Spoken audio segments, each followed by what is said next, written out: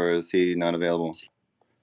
That's it. I'm not I sure only if want to he- speak to Witsit at the moment. That's the only person I have questions for. It's up to him whether he wants to engage. So, Witsit, are you there?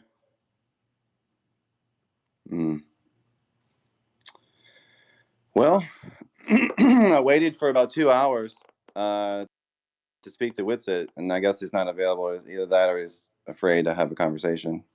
One of the two. gaslighting. No, it's not gaslighting. He can sit down too. Just let me know when Witsit's He said available. he had to go with family. He said he had to go with family, but he was coming back. It looks like he's reconnecting at my end. Did you say that I could go sit down too? Man, I want to know why you posted. Okay, I have some questions for you while we wait for Witsit. What was up with the comment about you wanting to go to Epstein Island that you deleted from your timeline today that the Flurf herder posted? I just want to know what's going on. What was that about? There was this person by the handle of Money Sign Sarah says, I got 5 tickets to Epstein Island. Who's down? And then you replied back on May 13th, 2022 saying, book it. Just take me off the flight logs. What's up with that? Okay, first of all, read the entire tweet all together. That's number one. You deleted it.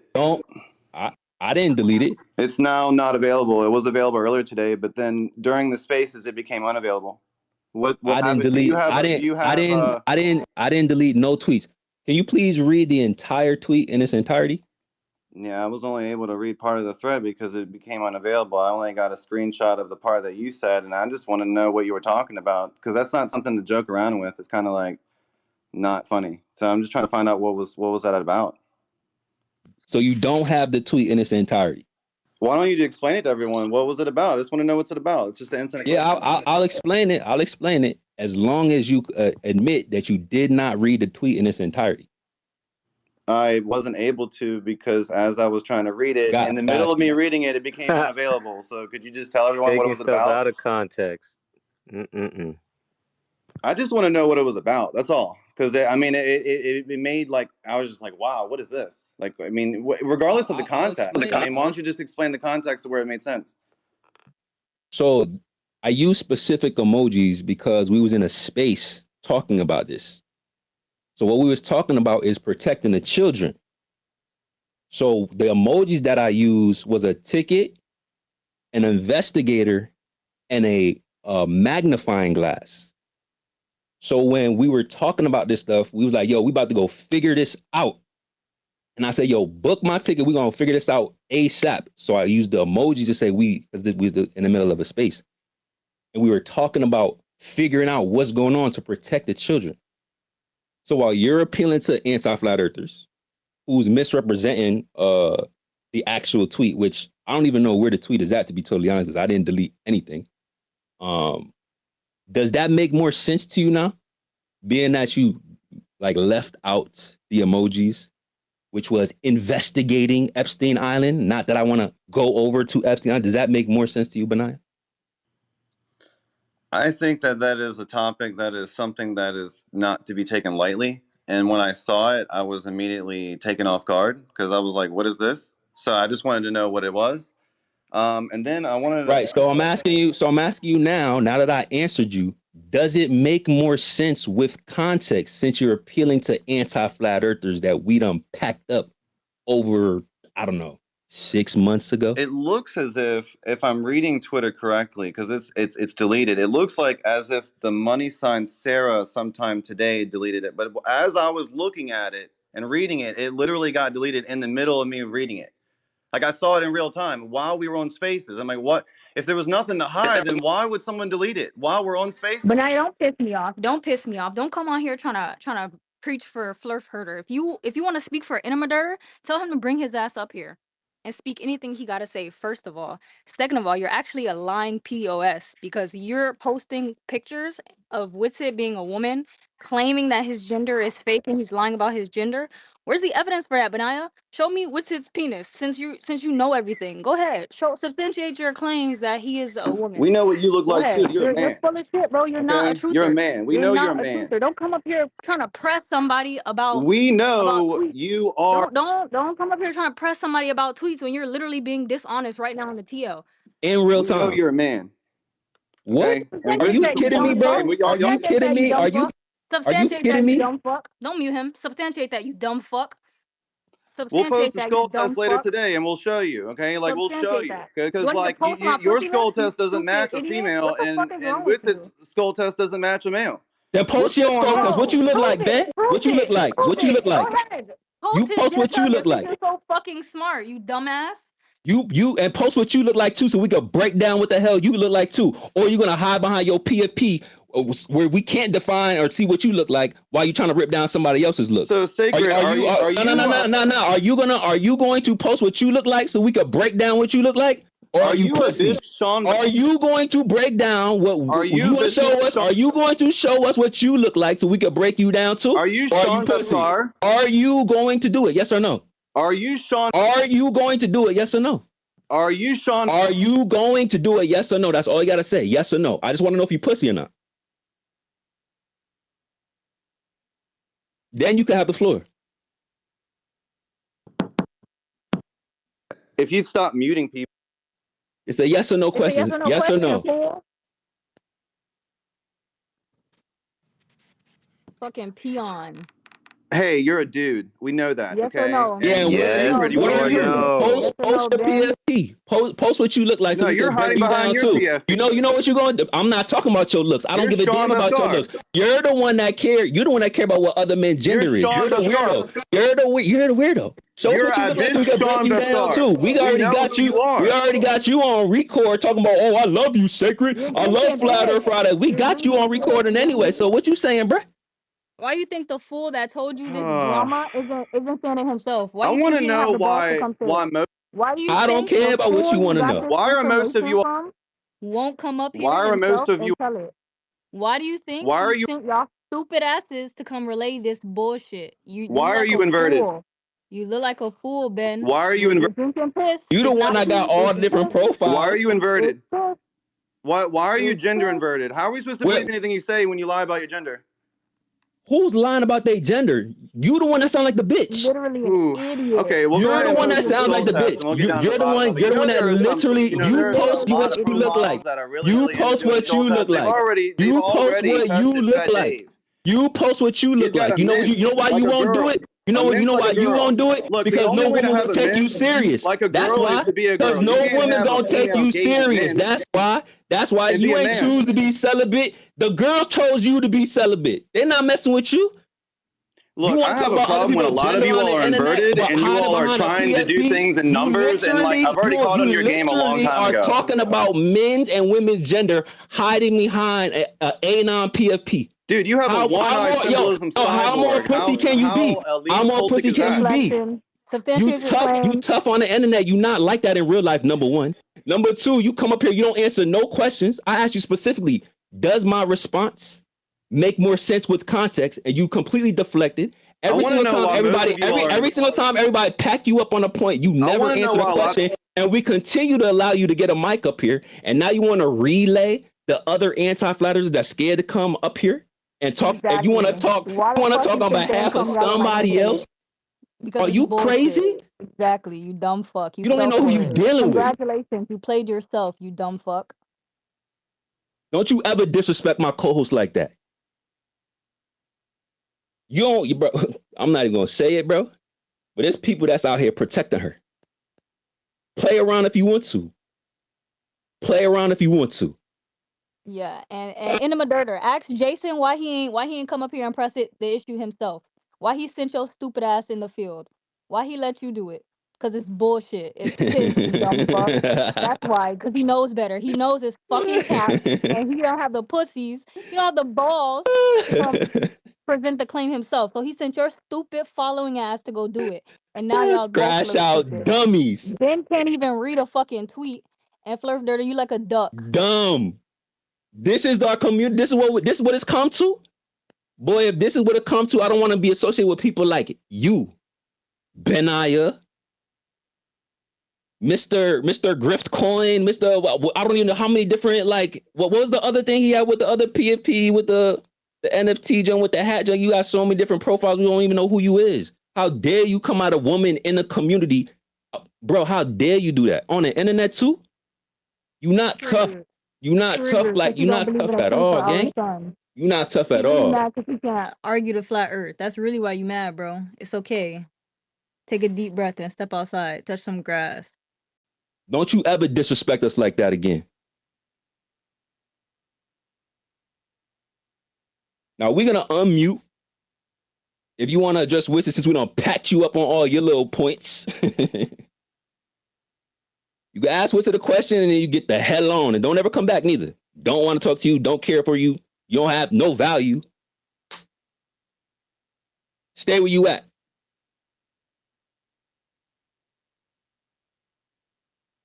Motherfuckers get real bold behind this keyboard on this mic. Don't never grab a mic. Don't ever press the issue in person. Just yapping. Just fucking yapping.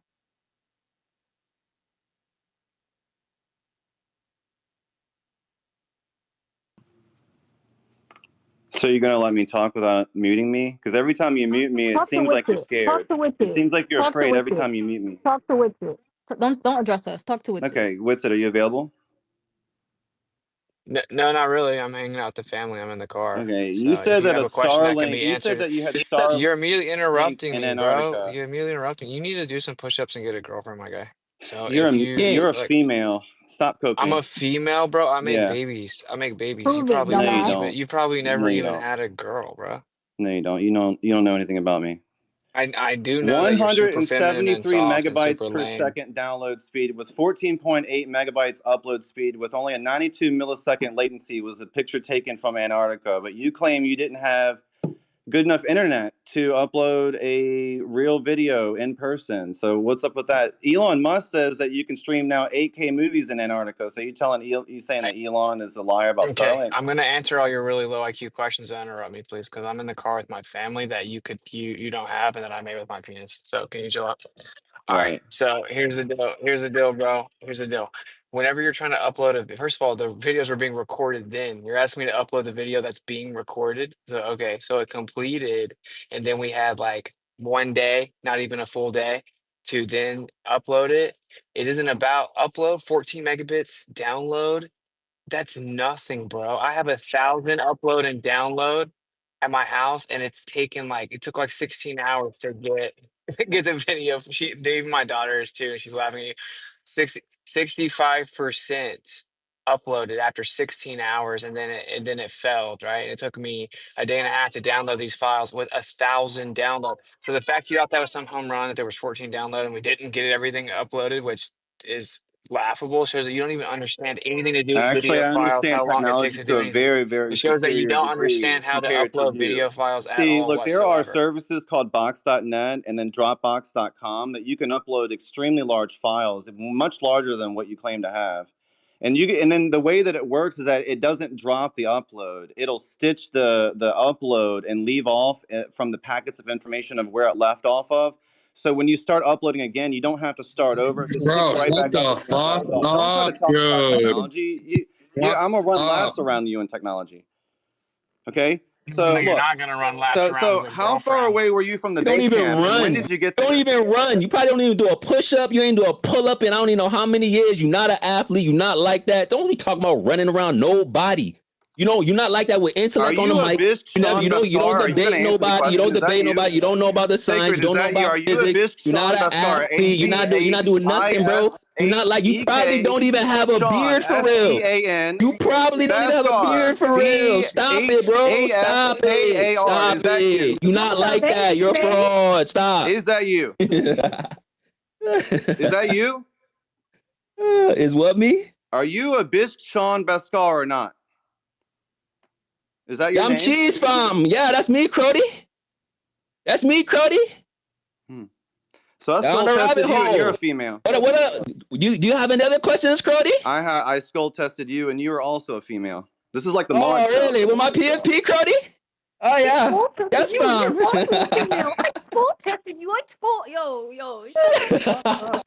Yo, Yeah, and I got a picture of this you, what bro. happens. You Yo, know this what happens. why did Yo, this Satan? what happens when the flat Earth rejects fall into the anti-flat Earth misinformation. They start coming up here Make it make sense, crashing. you dumb fuck. If you have a picture of me, then you obviously because see I'm a woman, you dumbass. Make it make sense, you dumb fuck. Make it make fucking sense, you dumb fuck. I am a real person, Ben. I am a real fucking person. I was a person before I was a flat earther. I am a real person. I believe in flat earth. Nothing, there is no conspiracy here, you dumbass. I am a normal person. You're drinking piss, bro. That's why none of the guys who told you this information had the balls to come up and press us Sent about you it on a because they crash know out it's mission. bullshit. You just fell for it. Congratulations, you played yourself. Can't believe you fell for it. You fell for the anti-flat Earth rhetoric. I've been a flat earther probably for longer than you, and I actually Probably. my own You feel like experience. Probably, shit. That's And here's the embarrassing. maybe. Don't thing, blame us. okay? Don't I have blame a us. big Don't blame us. problem with people being inverted and Yeah, you should probably stop working acting together. inverted Look, then. the only time You that should probably Witsit ever stop has a acting debate with inverted anyone, the then, other bro. person's You also should probably inverted. be less feminine The and be also more person is masculine. You should probably also do that. inverted. You should How probably about do you that. all have debates with regular people that aren't inverted? How about that? Like you? Yo, wait, did you just make the Y'all claim I've topic only like ever debated crazy. someone that pretends to be the other gender? You're actually like an Well, insane person. Fed But Dave hey, is I'm also talking. Shut up, inverted. I want to You say know, something. I'm like, not going to and it's not scream even while my something that I daughter's in have a the problem. car. Buddy, I'm not going to scream while my daughter's in the car. You need to shut up, okay? This is the deal. This is what's so funny. Every time I've heard someone that has these theories about people being inverted, it's the dude that's the most feminine sounding dude I've ever heard in my life. No testosterone in your body at all. You think it's a coincidence that it's always these super soft, feminine sounding dudes that have like a lisp and can't say anything with their chest? It's not a coincidence. So I encourage you, try and do some push ups, get a girlfriend, It get out of the sounds like house, you forgot stop to take being your so lame. testosterone shots. Do you know what's Good in one. those things Good anyway? There's one, no bro. plant Good one. on Earth that makes someone Buddy, grow a I have a Put beard when some full they're bass in grown your puberty. voice, beard. It man. comes from other Put humans. some bass in your voice, gang. Are you jealous of his beard? Oh No, no. I'm You saying that can't you can't grow hide behind one. a beard and You a fake can't jaw grow implant. one. Oh man, you don't got a beard. Oh, that's Hey, why ain't you nothing wrong mad. with not You mad having a at the beard. world. You wake up mad at the world. You look in the mirror and be like, damn, I'm not like No, I just don't them. being lied Damn, to. I that's don't like being lied crazy. to. I don't That's like being yo, told that Ain't I'm this nothing and sucks, I wrong don't with like not bro. being lied having a to. beard, That buddy. sucks, bro. Ben, please hear me when I say this. If you don't listen to anything else, please hear me when I say this. You are not worth lying to. We don't know you. We don't give a fuck about what you think we're lying about. You are nobody to lie to. You are not being lied to, okay? You are literally spiraling for no reason right now, bro. Genuinely. There's no reason to lie to you, bro. Playing Really. yourself for no reason. Crash out mission. Discrediting. All because you don't believe in the 24-hour sun. That's literally what this is stemming from, All bro. metal with a So I want to 24-hour ask Witsit sun. something That's about the Bible. crazy. He says Because that of in an Proverbs optic. 18:13 Because that of an he that optic. answereth the How matter before he dare heareth you it, it is quote folly and Hey, real anything teaching. from fast, real the fast. But yet Bible? My you wife worship. wants Stop to say. it. Hey, real fast. Kai's gonna say something to you, I think. Here. How do I say it? Just say it. Stop. Hey, Kai. So I think Who do you worship, I Witsit? I Because you just deny. what I've noticed So with you people deny that do Jesus, that Witsit. So who do you is worship? Who is your creator? Hey, real fast. What you're not gonna do is talk over and disrespect my wife while you're some like little girl, No, your feminine husband. douchebag. That's your husband. That's But hey, Lou, you're not gonna talk over her, so you're gonna shut up. Thank you. what I've noticed is there's a couple people like this, and they have this weird perversion. They want negative attention. Like somewhere in their who childhood, do they you worship? learned that the way to get attention is through Who do you worship, Witsit? negative acts. And so You say you, actually, I'm not telling anybody how to but you deny behave, Jesus. but actually engaging with somebody like this is giving them what they want. Who do you worship? They actually get off on it. And the way to combat narcissists is actually just give them the wall of pleasantry. You just say, I'm You sorry know you it feel that says, way. but And then you just move on. Matthew Yeah, because buddy, 10:22. buddy. Just so you know, that's my wife who's is like more OG than But you'll ever be. You're an excuse of a man. whoever So denies me, I'm gonna encourage you to just move on, bro, and try and get a life. We have but live whoever, videos of my wife giving a birth to but children. whoever denies Hey, I have 2 live him, videos of my wife giving birth to children. You him I should will try and also go get a for girlfriend, see if you can figure out heaven. how all of that works anatomically, and then make a baby, Matthew and then 10, maybe you can be a man. But see, he just actually really Matthew wants, like, 10:22. he wants the energy, but you just actually want people's Matthew, energy. And no one, if people didn't give you energy, you would just go away. But you're coming in here making crazy claims because you're Matthew actually 10:22. desperate for the attention. And I'm sorry you feel that You way. deny You Jesus. need to go figure that out yourself. You But deny Jesus, even in but swear on the talking to you, Bible. it's making it worse. So we're gonna go have fun. Bye. Yeah, we're gonna chill with our fam, bro. I'll be listening in, but this guy's a clown. So, but it's all good. You know, don't even let him get You're a you too worked clown. up. No, he's You're not a gonna be up clown. here too much You're a longer. clown It's all with it. good, bro. You deny Jesus. We You try to give deny him the benefit of Jesus. the doubt. But in This is what Matthew happens, 10:22, y'all. it says, Yo, but this whoever guy denies is me a before men, he him does I will not also deny. represent this guy does not represent flat earth truthers or anything, just so y'all know. Okay? This is a guy who's a reject. I don't He even think he's failed at even quoting life. the Bible right now. And What does God say? What does the Bible say about bearing false witness on people? Mm, lies. mm, Straight cap. mm. Don't worry, you know where he going after this life. You know. Go ahead, Ben. You get the last word and probably your last time talking here. Don't mute me. I'll be quick. You're muted. Do something. Yeah, you can't. Continue. Matthew 10.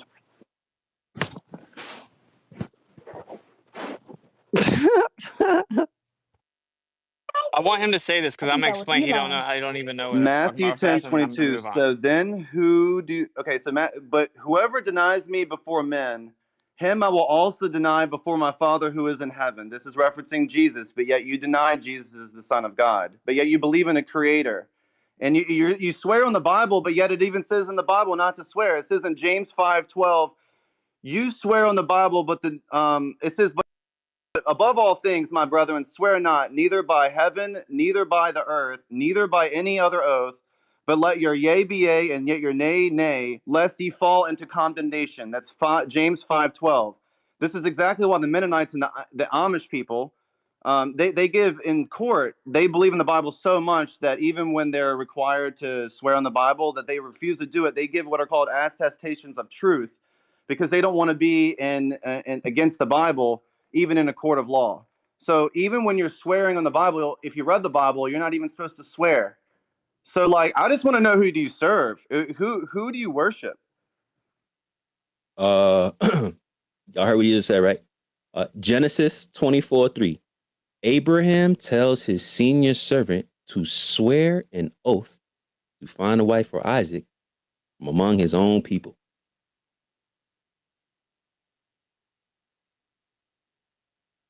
I want you to swear by the Lord, the God of heaven and the God of earth. Oh, right in Genesis. Interesting. More lies. Go ahead, what's it? That was the Old Testament. My scripture was from the New Testament. Once Jesus died on the cross, the law changed. So you reference a New Testament scripture that gives permission to swear. Go ahead. Since you're so enlightened. You're a dickhead, Ben. You're a dickhead, mate, really. No one cares what you have to say. Okay, hey, I Sit gotta down. go. I'm not gonna do this. I'm spending time with the family, but just so you know, the verse right before what he's reading literally says, "Do not swear falsely." It's quoting Leviticus. So actually, Jesus is literally referencing where it tells you to swear by the Creator, but not to lie.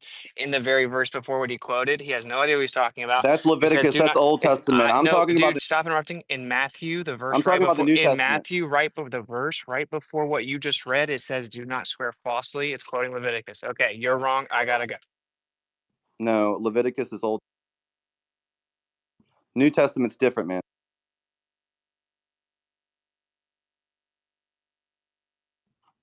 Look, a lot of you all are shills, and I don't plan on coming Prove it. back, but I'm gonna Prove expose it. all of Good, we you don't all. want you back. So, We don't y'all want you can back. just Stay keep over this open there, heart. bro. Stay It's over there, all coming gang. down, Stay bitch. over there, bro. It's We all don't want coming you down, over here. motherfucker. Go back. Go to where you came from.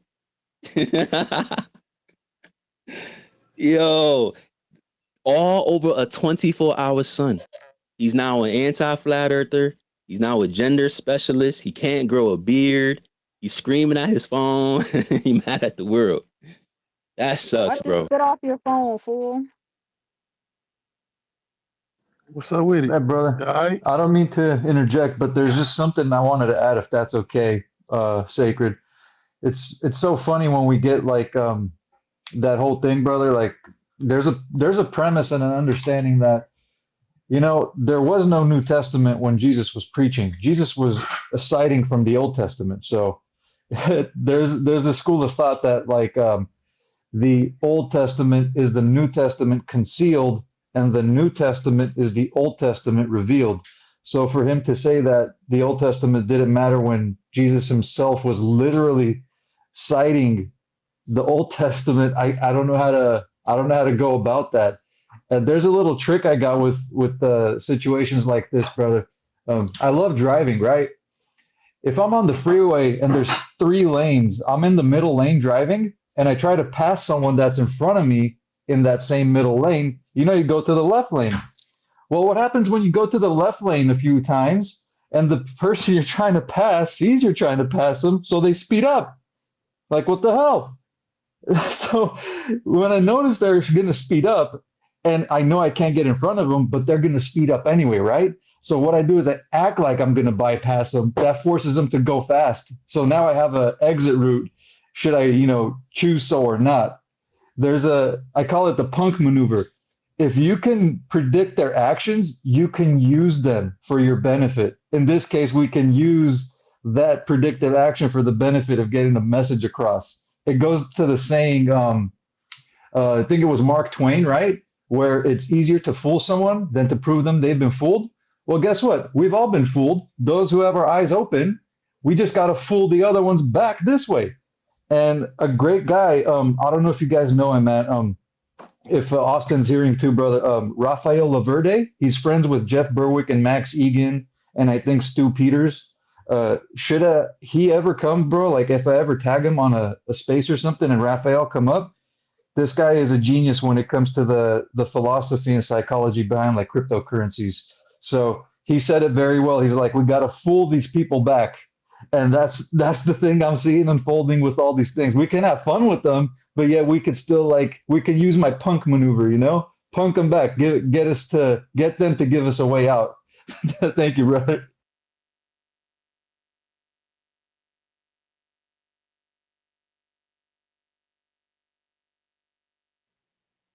Yeah, it's crazy out here, bro. Thank you for making that clarification too.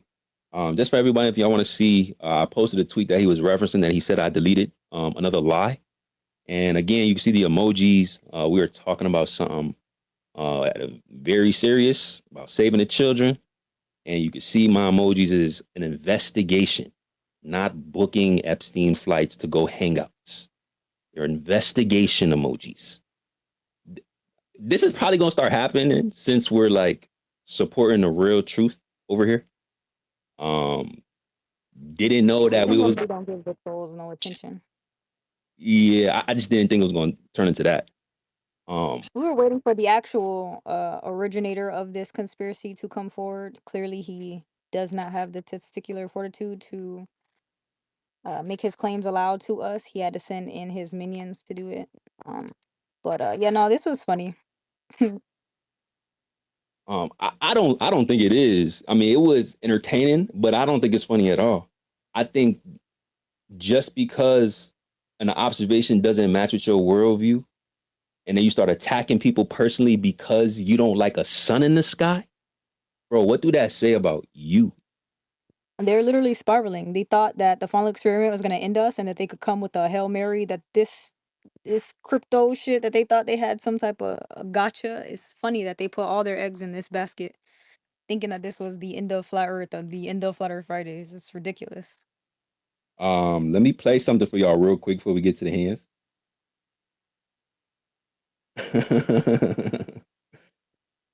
1 second. And shout out to Aaliyah and Aurora. Sorry, I hope y'all didn't have to hear that. Yeah. We don't conduct ourselves like that, but I definitely got to put some dollars in that cuss jar. oh yeah, I mean, sign up for direct deposit now. Can y'all hear this? Let me get on there, but y'all can hear that? Yeah.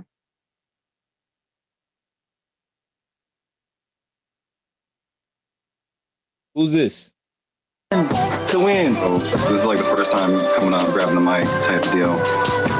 I just want to say congratulations for like really like building everything to where you got it today. It's really, really impressive. It's really entertaining. You all do like 24-hour marathons and stuff. I mean, you really, really got to believe in what you're doing and really have like a lot of heart to like do that every week.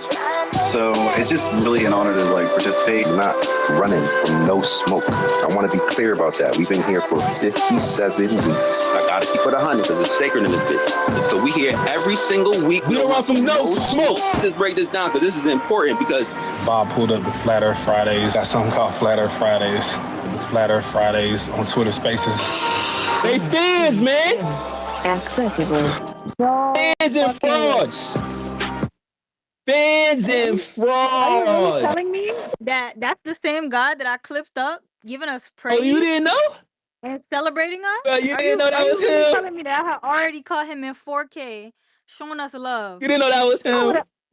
I wouldn't even bother responding to that peon. I would have just literally played that back in 40x over and That's over what I was again. saying. I said, you don't remember? That's the guy with the PFP, with the little NFT PFP joint. That's why I was like, yo, this is him. That's him. Yo, you guys are amazing. I love you. Love and hate is really the same thing, bro. Just keeping it real. Frauds. That's embarrassing. Crazy. 4K. Mad at the sun. Yeah. Hey, yo, real fast. Can I explain the Bible verse thing? Really fast. So like he's quoting Matthew, literally the verse right before what he's quoting in the New Testament in Matthew says, "Do not swear falsely." Okay, so that was the point I was making. So he's wrong. It says to swear on the Creator, just never lie. Not only is he wrong, he probably just blatantly lied. He probably knows exactly that's what it said, which makes it even worse. Violating the 9th commandment. All right. Hey, Austin, before you go, I just want to give you a little personal thank you. I know you're with the family and all that, man. I appreciate all the heat you taking. I know it ain't been easy, man. You taking it like a soldier and handling it really well, man. I appreciate you and keep on, bud.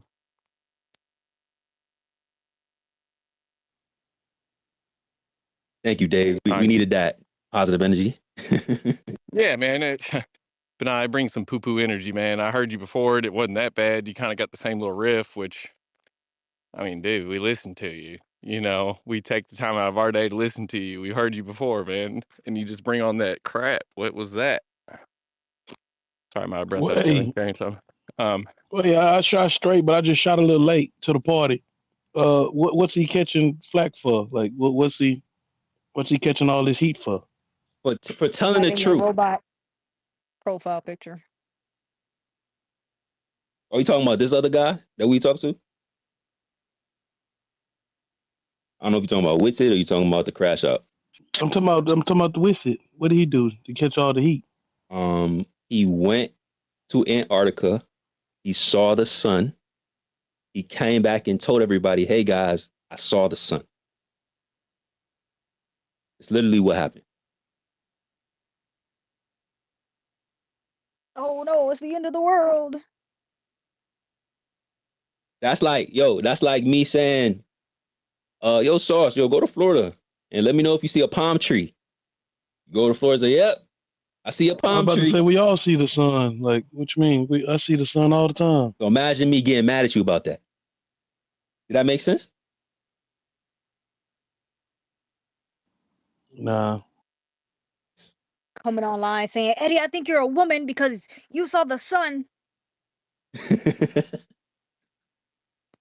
Put that triangle on your forehead. I'd be like, what? I'm a woman? Oh, okay. Sorry you had to catch a beard stray. Nah, brother, that would make you a lesbian. Yeah, now. I ain't gonna lie. I want a beard. That's why I say, like, ain't nothing wrong with not having a beard because I can't get one. Like, best believe if I could, I'd have me a big Rick Ross. Like, Rick Ross or, what's that, Gerald? No, not Gerald Levert, but Barry White. I had a big Barry White beard. But I mean, you offset it with like the bass in your voice. Yeah, you can't not have a beard and not have no bass. Like, you know what I'm saying? Like, that's just too much. Just as long as it doesn't make you jaded. I got a little peach fuzz, but as far as like the big beard, nah, I wish I could get that though. It's all good, Sauce. It's all good. It's Stationary Saturdays, y'all. It's man, times is crazy out here. Let's keep it moving. I think we had, I think it was Ken Denlin, maybe. I see Clint up here. I see we got Malachi up here. Oh, snap. We got Malachi up here. We may have a few more requests. We're gonna get to rotating before we hit last call. But let's keep it going. And I'm going to head out, brother, make space for you guys. And I'll just say, God bless you. Thank you, everyone. Please be blessed. It's Saturday. I rest today, just like Austin. Always appreciate you guys giving the time. Sorry for cutting in there, brother. God bless all you. Please be well. Be blessed. Always good to hear from you, Joe. Appreciate you, brother. What up? What up? How do you do, Ken? Yeah, well, you know, I don't know. Me and KG kind of laid into this subject last night in a space. And after watching what just happened here, I feel like I know people that have questions, and it's legitimate, right? Some of these are good people. They're not all like that right there. I know people have questions. Hell, I've got questions. I try to get people to just, rein it back for a minute. How many assumptions do you have to make to say that, well, we don't know the cameraman and the producer, really.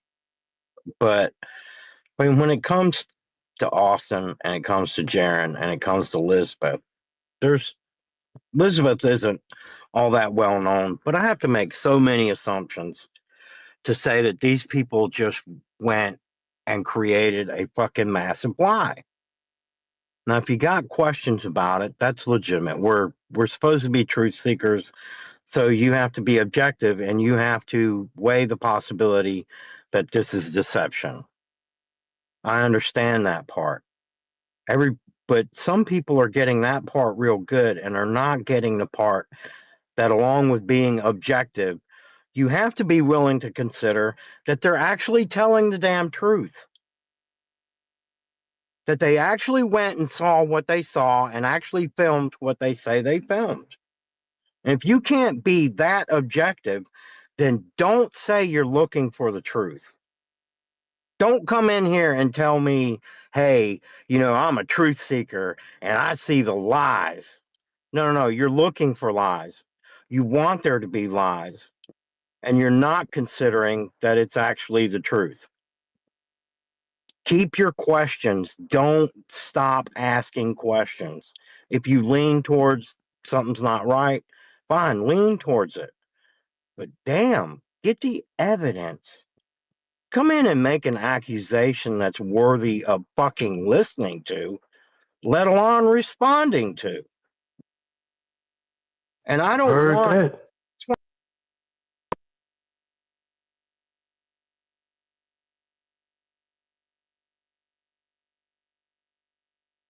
Uh-oh, did we lose Ken? Yeah, I can't hear him. Oh, my mic went out. I'm sorry. I apologize. I mean, there's good people that have questions, whether you think they're legitimate questions or whether, they just have questions, and the stuff's being put out there. All that.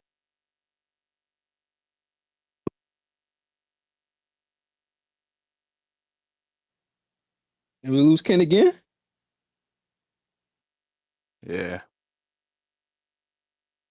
He went on mute. Almighty, I'm sorry. It's my car doing it. I apologize. Gravity The pockets. first time, yeah, the first time I saw that vape video that got everybody started, I looked and it was a Glober that passed it out. And I'm looking at it and I'm thinking, why would a Glober pass that video around? Because what you're doing is you're trying to give evidence that Austin is faking this. Okay, if you're a flat earther, I can understand why you might do it, because you're thinking, hey, he's lying to us. He's faking this Antarctica trip. But why would a Glober want it to be fake? Why would they want to convince you it's fake? Is it because they want you to say there actually isn't a 24-hour sun? Because a Glober wants there to be a 24-hour sun. So the only possible motive for this Glober to be passing that video out for people to look at is because they want to cause division in the community. And when you latch onto that shit with no fucking evidence, and then you pass it around and say, hey, he's lying, you're just doing what they want. It's division in the community. Have your questions, put his feet to the damn fire if you feel like you need to, but fucking come with something. Damn, anything legitimate, and be willing to be objective enough to say he could be lying or he could be telling the truth. Let's see. Let's find out. When you do that, you're doing it right. If you're a truth seeker, you got to be objective, which means you got to be willing to consider both sides. That's our MO. That's what we do. And I just, but I do want to defend the people that have questions. I think they should have questions. I think everybody should have questions. But go about it the right way. Don't make accusations you're not ready to back. Dude coming in here saying Proud's a man and Sacred's really a woman. And what evidence did he bring? Fucking nothing. That's the type of flat earther, if he is one, that I don't want. Because he's not even objective. If you think you can convince me that Witset's lying, please bring me your evidence. I want to see it. I'm interested. But if you ain't got it, don't come in talking about he's for sure lying and he's for sure sold out, because you ain't for sure you're even saying anything close to the truth. So, I know some people, dislike me for, going so hard. But the thing is, whether he's lying or whether he's telling the truth, let him tell his fucking story. And then based on what you see, the evidence he gives you, and the responses that he makes and the things that he talks about, if they're lying with all those damn cameras running at the same time, do you know how hard that's going to be to make them all match up? If you're faking it. If he's lying, then the road he's got ahead of him is going to be a really tough one, because all that shit has to be spot on. And if it is spot on, how do you come back, and say, hey, I was wrong, if you're so damn adamant and so unobjective in your thinking that you just can't be, you just can't weigh both sides and let the evidence fall where it goes. If you think he's wrong or lying, then go look for that evidence and come in here with it. If I got any sway with any of you on that, just be objective. Don't quit asking your questions. Stop being critical. Just be objective about it. I'll land it there. Ken, how many times we tell them to remove the emotion? Remove the emotional bias. It's simple. It may be difficult for some people. I think Austin's wife was pretty spot on with the something may have happened to him where he's actually seeking that negative energy. Oh, Like an energy vampire. I was gonna say something earlier, just joking about it, but she broke it down like, oh my thank you God, for this reminding me. exactly. That's a fact. Go ahead, dude. No, go ahead, bro. Yeah, no. I was just saying, thank you for reminding me. Kai dissected that man so crazy, he didn't even want to let her speak. Something that she said hit home. Like, I don't know how she did. If you listen to Kai, that was Witsit-esque. Which is probably why you hold the last name. Yep, damn good match. And just on that one little take that I got from her, you know, it's a good match, man. You know, they said Lucifer's was an angel of influence. Everybody thinks it's like music, right? You know, kind of hear that one, but you know, he's an angel of influence, and you know, he can be very influential. You know, even I had to take a double take on the whole vape gate thing. Like, wait a second, is that just because he was tired of everybody's rhetoric and was just trying to throw a little white lie to disprove somebody, or you know, what am I missing? But I also noticed the cut, you know, in the video clip. So at the same time, I had to say, you know, reserved for whatever else, that, you know, wait for him to come back and clear the air, because I know, you know, people have the ability to chop up videos and lie and make whatever. And I think they were just waiting for a moment, anything that they could use. And there's probably a whole team there just looking for any type of thing that they could twist or lie. And that one right there was their opening. I felt like, there, this is a good enough one that we could really cause some division in it. And you know, like I said, it even made me look twice. But you know, I know Witt's character, and once I heard that 4-hour spiel that he gave on, you know, the defense, he's repeating to everybody, just trying to really clear it up for anybody that hasn't seen, because it is a movement, and we got to keep it going forward. And any of these new people that don't really know or haven't been to any of these spaces or anything, they're catching all these videos everywhere else. And it's I commend him for, you know, taking the time and realizing that there's a lot more work to be done, and he's been very patient and humble, and I really appreciate all that from him. He's been doing such a good job. So, and everybody else, man, y'all got big hearts, you know. Uh, you give Sacred, you give so much time to these people that they would have been muted and just kicked off the stage, because I ain't got time. You know, my patience ain't as good as your all's, I feel like. And uh, man, y'all, with that big heart, you know, it puts out, you know, magnetism, and you attract some really good people. So I appreciate, you know, the energy that, you know, you bring to the space, and everybody else that contributes too. Um, I was going to touch on something a little bit deeper. I didn't want to take it too far left, but y'all were talking about AI and technology. Has anybody in here heard of Sabrina Wallace? Like, we don't have to like deep dive on it, but I know it was kind of like what y'all were talking about earlier with the technology kind of emerging and crypto and stuff. That name does sound familiar. Dude, y'all need to listen to her at least a little bit. She may be a little eccentric and wild, but I think she's coming from a place where she really is trying to get the truth out, and it's just so deep and understanding of it. You know, it takes a lot. You know, layman's, they're just gonna think it's more. You know, anybody that hears it to check her out, because I'm not just some guy shouting out somebody else's name. This girl is significant, and she was supposed to have a space with Herbal. I don't know if anybody's been in his space. He's pretty tech savvy. He came from the industry as well, and they're just trying to get the message out there that this technology that they're using, the human biofield, how they're not only able to read everything that's going on with your body just through like radio waves and stuff, but also manipulate it. And there's whole protocols for this stuff. You know, as far as being able to log into somebody's specific human biofield and take a reading, like if there's white papers on it coming from the government saying that, you know, you have to be credentialed to even like observe or read anybody's biofield and stuff like that, you know that they're doing more than just that.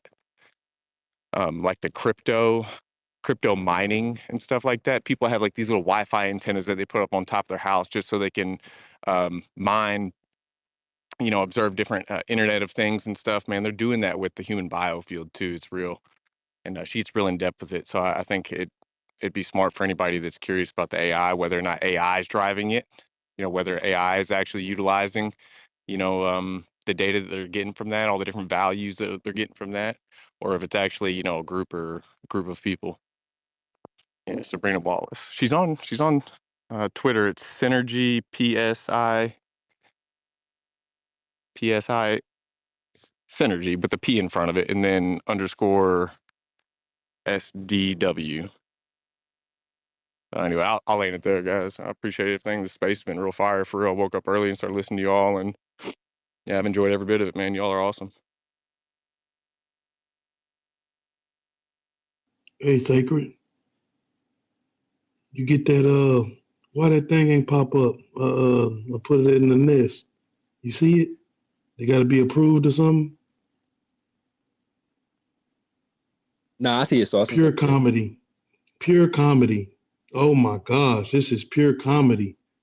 Check it out. Tell me what you think. Bob Lazar.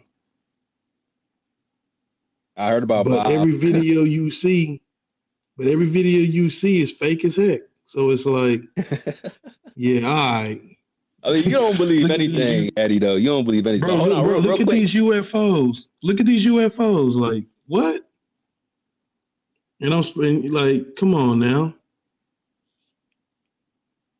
Now, Well, I'm gonna like, check it out. But you don't believe anything, bro. Like, so it's gonna be hard to convince you of anything that even if it is real for real. So, but hey, but I did want to take down. I did want to take down. Though. Hold on, I did want to take down that name. What was the name? Dave's, was it Sabrina? Yeah, Sabrina Wallace. I'm gonna find her on here. I saw her I just found out she was on Twitter. She had a few videos before that, but she got on there, and I'll get her @ symbol and post it, and then tag you in it or something. Cool, no doubt, bro.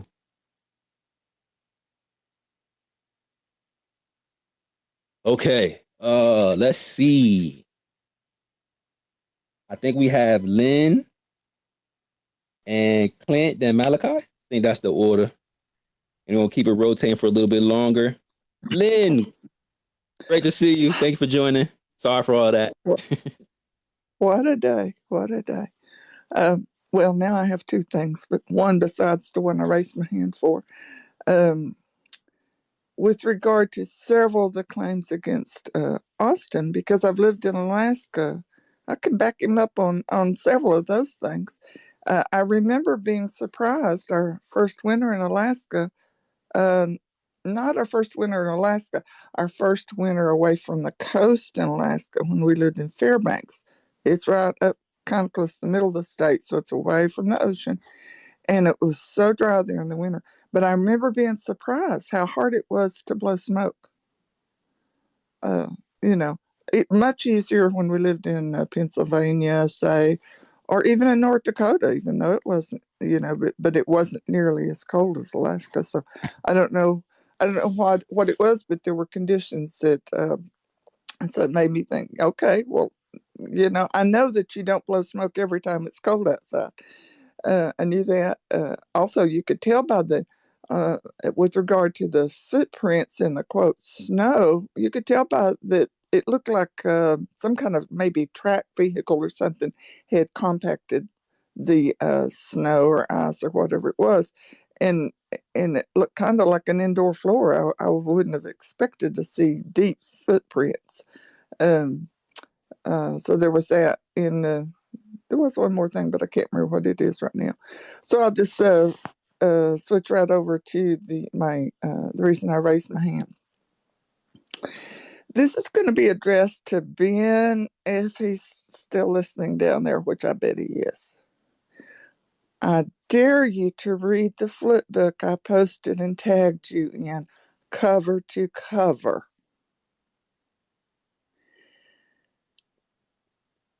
For those that haven't heard my story before, except for my plumbing, you would almost swear that I am a man.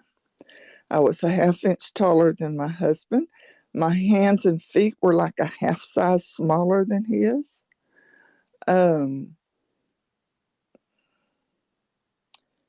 Long leg bones.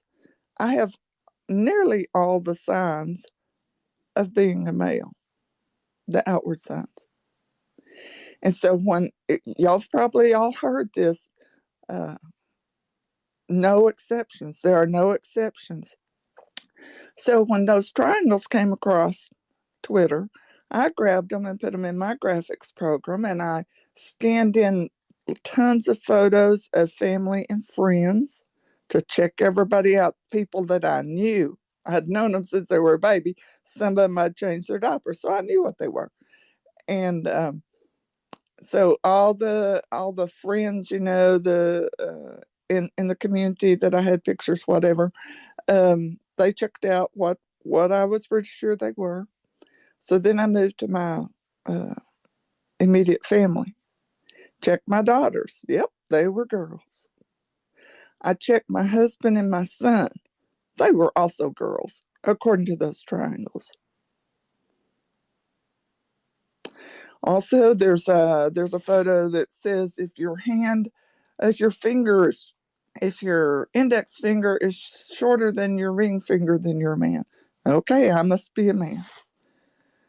So, I'd encourage everybody to grab that link to that flip book. And when this comes up and you get accused of being something you're not, all you got to do is give them that link. And that should shut them up. If it doesn't, you can always block them. Anyway, that's all I have to say. Lynn, is that post on this account or one of your twin sisters? It's on Tammy Lee's or Tommy Lee's. Okay, I'm gonna go check. I'm gonna try to put it up top so everyone can check it out. That was an interesting self-investigation. I kind of appreciate the approach. Like, let me go test this on what I actually already know, the gender, and see if that will give me any pertinent information or not.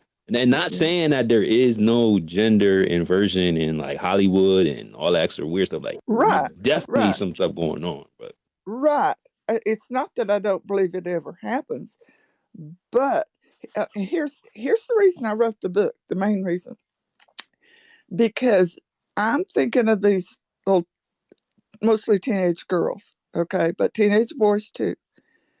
You know how cruel teenagers can be on social media, and how they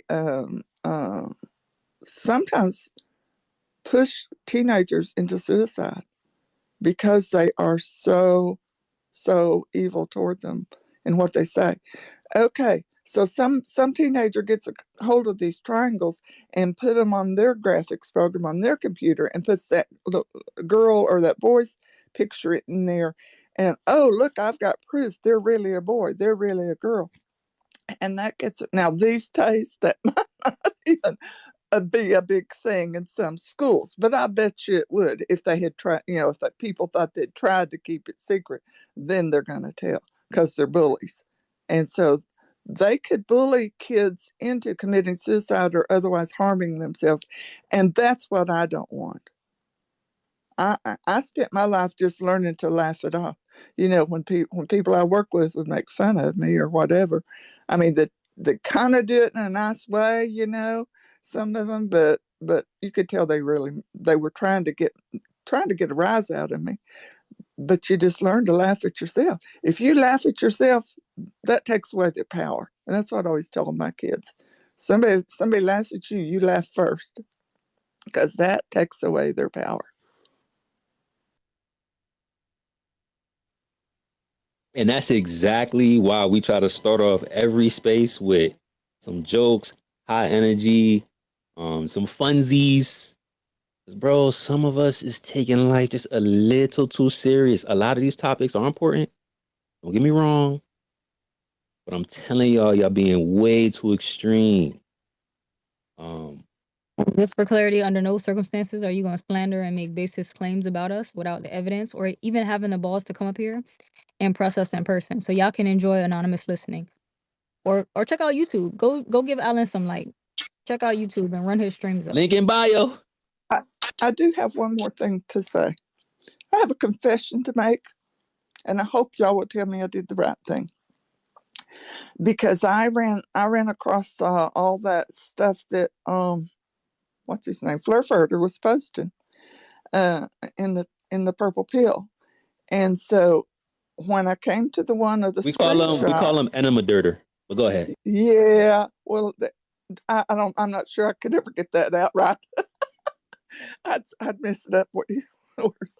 Anyway, and so I grabbed all I think all the links, and well, first I went looking for the one that was a screenshot. I searched on those words, and I did find the original. I thought, okay, so it's not a fake screenshot, but then it didn't let me go up or down to see any more of the conversation. So what I did not take it and retweet it. I didn't post it out in public. I grabbed all those links and I gave them to, I don't even know if he's seen them yet, but there's a level head that I trust. I posted them to him, and I said, looks like Sacred has a target on his back. And then with the other ones, I said, do we need to be concerned? And that's all I said, because I trust this person's advice, and I knew he'd probably tell me no, but I didn't want to do it in public for reasons already stated, you know. So I hope people, when they see something, and this has been said lots before the last 2 or 3 weeks, if you see something that looks concerning and your first impulse is to post it, please don't. Please run it by somebody else. And this is a time I'm really thankful I did that I ran it by somebody else, even though he probably hadn't seen it yet. But that gave time in the meantime for the reason for that, for the context to come up of that conversation. So I hope everybody learned something today. Wow, that was super powerful, Lynn. Can I have one request from you? Sure. Whenever you get back feedback, can you come give us whatever you learned in a public space whenever we have spaces again? Feedback from the other level head? Yeah, What you mean? yeah. Man, listen, I live a very righteous life. So whatever you find, please report back, because I would love to learn something about me that I don't already know. Facts. If I Just have been having a saying. menstrual cycle, if I have been having a menstrual cycle for 27 years and I am a man, there is a problem here. I should probably go see a doctor. So I would love to learn something new about myself. Please. I love y'all.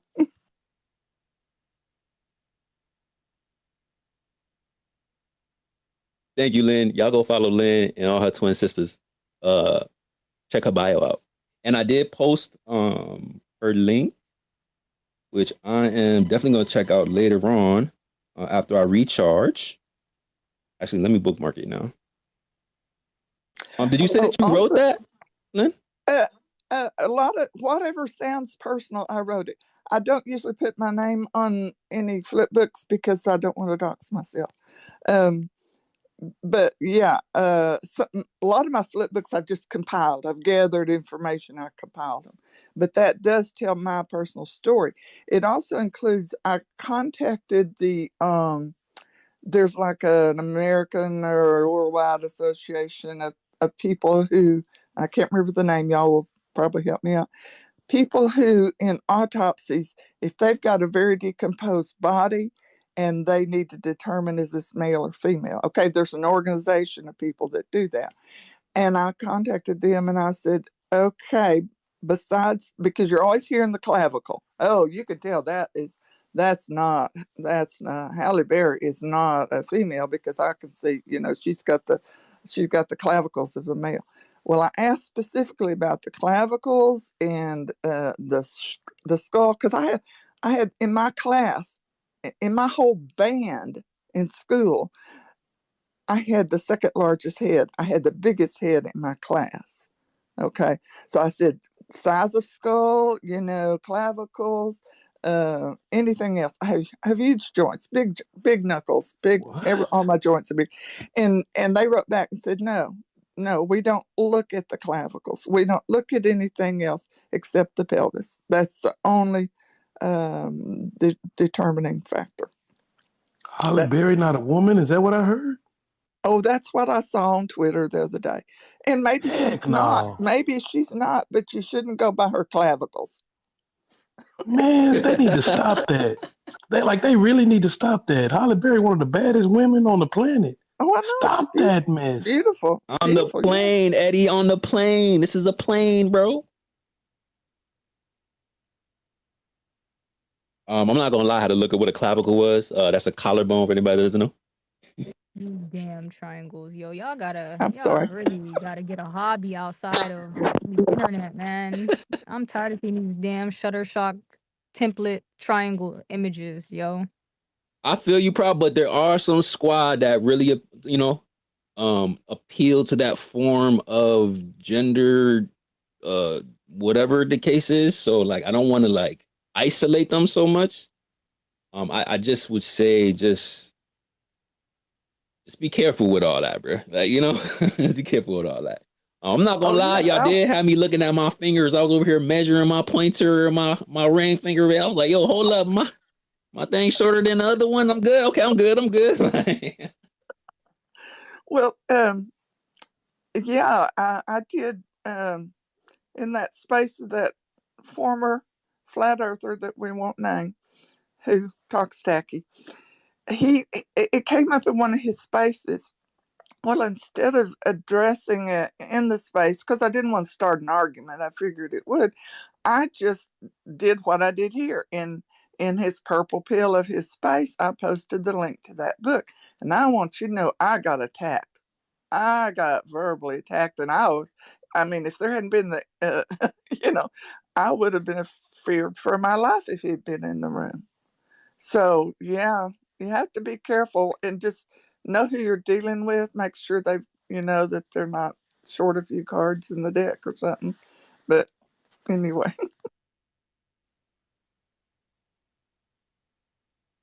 Few screws loose, few loose marbles.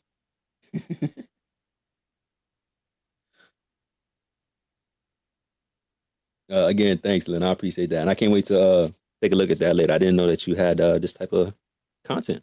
Looking forward to it. I think I said we're going to my man Clint, and then we'll slide over to Malachi,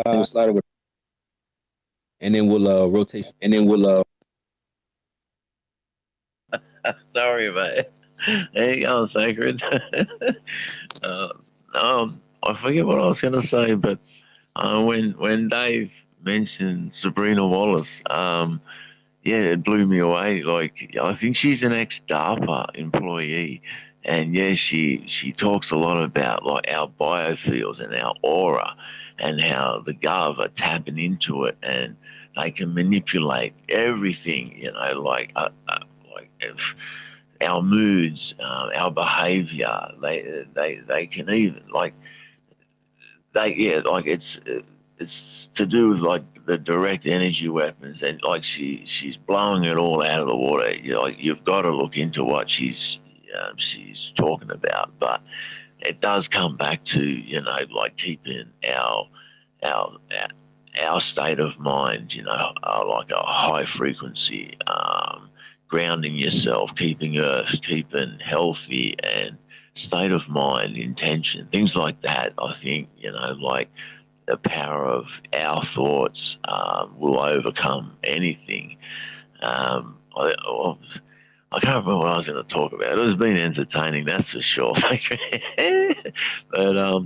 I think I stumbled across entrances into like inner Earth through the ocean. I read something about that, about like whirlpools and like portals in the oceans that are leading to inner Earth. Yeah, I was going to talk about that, but I think we'll do that another time. Yeah, bro, it's been an interesting space. It's been good listening to you, mate. How you been, Sacred? Happy New Year, and Happy New Year, Proud. Yeah, it's good to see you still here, man. I know I've been out of the picture for a while, and that's a hell of a story. I'll tell you about it one day. Yeah, how you been, mate? Hey, for y'all that don't know, Clint is like the original Ice Wall space. Not gonna lie to y'all. Anything Ice Wall related, that would you go to Clint space. We go all the way back to conspiracy spaces and stuff like that. Super dope guy. And yeah, definitely missed you, man. Like, I'm glad that you pop in once in a while. It's good to always see you, good to always hear from you. And hope everything's good, man. Happy New Year to you as well. Well, happy fake New Year, because I think the New Year's really around the time where things blossom, springtime. But That was very kind, man. That was a nice thing to say. Thank you, Sacred. And the feeling is mutual. You have nothing but my utmost respect, and I love being in here. I love hearing you talk and listening to the people come in, and like, your spaces are getting bigger, and the information is incredible. yeah, they went to extreme lengths to get rid of me. You have no idea what I've been like. Oh my god! But yeah, this is not the time to talk about that. But what do you think about what's going on in the skies at the moment? Like, remember we spoke about 6 months ago. We were talking about the like what was that? You know, that company that look into or teach astral travel and remote viewing. What is it? What's their name again? I'll think of it in a second. But like the CIA, like sent an operative in, and to learn about remote viewing and how they teach like hemi syncing and how to astral travel. And one of the teachers, scientists that work there, the Monroe Institute, and they have a yearly convention and astral traveling. And one of the teachers, he's very he rarely talks about his experiences and when he's astral traveling, things like that. And he had an experience where he connected to an interdimensional being on when he was traveling, who was in a ship above our realm, and he was there amongst thousands of them. And they were talking about like an ascension level event where Mother Earth, which is as we know, a conscious, living, breathing consciousness, and people and Mother Earth are about to experience this ascension thing, and beings from everywhere or from other galaxies have come to help the humanity and teach and just witness what's about to happen. And this happened 6-7 months ago, and now they're starting to make their presence felt. It's an incredible time to be around. It's blown my mind just to see what's going on. Yeah, man. What do you like? This is going to be incredible. I know it's freaky. The government are fogging up the skies so we can't see what's happening, but this is unstoppable. This is going to be this is a once in a million year event, and beings have been gathering for months now, above us. And now that they're starting to make their presence felt, what are your thoughts, man? Do you feel the change coming? So I definitely think that something is making itself known. I just don't know what that something is. I kind of spoke on this either it was last week or a couple weeks ago. I'm still not going with beings coming from other galaxies. At least not the ones that we are observing, these UFOs. It just doesn't make sense for them to, because this is what will have to happen. If they're these distant galaxies, light years and light years, trillions of light years away, and all this different weird stuff, it doesn't make sense that they have the technology to do all this warp speed, bending and warping space-time.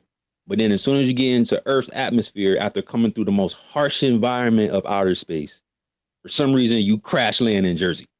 You ain't figured that part out. So I really don't see how that is coherent to say, hey, yo, they figured out how to dodge meteors, asteroids, radiation belts, vacuum of space, all these different type of things. But then you get here and then you crash.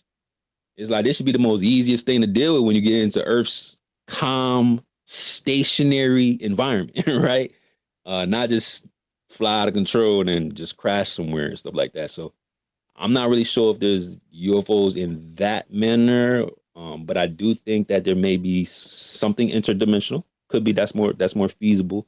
If there is a physical extraterrestrial, which I would call extraterrene beings, outer lands maybe, or maybe inner lands, to me that seems a little bit more feasible than them coming from deep space and traveling that long distance without being able to land. My bad.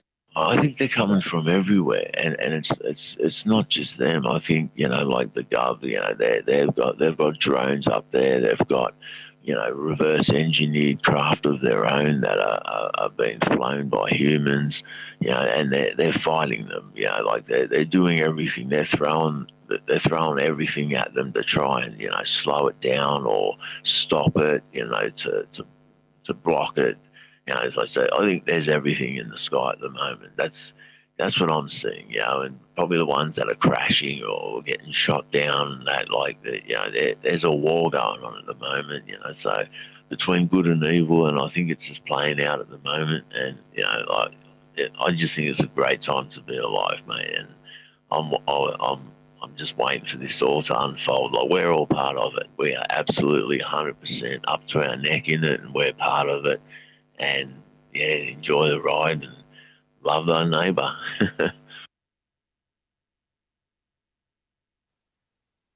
Yeah, no, man, I definitely agree. This time, I mean, probably every generation feel like that, right? Like, this is the greatest time to be alive, and we all got our different perks and different generations and things like that. But yeah, I do feel like we're on the cusp of something. Like there's something we were kind of talking about this earlier, with like, are we on the cusp of a new age, a golden age, or new enlightenment, or open consciousness, or something along those lines. It does feel like there's something's about to give. You see the collective, although in smaller portions in different communities, there seem to be still conflict, politics or uh, all these other like divisive type of things. I mean, even we're seeing it now in flat Earth. That's why we got the title Flat Earth versus Flat Earth, because there's a lot of flat earthers that are starting to attack each other.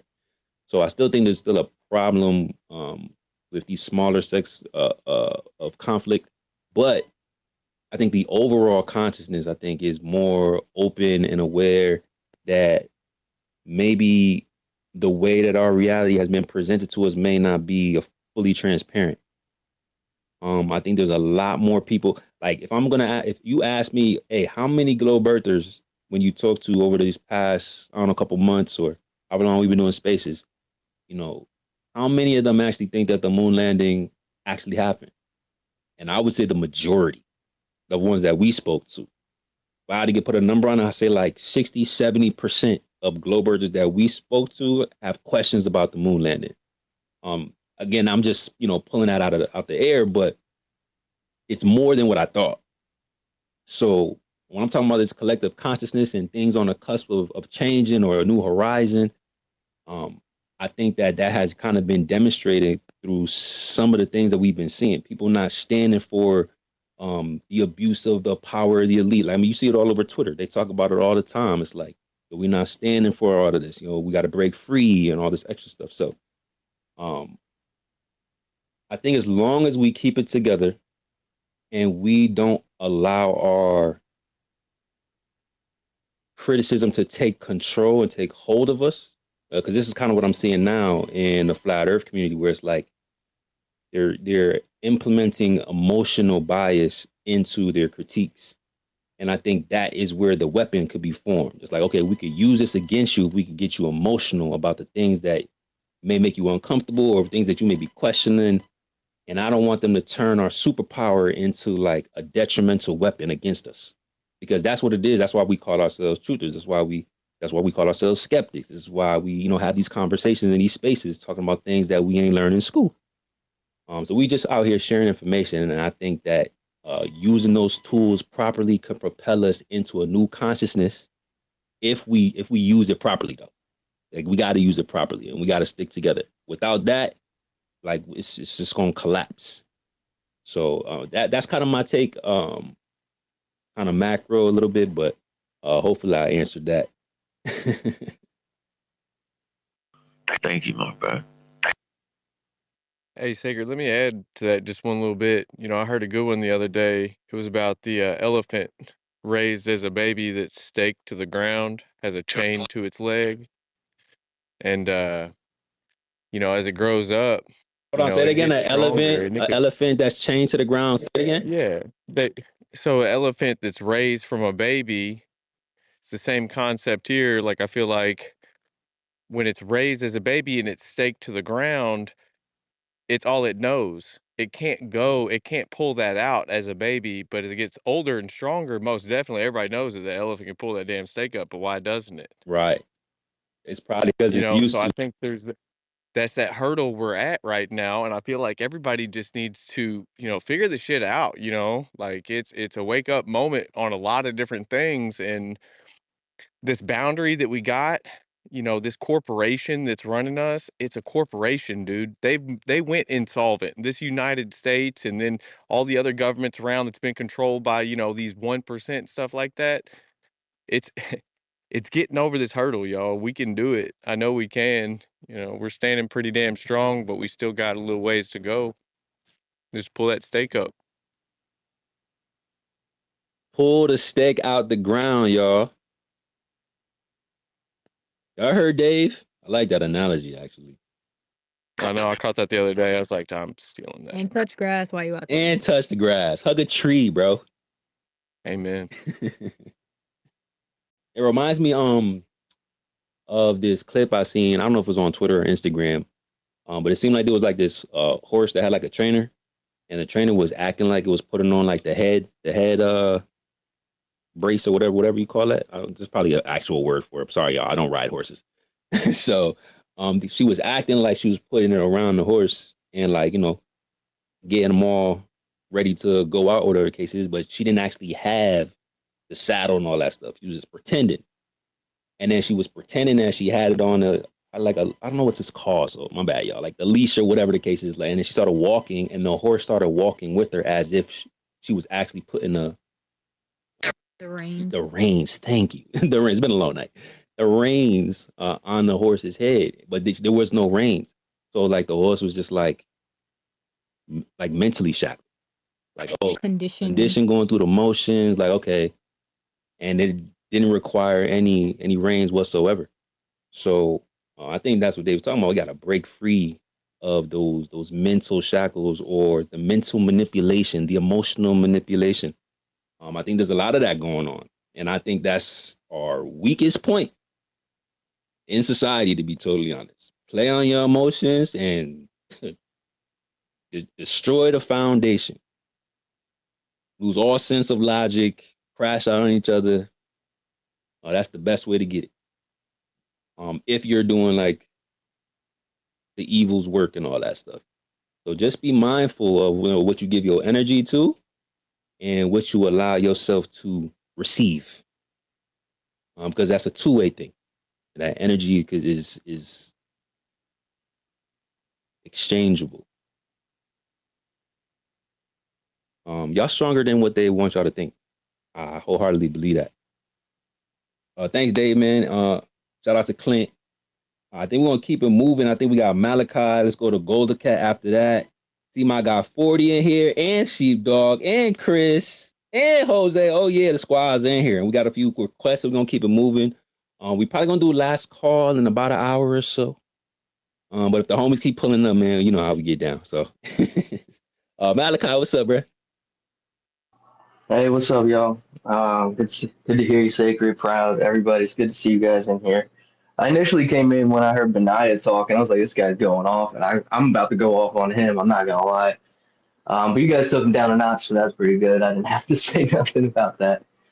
But yeah, I mean, essentially I came in, I just felt like there was a lot of just negativity going back and forth within our community, and then me, myself, I go outside the community and interact with other people too. I just saw a lot of negativity, and so I kind of, said whatever I had to say about that, and then I took a step away. But I want to encourage us to try and stand right, level-headed, and regardless of how everyone's reacting or what they're saying or anything like that, I think it's good that we maintain that position, because we're the ones that are supposed to be coming from the perspective like, hey, we got the truth.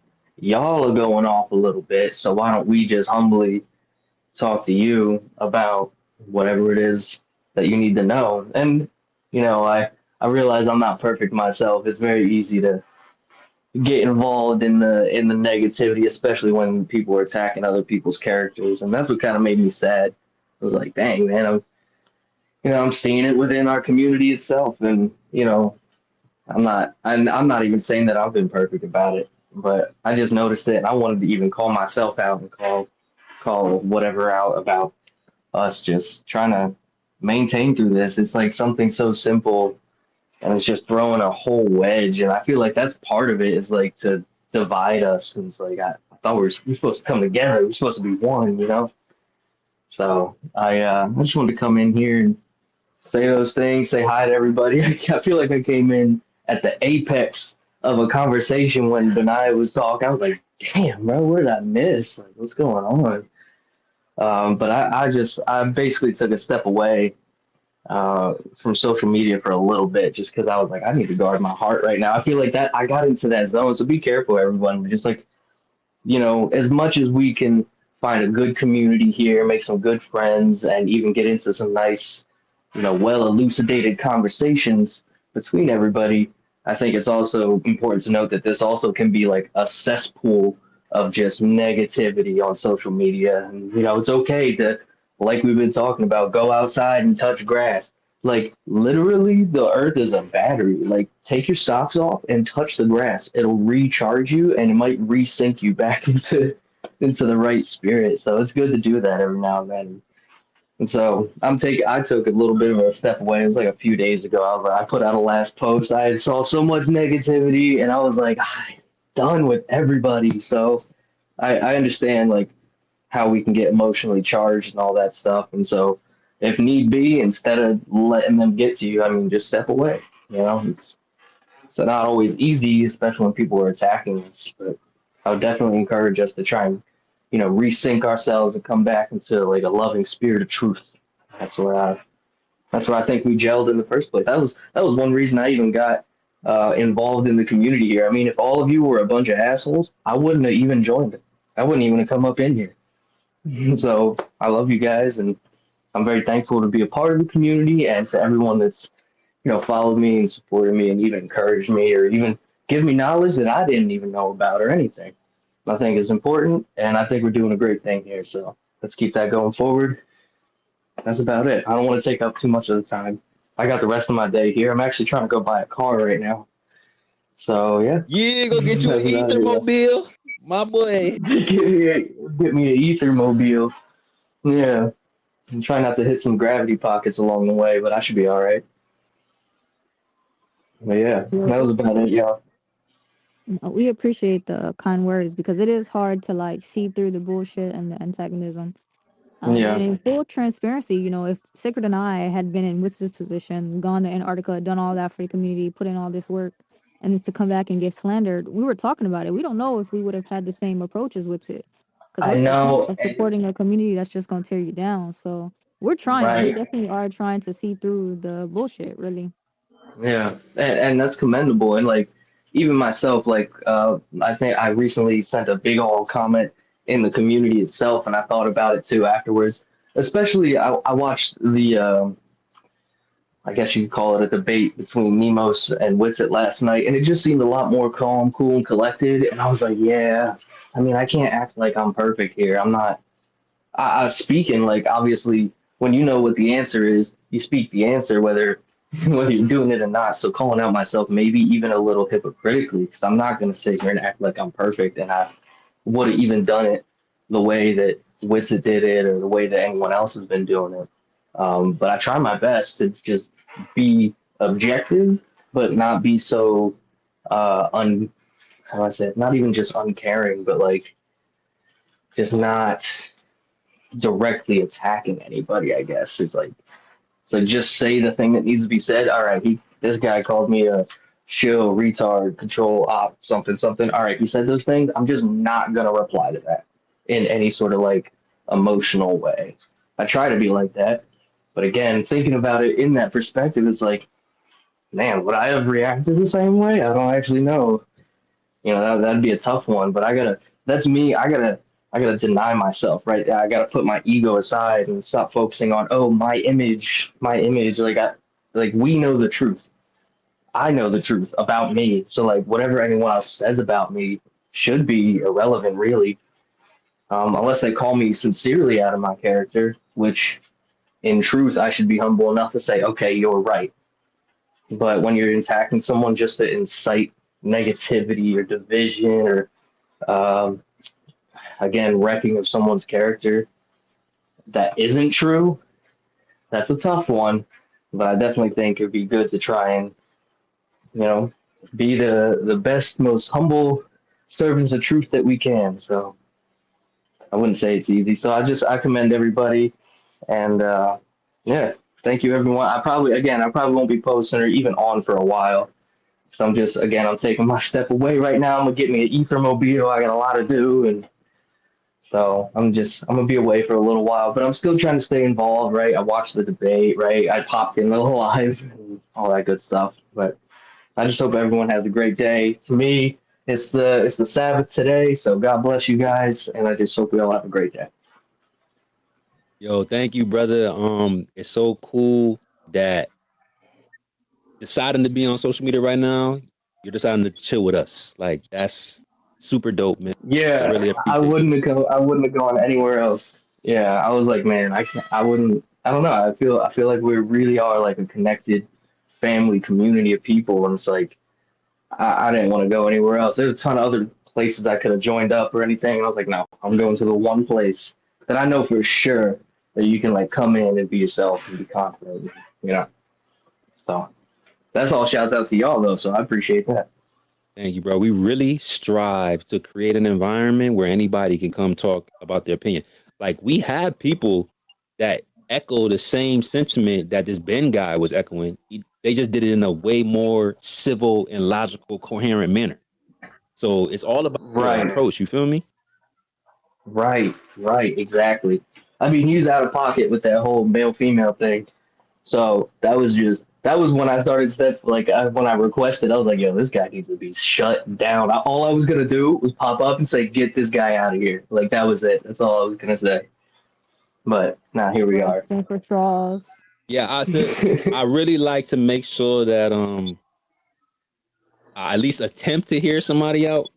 But when they start like talking Yeah, over and there's just straight insults and they don't have no respect for nobody's voice, and it's just like, okay, we just got to get you out of it. You're really just giving up your mic at that time. But to go back to what yeah, you were saying about like it's being level headed and stuff like that, because Proud has said like, you know, me and her had kind of talked about like, damn, like if we was in that position, like we'd be getting that same smoke. And that's actually in my pen tweet too, because I had thought about this and I'm like, bro, if anybody went over there to Antarctica just to observe something, like y'all all would be getting the same slander. Just like Liz, just yeah, like Jaren, just like Wissit. And bro, like the last thing I yeah, say, and you know, I'll let you have the last word. It's like it's different, bro, because well, Witsit anyway, at least the way that I perceive it. Bro literally decided to do this on a limited budget, hmm, sacrifice time during the holidays with his family, then to find out that his daughter's birthday was the same time, so he was willing to skip his daughter's birthday. And you know those only come like one, like you miss a third birthday, a second birthday, that's it. Like that's you don't yeah, get that back. yeah, And he was willing to like sacrifice that, bro, just to say, you know what, I gotta like do this for the community. Like I got a goal and I got a purpose, and this is what we need. And on top of this, I really wish that Kai was here. You know, Kai got to be okay with this too. Happy wife, happy right, life, bro. right, So it's like, you know what I'm saying? So it's like Wizard had a. This is just my perception from the outside. He got to have an understanding family. Go stand up against the most anti-flat earthers ever to make an observation yeah, that they're gonna troll about just to come back and not receive at least the love that he deserved, but instead get the vitriol and the attacks from it seems like yeah, half the community. But I think I told him this in Discord. Like, it may seem like that. No, maybe it wasn't Discord. I think it may have been in like a YouTube comment or something like that. It may seem like negativity is the loudest because that's usually how it is, but the love is yeah, equally, if not even more powerful, and it's more consistent. So yeah, we just got to lead with yeah. love, you know. If anything, yeah, and if anything, I mean, the haters are the motivators, you know. So we we appreciate them too because it's like, all right, you want to hate, well then just I'm gonna sit here and tell you the truth, and you can hate on me regardless, but that not in like an egotistical way, but like that's gonna still promote um how do I say that? Still promote like I guess views or something like that, just outreach, right? You'll be able to get farther because just as many people as love you that are gonna get you where you want to go. The haters are gonna also get you there because all in all, you are responding, you are reacting, you are reposting, you are talking about it.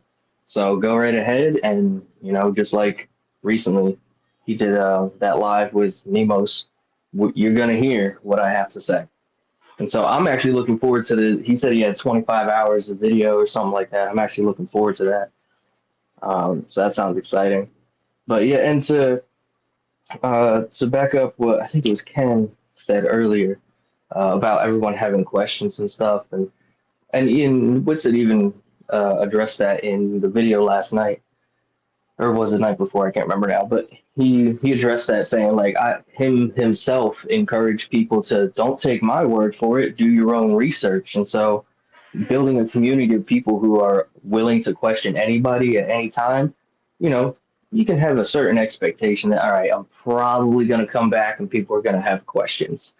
Probably wasn't expecting it to be in this manner that it is, because again, it goes back to like this like emotional thing. It's like we've all been through so many different like psyops. We got like psyop PTSD. So it's like, man, who can we really even trust right now? And Yo, you feel me? really... I keep saying this, bro. We got PSYOP, PTSD, so we take this really serious. That's why I'm not really trying to hold them accountable. Like, I understand it.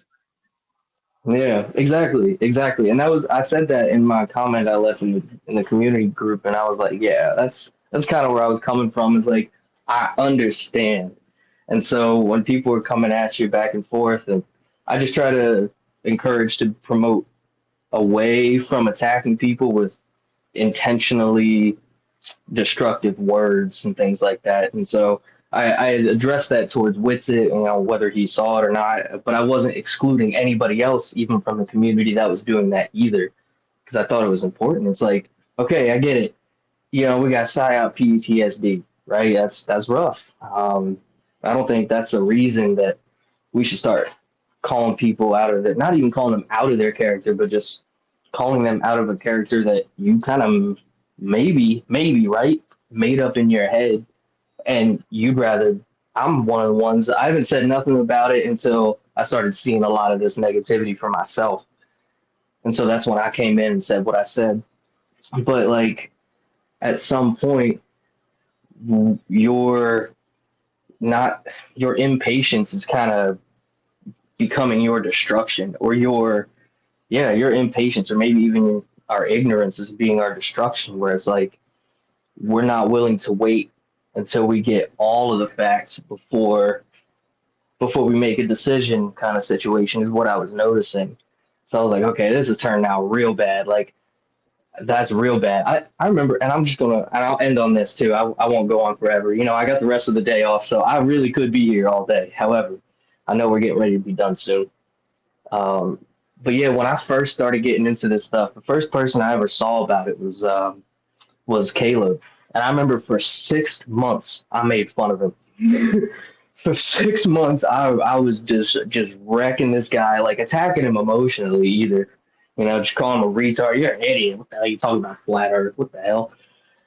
And it took me a while until I had all of the necessary facts and truths that I needed in order to come to the conclusion that, damn, I was actually the one that looked like a fool from the other side, attacking this guy just because he was willing to question the narrative or question anything at all, right? And so I've always been someone like that where, you question it. Is that true? Yeah, you said that, but I'm going to look. Don't worry. We can have the conversation. I may not even say yes or no to what you said, but I'm going to look it up later, and I'm going to come to my own conclusion. And that's kind of what happened. And so now here I am all this time later. I'm just thankful to be here, honestly. So yeah. Anyway, guys, I appreciate you guys being so accommodating. And what are we at? Episode 125 now, man. Come a long way. I think I came in. Let them know, Malachi. Let them know. That's a long time, man. Yeah, that's truly commendable. Truly, I I think I came in around like episode might have been 60 or something like that, and I was like, damn. I felt like I was behind because like my waking up, like my spirit being waking up and like coming to all these realizations about stuff. I felt like I was late because when I hopped in, y'all had all this stuff like mapped. I was like, whoa, hold up, what are we talking about? I felt behind, so I was like, I was kind of this type of person where I was a little like overzealous, where I was like, okay, I need to stuff my brain with as much physical information as I can. And real quick, I got a Bible verse for you. You guys know I'm Christian, but this is a good one in terms of like giving an answer to people. Uh, yeah, I can't remember. I think it's Proverbs. I think it is. Oh no, it's First Peter 3:15, right? But in your hearts, revere Christ as Lord. Always be prepared to give an answer to everyone who asks you to give a reason for the hope that you have. But do this with gentleness and respect, keeping a clear conscience, so that those who speak maliciously against your good behavior may be ashamed of their slander. And that's it right there. That's like really everything that I'm trying to say in a nutshell is like we try to come with this love and respect, and all we get is slander in reverse. But you know, putting evil against evil, that just makes evil two times now. But if we try our best to show love when someone shows us evil, one, that's only gonna put light to their evil, right? It's only gonna expose them, and then maybe through the conviction that they feel, if they do feel conviction at all, they could be changed. Maybe not even in their mindset about where our position is, but even in the way that they approach the situation. So that's where I'm coming from. But I just hope we all have a great day. I've actually got to take a shower and get my day started here. So I'll let you guys go. Yo, appreciate you, broski. Enjoy the new ride. I know it's gonna be amazing. Thank you so much. I saw that. I heard the cat in the background. Yeah. Actually, my cat, his name's Nameless. I could never think of nothing for him. Nameless. There we go. It's good to I go. named my cat Orochimaru from Naruto. Oh, that's cool. I like that. What kind of cat is it? Yikes, that's a good question. I think I low-key think she's a tuxedo cat, but I never gotten her like genetically tested to see her genealogy or anything. You mean you ain't put the triangle on the cat's face? You ain't check out the put the triangles down, guys. Yeah. Actually, that's funny too that you mentioned that. When I first got him, he's so fluffy and hairy. Not trying to be weird, but like I didn't know another reason I couldn't come up with a name because I didn't know if it was a male or female. I was just like, I'm not looking. Like I'm just not gonna look. Like I'm not trying to intentionally look, you know. And I just kept him for a while, and eventually I saw him using the bathroom. I was like, oh, that's different. You know, that's how a man used the bathroom. I know that for sure. So I came up with Nameless, but yeah, he's a bastard. He goes outside all the time and comes out. He actually caught a bird the other day. It's kind of crazy. Hey, gotta go hunting. Gotta go hunting. Yeah. It's wintertime. Damn right. It's time to eat. So speaking of that, I'm gonna give me something to eat, go shower, and I hope y'all have a great rest of the stream here. Stay blessed, my brother. Definitely appreciate you. Swing back around whenever you have some time, a chance, whatever the case is. I detox from social media all the time too, so bro, do your thing and welcome back whenever, as always. Yeah, thank you so much, y'all. Have a good one.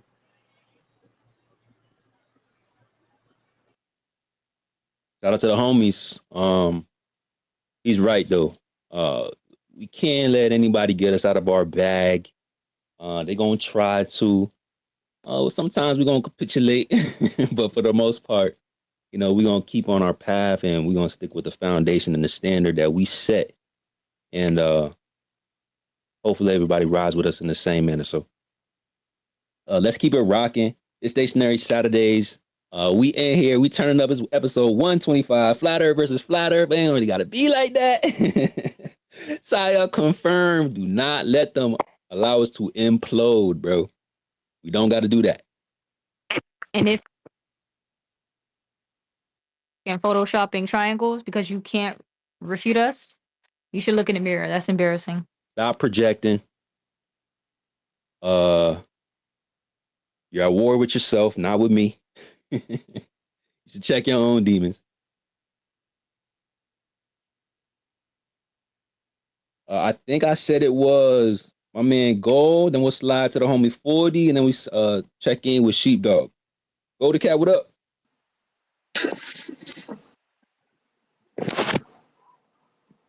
Hello? Yes, sir. Oh, hey, can y'all hear me? Loud and clear. All right. No, I just came back up because I heard two fellas mention that broad Sabrina Wallace. And I was like, man, that's no coincidence. 50% of the things I posted in the last 2 weeks are that broad talking, that chick. And I told my homegirl yesterday, this chick right here is the only person on the fucking internet right now that has any slight grasp of what's happening. So I'm going to give that chick another plug and tell you not to sleep on that chick. Go check her out. And as a 25-year conspiracy veteran and T.I., not the rapper, The Affliction, I suggest you watch those videos. She's on point. It's kind of reminiscent of Quasi-Illuminous, if you guys ever seen that guy before. That's old school conspiracy. Oh, Quasi, yeah, I remember. Yeah, that's what reminds me of watching her shit. He was like he was probably the one that introduced me to like all that like Black Cube and all that stuff. Yeah, he was going deep in that. He would just call everybody a retard for like 20 minutes straight. Be like, because you're fucking retarded for like 20 minutes. His videos were awesome. He said that he was going to go to the middle of the North Pole and go inside. Oh, sorry. Yeah. He said he was going to go to the middle of the North Pole and release his spirit back out. Yeah, that guy's awesome. I think he disappeared. So I don't know what happened to him. Like, did he make it? Because if he did, he definitely he probably did, bro. So Golden Cat's talking about this guy that used to talk about like all this like symbolism and things that they're hiding in plain sight. And what he was saying was that we need to go to the north. And what's interesting because I used to watch some of his videos. Some stuff was a little edgy for me. Some a little ritualistic, so I'm not really sure. Do you remember when he was trying to get everybody to fucking put blood over in tank and put it into the machine and shit? That was a little crazy. Dude. That was a little wild. So I don't really know about that. But some of the things that he was talking about was super interesting. It led me to this other YouTube account called Flat Earth Paradise. We did a space based on that. I think that was the same space where we kind of was talking about the Black Cube and stuff like that. But anyway, these guys were saying like we need to focus on going to the north. And I remember asking Whitsitt about this before he went to Antarctica, and I was asking him like, bro, what do you think is the most important to figure out? Like, you think they're telling us about the South because the North is really where we're supposed to go? Like, they got us hyper focused on the outer, but we should be focused on the inner. And I remember him telling me, hey, that's a really good question. I'm not really sure. We just have like a lot of questions about the Southern, so that's why like we focus over there. But everything he used to call it the holy holes or something like that. He used to say the holiest of holes at the north, where all compasses point to the where we release our souls into the out of the fourth, whatever the fuck he said. Yep. I remember that, bro. I remember that. So it's super interesting. If there's something again, like I kind of talked about this months ago. And it's like, hey, if I was a designer and I was giving everybody quote unquote free will, I may put certain breadcrumbs and certain like, Easter eggs within your reality to have you focus on where you're supposed to go. I may have all your devices pointed towards a specific place. I may put something in the sky and say, hey, if you ever need to navigate back to where you came from, you should just follow that thing in the sky that don't never move. I'm just saying, like, who knows? Like, who knows over there at the North Pole? A lot of devices start going haywire and go crazy. Like, you can't really navigate when you get actually to the quote unquote center. We can't really base everything off of, coordinate systems either, because that could be all cooked and fixed. So just super interesting concepts, things to consider. If you guys want to check out some of those videos that I was mentioning when it comes to like some of these ideas just hit me in my DM and I sent it to you. But it's called Flat Earth Paradise. And it's kind of the same thing with the quasi guy, but way less inflammatory. way Well, less. yeah, that broad's like him because she got the diagrams. She be drawing the pictures. You know what I mean? But that's visual aid. That's good. But she doesn't talk about that. She mainly focuses on like basically what targeted individuals been talking about for 20 years, like myself. And basically, she talks about how your biosignature is actually on the blockchain and can be. So you just track through your biosignature, and when your biosignature touches a phone, you know, everything, all the systems, the super advanced systems that they're just controlling us with emotionally, like the other guy said. But that broad, you could tell she knows what the hell she's talking about. You know what I mean? There's one other whistleblower, at least somebody that's on her level, that was on a space sitting there, spouting off the same info. You know, didn't mention her name or nothing, but you could tell that he was in the industry. He gave some credentials. But yeah, there's more than one person that knows about this kind of stuff that's going on. They are trying to get the word out, but you know, they're suppressed, targeted, and all kinds of other stuff. So Yeah, the thing is that there's lots of people that have been focused on this for many years, but it's not in like MAGA will never focus on it, or you know what I mean, your mainstream. You know what I'm saying? sure. Hey, I wanted to talk to you about the sovereignty and the financial stuff y'all were talking about earlier. I've been studying kind of the same stuff for a while, and kind of need a little bit more direction on something specific. But yeah, I want to get maybe another space another time. Was this Clint? Do you talk to Clint's talking? No, it's Dave, the won't Okay, load yeah, guy. my shit's flagged out. It goes I got crazy. you. No, So I you're understand. Dave. I'll follow you for sure and we'll talk about that because I'm definitely want to get something going on there. Dave, I don't even Yeah. see you in here. Yeah, I might look as listener. It's glitchy. He is. Where's Dave? So you're trying to find Waldo. Dave's not Oh, here, where's man. Dave? Oh yeah. Where's Dave? Oh, I do follow Dave anyway. Cool. Yeah, definitely. We got to free ourselves from a fixed system. The current financial system is. I likened it to. I can liken it to like NASCAR, where like nobody's allowed to go past 125 miles an hour, but you have to race. It's fucking retarded. So decentralized finance is key. Couldn't agree more, man. Now it's the race for that, and I think a lot of people are getting hip to it. That's where kind of the crypto's coming out, but it's just I think, in my personal opinion, another fiat pretty much is just it's. I don't know. We need to get something. We need to get something. I don't know.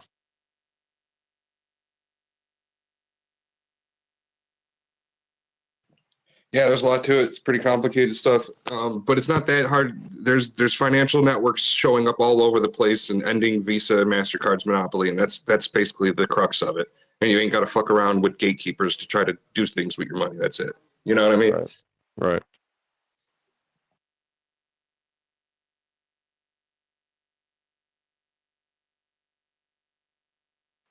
But apparently, what appears to be our financial salvation also seems like the blockchain biosignature fucking prison.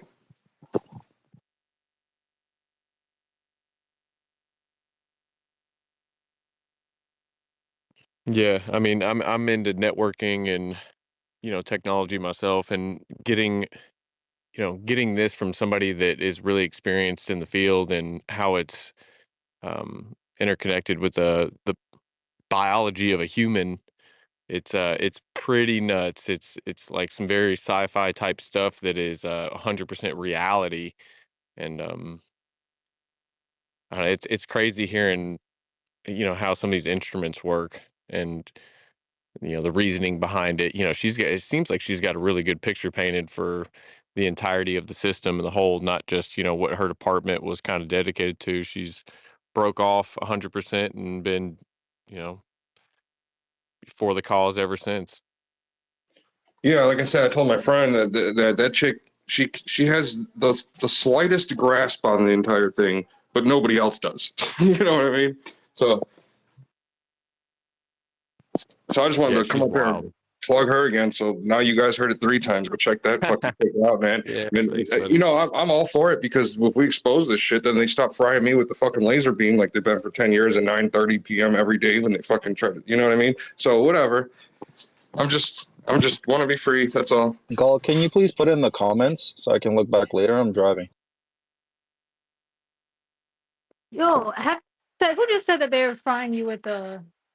Whatever. That I can hear the tones changing. It sucks. That's what I You just meant. said But that's you, Go. Yo, I moved recently, and I've been hearing this weird high pitched sound constantly at the same time. I don't does it know. I get, don't know does it how get you in often. your left ear or your right ear? Left one, right? Uh, I don't know, because every time I hear it, I turn towards it, and then it sounds like it's coming from somewhere. Yeah, yeah. And then you Even realize my that that's how cats they hear make it. those. That's why then you start to realize that's why they make those motherfuckers spin out before they seize because they can't handle it. Yo, mine's being in the left ear. What does that mean? That's where it's at. I think we have implants. I'm pretty sure. I see a Oh, flashing light up to that side too sometimes. You're playing with the natural frequency of Yidu Sitkamu, Mother Earth. Or plus they're just interacting straight up just wirelessly through the biofields because our electric bodies are actually there and there's several hundred different ones that are all different frequencies and shit. So they fuck with those and they're invisible, so we have no clue and we're idiots. So we're just like, whatever. They've been manipulating our biofields for years and years and years and years and years. Always affecting frequency. What they want us focus on, gravity. Just saying. But that is interesting that you moved to a different place and now you hear it, but you didn't hear it before. So that when you go to the fucking doctor and he says you got high cholesterol, don't eat eggs no more, you can tell him to go eat shit. So that's interesting to me. Yeah, at first I thought I was tripping. I thought it was like my technology or a space or the phone. But then when my cats started hearing it, I knew it was real because they have higher senses. So they could really hear some type of like it's a high pitched. Yeah, Let me that's ask so you. weird.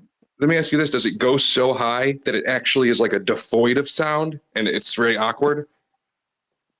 I think so. I think when I It's hear it, it's weird. like raising in pitch. I think that's the right direction. It's Yeah, raising in it's pitch, and then it just goes creepy. so high that you can't hear it no more.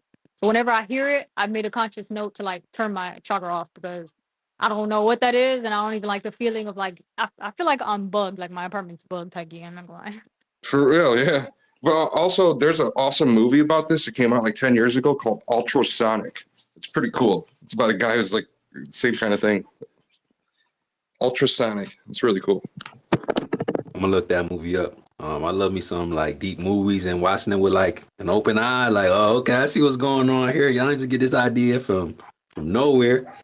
Yo, Proud was talking to me. She was like, "Hey, I be hearing this sound," and I was like, my cats, and they be hearing the sound. And we make an eye contact. I'd be like, "Oh, snap! What the heck is going on over there?"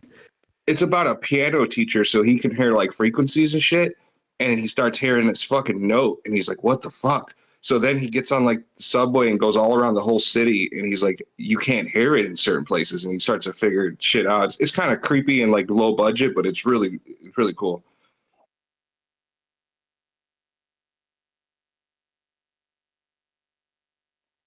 Ultrasonic, man. Y'all got me you got me adding to my movie playlist. Y'all got me adding to my YouTube playlist. I got a few books to read. Yo, Y'all giving me a little bit of work for the next week or so. Shout out to y'all. I tried to Google, but only ultrasound comes up. Is that the movie? I don't know. Let me look it up. I'll let you know in a second. Do you know the Fringe? Golden Cat, man. Hey, Sacred, you know the Fringe. She's pretty popular on X, on Twitter. Her page is full of Sabrina's posts. So I'll send you one so you can link up to it and go from there. Oh, thank you. Please do, Clint. I'll check my DM as soon as you send it. And for everybody else, I'm still trying to get through my DMs. Thank you for reaching out. Please be patient. My bad. It's like a holiday week. Don't come at me. Like I'm getting through it. I'm gonna hit y'all. Don't worry. I see y'all. I see y'all. Shout out to you guys. I think I said we was gonna slide to 40, and then Sheepdog because we haven't heard from the homies. But I did see Chris and Samantha up here and Jose. So after them two, we're gonna check in with them. And then we'll see what Laz and Clint got for us, because I think they also wanted to say something too. But let's check in with 40, my guy. What's up, bro? Long time. What's going on, Sacred, my brother? Welly and welly way, Akbuzu Bunane. Merry Christmas and Happy New Year, my brother. It's been some time. So I'm going to make the best sound in what we call the world. There you go. I'm open. I just cheers you on a beer for Happy New Year's. I hope all is well. Hey, we taking shots? What's going on? We can do what we like. It's the new year, the new thing. I put my hand up because my brother Clint is a First Nations brother of mine about talking about the people coming from the other world. Since time immemorial, our Big Mutt First Nations people have always spoken of the star people. And if you go back in ancestral time of all different cultures from around what we call Mother Earth, Giju Sitkimu, they all speak of star people. They came here, they taught us, they teach us, they helped us, and that's why humanity always wins. Humanity will never leave, never lose. It's the way of life. But a lot of people got to step out of the sandbox and understand that what we've been taught, what we've been learned, is all based on lies and deception and control of population. Over-medicated and under-educated is how they want us, and that's how they have us. A gentleman was just speaking about the frequencies. They've been playing with your natural frequency of Mother Earth. When you hear that stuff, it's because you're grounded. You understand what's been going on. Oh, I think I'm glimpsing. Oh. You hear me? You with us, 40? I can hear him. Yeah, we can hear you. Okay, good. I don't know what happened there. Sometimes Twitter don't like 40 when we're speaking the truth. But No, that's Sacred, a fact. I see As soon as you started talking, I glitched out. I'm like, as soon as 40 started talking, I glitched. It's because, believe it or not, and I'm not trying to put my head on a fucking balloon or something. It's because when First Nations people start speaking about what we call the truth of this world, this plane that we're on, it seems like Twitter and all these people don't like it because truth really hurts. The problem with society is they don't want to believe the truth, my brother, because they don't want their illusions destroyed. When people understand the real truth and they know who they are and what we are, it really hurts deep inside. Not only hurts us, it hurts our moms, our dads, our grandmothers and grandfathers because they've been lied to and they pass it on down. And we keep passing it to our children. So when do we actually step out of our comfort zone? And when do we actually be truthful to our oneself? And when do we start teaching our children the right from wrong? Do we keep passing this on to our children or do we stop it? Do we break the chain and make the change? In my Mi'kmaq culture, from Unamagi, which we call Cape Breton Island, all of the eastern seaboard of what you call Canada. We have no race, we have no religion, there's no color, we're all one. Let's make it happen for our children because we believe in our culture of 7 generations. That's 500 years before and 500 years to come. So before anyone wants to make a decision, go back 500 years and let's move forward 500 years. And then we might understand who we truly are. Wanda hodium sidwen, queso. Peace, everyone. I love you all. Cool. Hey, real quick, y'all. For the fellow who asked about that flick, it's one word, ultrasonic, and it's from 2012, and the main character is bald. And you know why he's bald? And here's the thing about being bald. They cut our hair when they took us to fucking concentration camps as children. Upgate. Hey, Sacred, the longer you grow your hair, the more connected you are to Giju Sitkimu. It's our hair is our antenna. My hair is down to my titties. No, not quite, but almost. Well, you should be connected. Uh-oh, somebody get the triangles. Proud.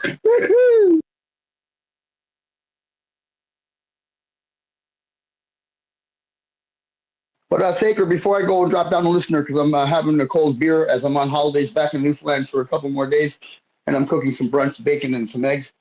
I put a little video in that nest, the purple bubble down there. It's a video of me from a little while ago flying from Vancouver to Port Hardy, British Columbia. It's over 5 minutes video. It looks pretty fucking flat to me, brother. Love you. Have a great day. Proud. Keep up the great work. Ken, love you guys. Sheepdog, my brother. Clint, I see a lot of great people in this space. Love you all. Hey, be true. Don't Don't be blind. Open your eyes. They want to keep us confused. And I'll say this before I go. To control the people, you must create confusion and fear. And it's been working very well. Wanda Hodium, Sidwen, Gasolalio.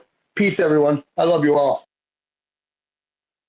Whew, did y'all hear that? To control the people. Confusion and fear. Shout out to 40, bro. Always coming with some heat. Sacred. Hold on. 125 and 0, brother. Is that true? 40, let them know. 40, they act like they don't see it. What? Is that, I just looked at it. 125 and 0, brother. That's the ultimate fucking goal. Bro, you've had the most highly educated people. You've had a lot of people from all different walks of life, different colors, different race, different religions. You've been the most humble man I've met in my life. Keep being you, bro. 125 and 0. Let her go. Pitter patter. Let's get at her. And we not done, 40. We're going to 140 and beyond. My God, 40 be giving me hype, y'all. I ain't gonna lie to y'all. Oh, snap. It's all good to hear from my guy. Sheepdog, what up, bro? What's up, y'all? I apologize about background noise right now, but yeah, man. Background noise gate. Yeah, background noise gate, man. I wanted to come in and kind of echo what everybody else is saying, but I'm gonna do it my own way. You know me. Man, y'all are so emotional, man. Why y'all gotta be so emotionally invested in the truth? The truth is not emotional, man. Stop being emotional. It's okay. It's okay if somebody disagrees with you, bro. Just like turn around and walk the other way, man. It's okay. It's not the end of the world. If they want to be emotional, let them be emotional. You don't need to be emotional. This is about the truth. The truth is logical. It has nothing to do with emotions. Golly, man. Yeah, they want us divided, but at the same time, like the whole purpose of everything, and you all know this, the whole purpose of government control is to make the people emotionally invested so that way they attack each other. You attack your neighbor, man. It has nothing to do with like, oh, we're gonna spread lies. No, they just want you to attack each other so you ignore them. Stop being emotional. Stop it. That's all I'm gonna say, man. Y'all heard Sheepdog. I mean, I've been saying it for like 3-4 weeks already. Maybe y'all gotta get it from Sheepdog for y'all to internalize it, man. Balance your emotions, bro. I dare Eliminate somebody it. to get on here and call Sheepdog a woman. Sheepdog will jujitsu your ass until next week. I triple dog dare one of y'all to get up here and try that shit. We're doing a leg lock. Wasn't I awarded most likely to choke somebody out? That's a fact. Episode 100, y'all go check it out. We handing our awards for like 3 days straight.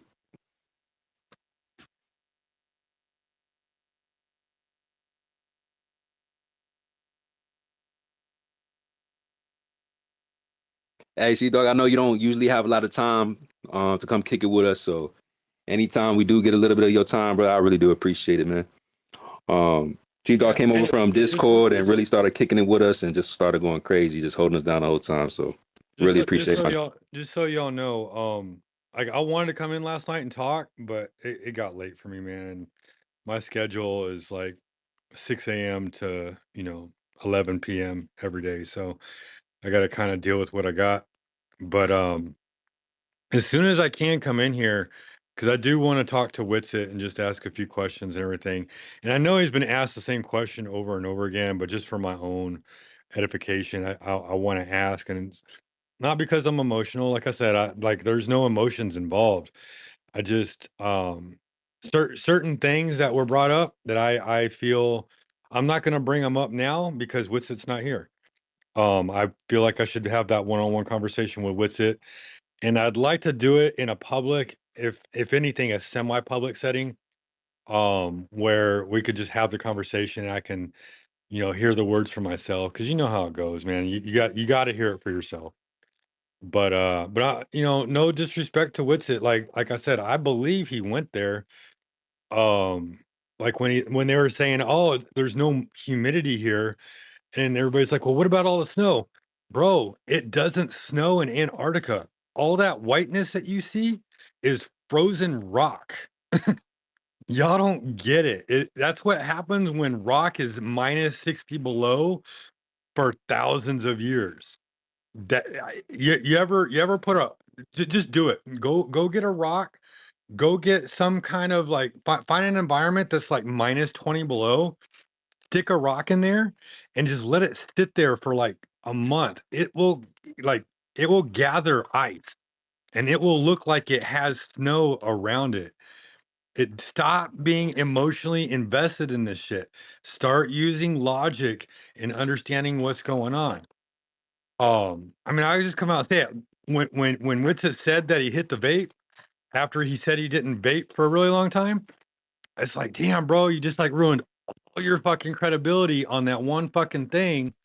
And it's whatever. I'm not emotionally involved in it.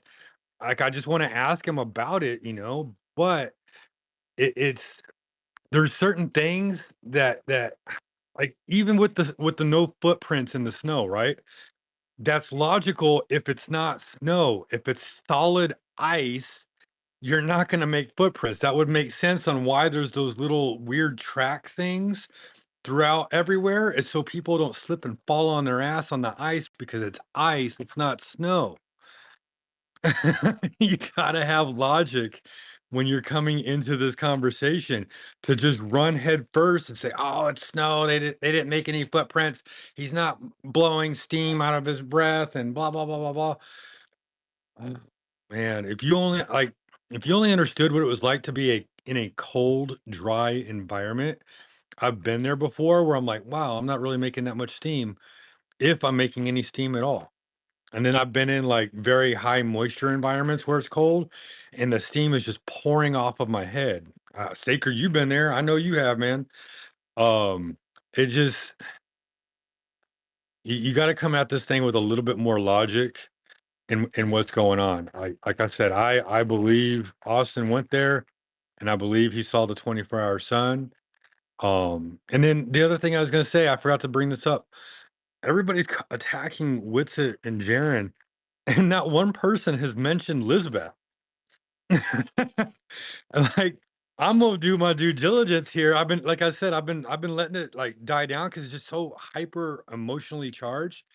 I'm doing my due diligence. I'm gonna pop my head over to Clubhouse and I'm gonna go say hi, what's up to Lisbeth. Make sure you say hi to Liddell. Like, make sure you say hi to Jamal. Make sure you say hi to all that crew over there because they be holding it down over there too. Robin, don't get on Robin's bad side because she will let you know that she is Robin. But yeah, no, like go talk to Elizabeth. Ask her. She's gonna give you the 411. Like the girl is real, man. She studied abroad. She's a well-rounded international type woman that knows how to carry herself all over the world. And she's not gonna let bullshit get in the way. Like you can't let bullshit get in the way. If you're gonna travel, you can't let bullshit hold you back. And I promise you, she's gonna tell you exactly what she saw going on over there. So just throwing that out there too. Yo, that's a good point, she dog. I gotta make my way over to Clubhouse and talk to her for real, cause she kind of flat her Fridays a couple weeks prior to the trip, and I hadn't made my way over to Clubhouse just yet. I sent I got the sign up, everything. Everything just looked weird, but Jose right here actually, from Flat Earth Gang. Shout out to the Flat Earth Gang over on Clubhouse. Oh yeah, hey, what's up, Jose? So yeah, we definitely gonna make our way back over there, or make our way over there. Some of the other guys been there already. But that's like one of the platforms that I haven't been to yet. They be showing us so much love. So whenever y'all get to it, make sure y'all please send me the link, send me the invite. I do not know how to navigate Clubhouse. So Y'all gonna have to hold my hand through it. Hey, they're Yeah, yo, what's good, bro? they're What specifically requesting a Man, ain't Tuesday or shit, man. Thursday. Just grabbing popcorn, man, and listening to the crash outs. You know what I'm saying? And keeping a level head, man. You know what I'm saying? That's how you got to do it, man. Just watching it play out. Some of these flat earthers are a little disappointing. You know what I'm saying? But we're holding it down over there, man. And just waiting for you. Some of the Eat the Boys has already been over there. You know what I'm saying? They pass by from time to time. I always invite them to come over here, but it's a little conflict because some of the guys they do like a conspiracy room on Friday, so it's like a little conflict, and a lot of people go over there to listen to his show. It's like a podcast that he has and stuff. So, but I still pop in here. You know what I'm saying? I always support y'all. You have like some of the sharpest people in here. I don't understand like what all this shit is about, man. Because I mean, bro, listen, if you're a truther, I don't understand what you have against some flat earthers going down, bro, to make this observation, which we have been skeptical about for years, bro. And it's cool also to be skeptical about what you've seen so far, right? I know McKeegan was like the first. I think that's one of the biggest problems, right? That McKeegan, I think he was the one that released the first time lapse, right? So they like, tearing that apart and investigating and shit. And Witsit hasn't released anything. All right, cool, but he gave you a response on why, bro. Yeah, just got him back. It's a terabyte of information. Just take it easy. Even if you're still skeptical, take it easy, bro. Like, just relax. Give the guy a chance. This guy's been smoking like every Glober, bro. And you know what I'm saying? That has stepped up to him. You know what I mean? Like, the sharpest people in here. Who else would you like to represent? And again, like you mentioned last night, not saying that in here are the sharpest people. I mean, but you guys are you're up there with any of the sharpest people that I've heard ever speak on this topic. So just chill out, bro. You know what I mean? Like, just give them some time because you may feel dumb. Same thing that Witter was saying. You may feel dumb later, bro. Just take it easy. And that's how people be carrying like all those like negative interactions because they have to double down and triple down. They don't want to humble themselves. Say, you know what, I was wrong about that. So then they just continue to say, okay, well, I was wrong about that, but let me not say it out loud. Let me try to find something else so I could try to be right again. Like I'm starting to see that, and I'm like, yo, this is crazy. Like I used to respect you, bro. Like this is how you handling stuff. Like, and you may be right. It may be exposed for being a shill liar, but it's like, bro, why are you jumping out the window before the information come out? And he never even demonstrated that to anybody before being dishonest. So I'm just really confused on the reaction. Just like Jose and Sheepdog said, y'all just gotta relax a little bit. We understand where it's coming from, but the emotions gotta go, literally. Yeah, that's why like kind of freaked me out a little bit because I was like, bro, like I wouldn't want the level heads to turn on me because I went to go do something for them and they didn't like it. After we've been talking about it the whole time, like that shit like frightens me low key. Like holy shit. Oh, but anyway, I'm not really worried about it. I think the people that are kind of isolating themselves, it's supposed to happen that way. Wizard did say something last night though. He said, hey, if people do come and be honest about being wrong or maybe overreacting, like they can come back and hang again. Like it's all good. We probably gonna be a little bit weary, but at least you're gonna demonstrate that you are capable of taking responsibility for your actions. And you know, we're all I always say that we're all fallible. We're not infallible.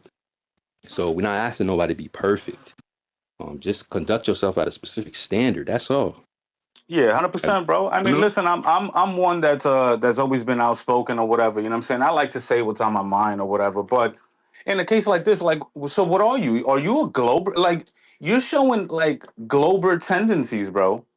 Like that cog this. You know what I'm saying? Like, bro, as soon as as soon as the trip was done, Witzer was in here, bro, like answering questions. He was still being attacked. Like, you know what I'm saying? He's shown no signs of being a shill, of being a plant. And granted, like, okay, so Liz or Lisbeth, right? She went on the trip and she's part of Clubhouse. We had a chat. She's given us a little extra insight that people may have not seen. But Witsit also, when he was on the show, said, "Well, would you like me to just post up a bunch of videos? You know what I'm saying, showing the entire flight? Like, would that be suffice for now? You know what I'm saying? Like, and we got to see that. And I think Lisbeth has no reason to lie, bro. No reason to lie. She doesn't have a platform. You know what I'm saying? Which she may want to do it like now or whatever, but she's never had a platform. She's never had a YouTube. She doesn't make money off of this. She's not, and she could even consider herself a baby flat earther, right? She got into this not too long ago, right? She's not as knowledgeable as a Witsit, as a Jaren. You know what I'm saying? I remember her telling us that like it was just like literally on like not even a couple years ago that she was like, oh wait a minute, like there's something going on over here. So yeah, she's like relatively new. Yeah, I remember her saying that, bro. Yeah, so she doesn't really have a dog in the fight. Like, she has no reason to lie, bro. And again, like I said, she gave us a little extra insight. You know what I'm saying? We're showing, dropping us some videos in the chat and stuff like that. So it's legit, bro. They went. I have no reason to doubt. Even Witsit, even if Lisbeth didn't go, you know what I'm saying? I trust Witsit, bro.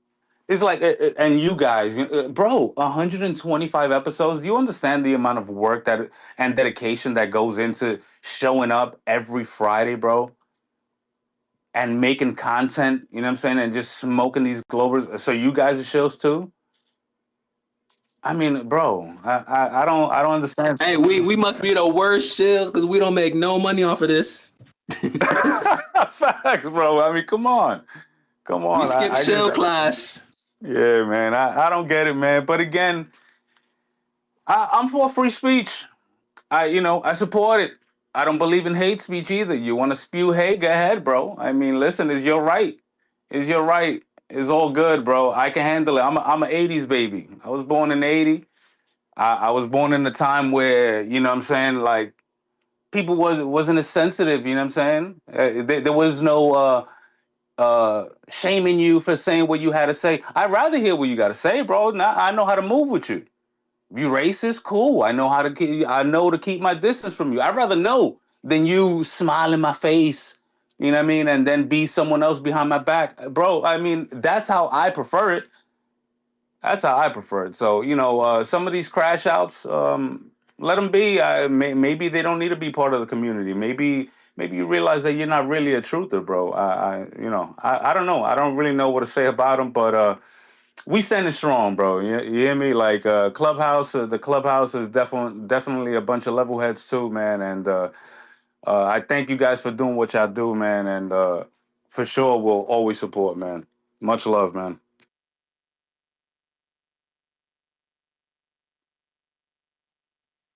Bro, that's real, man. Like I said, the next time y'all going at it during the week, man, send me that link. I haven't been over there, so I don't really know like the actual consensus over on Clubhouse. The reaction that I'm seeing like on Twitter is kind of the same thing on TikTok. What is it like over there though, Jose? Like, do you have some people questioning? Do you have people crashing out too, or is everyone kind of like aligning with the patience and like what's the temperature over there? Same thing, same thing. You have the Globe trolls. They're coming in like a Brenda. Brenda's a norm, right? I'm pretty sure y'all know him. Let's keep it a buck. They all come in there. Oh, so what do you guys think now to see if you change the position? You know what I'm saying? Like, what was where's the new model? You know what I'm saying? It doesn't work on. I mean, the same thing. I mean, the same thing you guys get.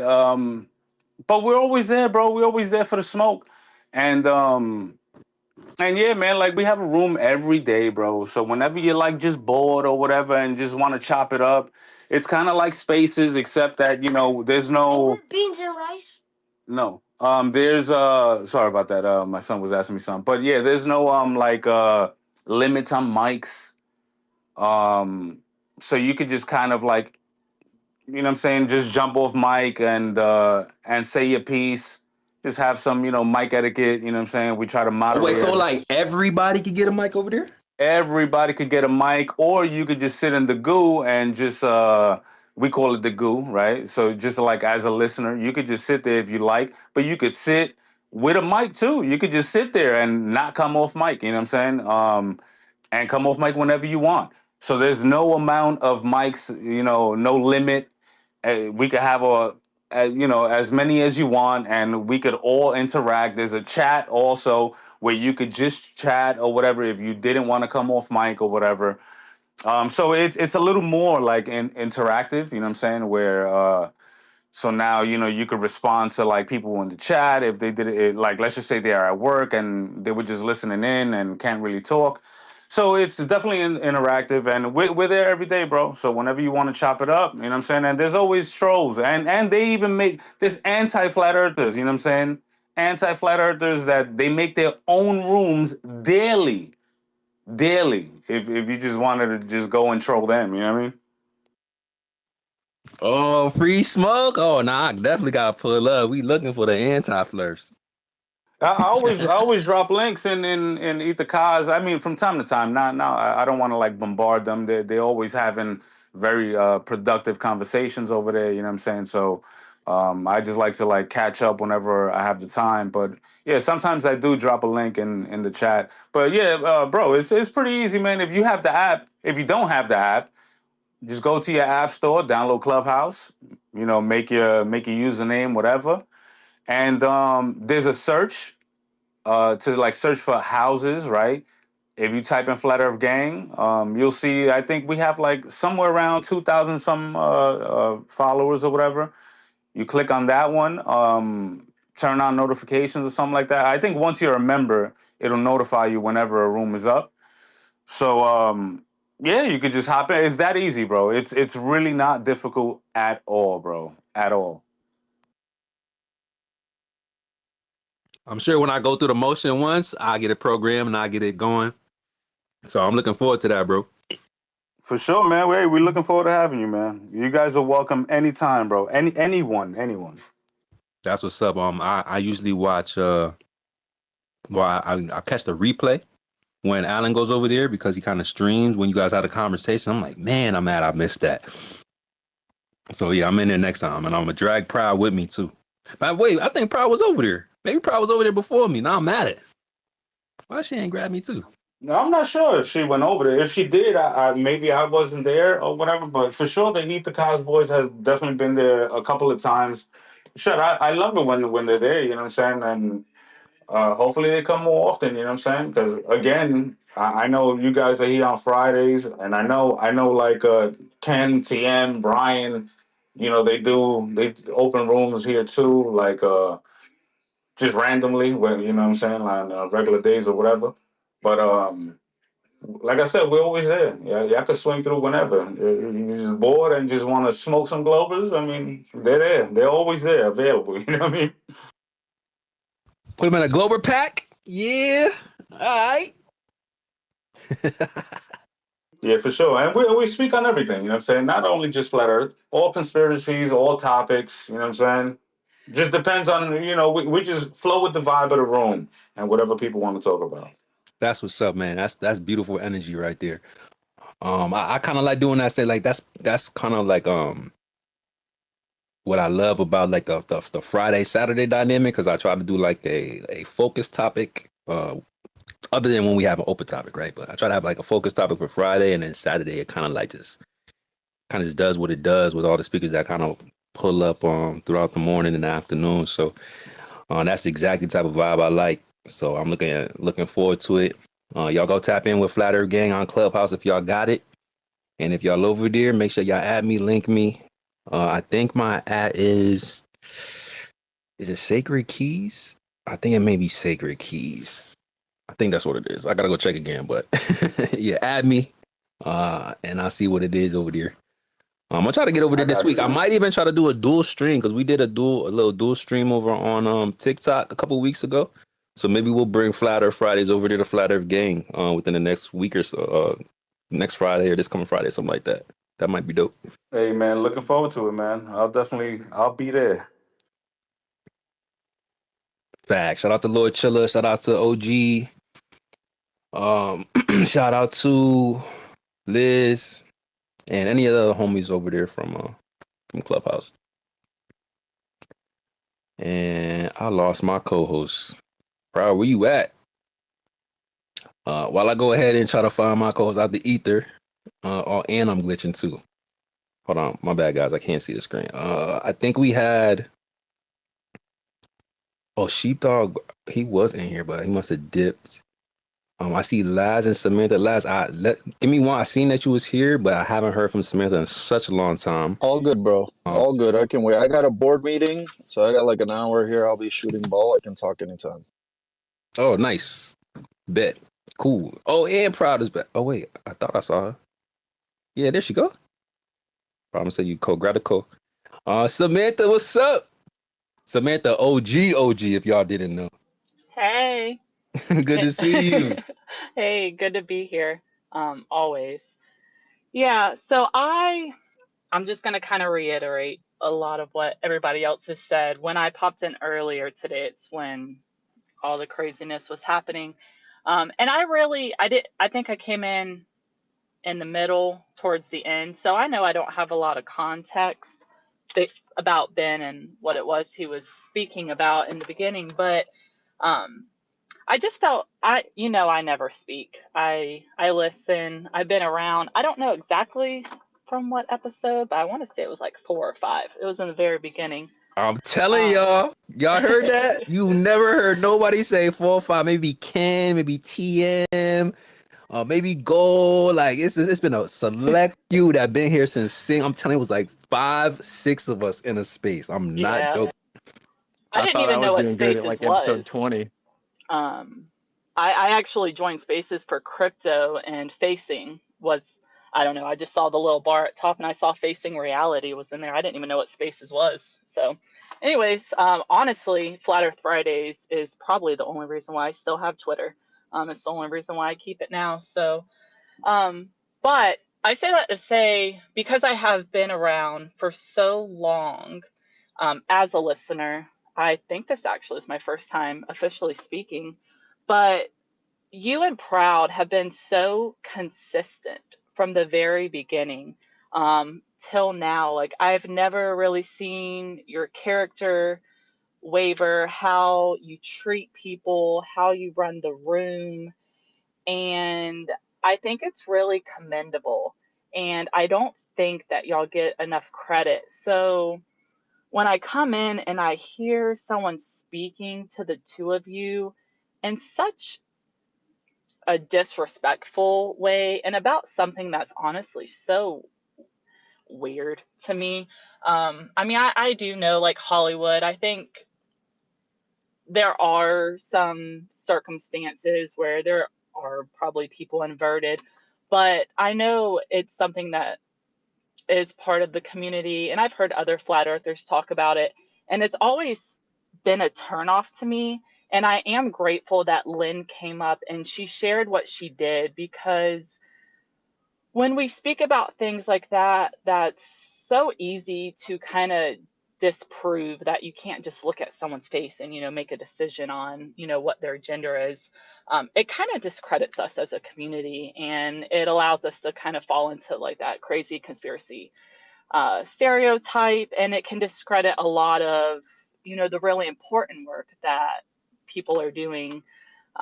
So I just want to say I'm sorry that y'all had to entertain that for so long, and I'm sorry that after a year and 3 months, 4 months of y'all showing up every single week and putting in so much work and being so committed to the community and doing it for free and providing so much value and entertainment for hours on end. I'm really sorry that y'all had to deal with that. And that's pretty much it. I was just going to be brief, but I really get a lot of value from these spaces. I really enjoy it. I look forward to it every week. I take y'all, usually I'm running errands or cleaning or shopping, and I just love to listen to all the different perspectives. And I've listened in on other spaces, other flat earth spaces, other conspiracy spaces, and this is by far the best. I really enjoy the way that y'all run it. You're respectful to both sides. You give everyone the opportunity to speak. And I just want to say thank you. Thank you for all the hard work that y'all put into it. I appreciate it. It's moments like this that just make everything all worth it, y'all. I know that sounds cliche, maybe even cringe to some of y'all, but y'all don't understand like that. Like that hits me like right. Like Samantha been here since like the beginning episodes, y'all. Just like spectating in the back, adding a little 2 cents here and there in the chat, stuff like that. So when I hear her come and speak like this after seeing how everything progressed from day one, maybe week 3, if you really want to be specific, bro. It's just this beautiful thing. Like, thank you so much, Samantha. Like, I really, really, really do appreciate you. And your Facts. perspective. We be on here in the back end beating ourselves up about being consistent, being on time, not having you guys waiting, trying to like get the content out fast enough. Like, so we appreciate the appreciation for our consistency, and we're still striving to be better. It's crazy. Of course, it's my pleasure, and y'all don't deserve that. You don't owe anyone anything, but you continue to show up. And I know that it's not like you just show up on Friday and things go. You put a lot of work into it. You plan it, the intros, the posts. You put a lot of your time and energy into it, and it doesn't go unnoticed. Yo, I'm actually offended. They be trying to call Sacred a failed DJ, and I'm the one who actually got the music bars. I'm the one who on the turntable, putting the work in to make sure the mix is smooth. Like, what? Where's my recognition? Yo, if y'all don't know, Proud is the magic. She does everything. Okay. I just come up here and pop my pop my stuff. Excuse me. Sorry, what's it? I'll eat 10 push-ups.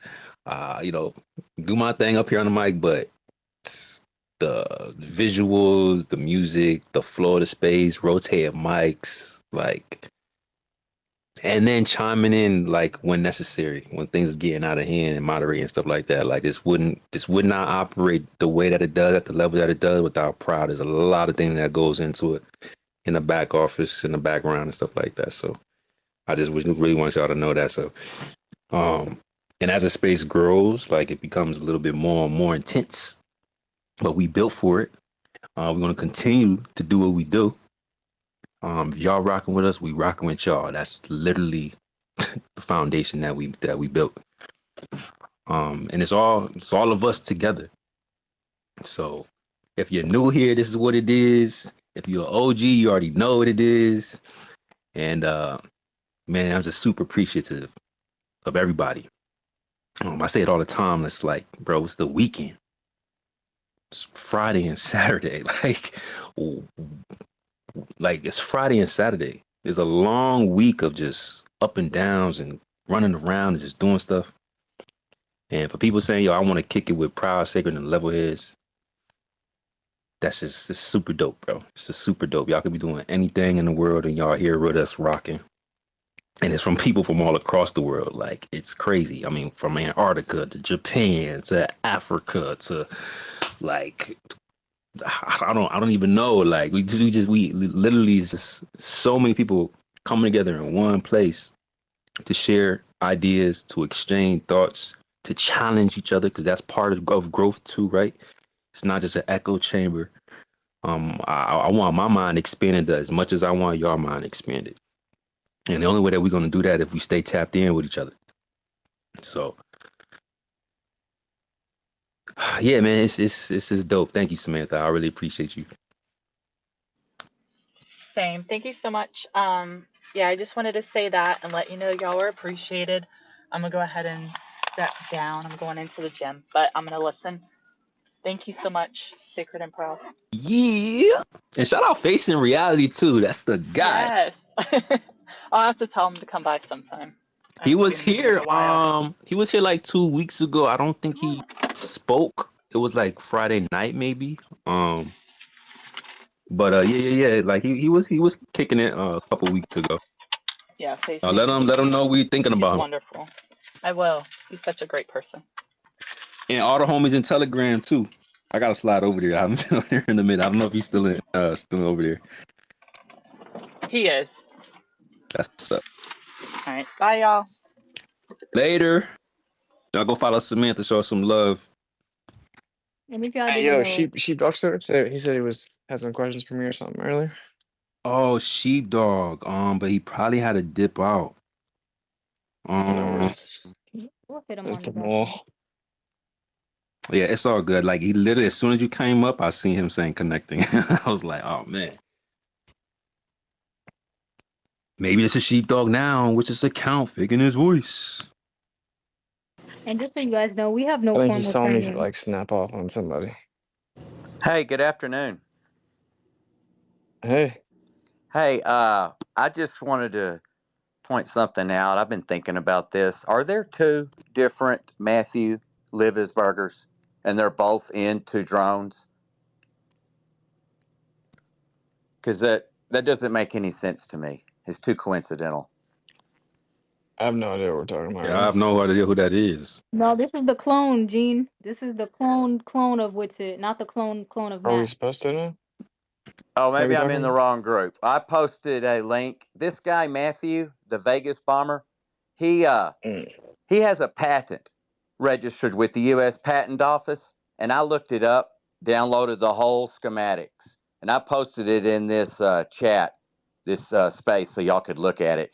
But I find it coincidental that people are claiming that there's two different Matthews. You know, the guy that blew up the car in Vegas is not the same guy who has the patent registered with the U.S. Patent Office. So I'm just trying to figure out who's who. I have no idea, brother. I don't even know who that is. I feel a psyop. I don't trust what I'm seeing. I'll check it out. I see you replied a couple times, so I'll save it and take a look. Yeah, I didn't mean to intrude. I just felt y'all should know, man. I don't like it at all. All right, thank you. No doubt. I mean, we do got Psy up in the title, so understandable. Witsit, just mic check. If you can hear Proud, can you can hear Witsit? I want to make sure y'all can hear each other. In a world. Mic check, mic check. I can't hear her now. I'll drop down. Okay. Something, that's what I thought. I like the inner world mic check. That's what he said. While we wait for Witsit connects it to reconnect, let's slide to Lynn. I better see 50, 1100 triangles under Brenda Post, by the way. I ain't Oh forget my about that. Okay. I better see 8500, 5011 triangles under Brenda Post since it's so important now. Please. I heard that. 50, 1100 triangles under Brenda's post. We're good. You say that name too many times, I just pop up on you. Anyway. Let's go to Lynn, and I see we got Donna here, and we might have some mics that we're gonna rotate. Chris is up here too. Definitely want to tap in with Chris as well. So let's go to Lynn, we'll go to Donna, and then we'll see if Chris is cool. Hello again. I just heard someone mention cholesterol, so I wanted. Did I also posted in the Purple Pill the index to all my health-related flip books, and one of those addresses the cholesterol hoax. And so that's a good one to pass along friends and family. That in most of these flip books, I let Chat GPT tell me the answers to. Of course, you don't really want to ask it anything if you don't already know the answer, because then you won't know if it's being truthful or not. But I do that. I try to just research things I already know the answer to. So anyway, that's in the Purple Pill if anybody wants it to. It's got. I haven't done one on vaccines, but I've done on like toxic chemicals, either for people or for animals, and just all different kinds of stuff like that. Lynn, do you use Grok on Twitter, or do you use a different search AI engine? I've used Chat GPT. I use Grok once or twice, I think. But everything else I've done on Chat GPT, and that's what and on my books that I do about that, on the cover it says answers by Chat GPT. So if I have a comment to make, I clearly identify that. If it's my opinion, like because I've asked it with the prescription medications, give me the 3 worst side effects of all these prescription medicines. Give me 3 natural alternatives. Give me 3 lifestyle changes that might help. And so some of their advice for lifestyle changes and what to eat and not eat is not all that healthy. So I just strike through what it put, like if it tells you to eat a low-fat diet or whatever, and then in brackets I put my recommendations so that people know what's truly healthy to the best of my knowledge. I'm not gonna lie, Len, that's one of my other favorite topics is like alternative health and holistics and naturopathics and stuff like that. It's super interesting that you may be able to heal without going to like mainstream doctors and stuff like that. If you have anything on inflammation, please let me know, Lynn. Well, I don't have a book specifically on inflammation. There is a book, there may be 2 or 3 books that I bought years ago if I didn't give them away, on inflammation, and it's mostly to do with sugar. High carbs will cause inflammation.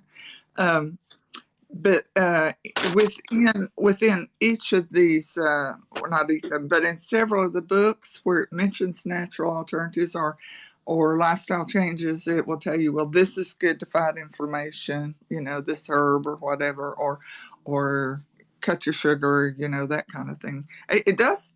I'm surprised how often it does give good advice. Really, overall, I can't complain. But again, I don't encourage people to depend on it unless you're going to research the answers it gives you if you don't already know the answer to it. I'm just trying to put things at people's fingertips so that other people don't have to go looking, that don't know where to go look. And I've given links. In one book, there's a page of just the links to where all I order my, not necessarily supplements, but my healthy foods, because I can't get them here locally, most of them. So there's places you can order grass-fed meat. There's places you can order Gouda cheese, which is high in, it's grass-fed and it's high in K2, which you need. K2 is the vitamin that goes to your blood vessels, pulls the calcium off, and escorts it to your bone.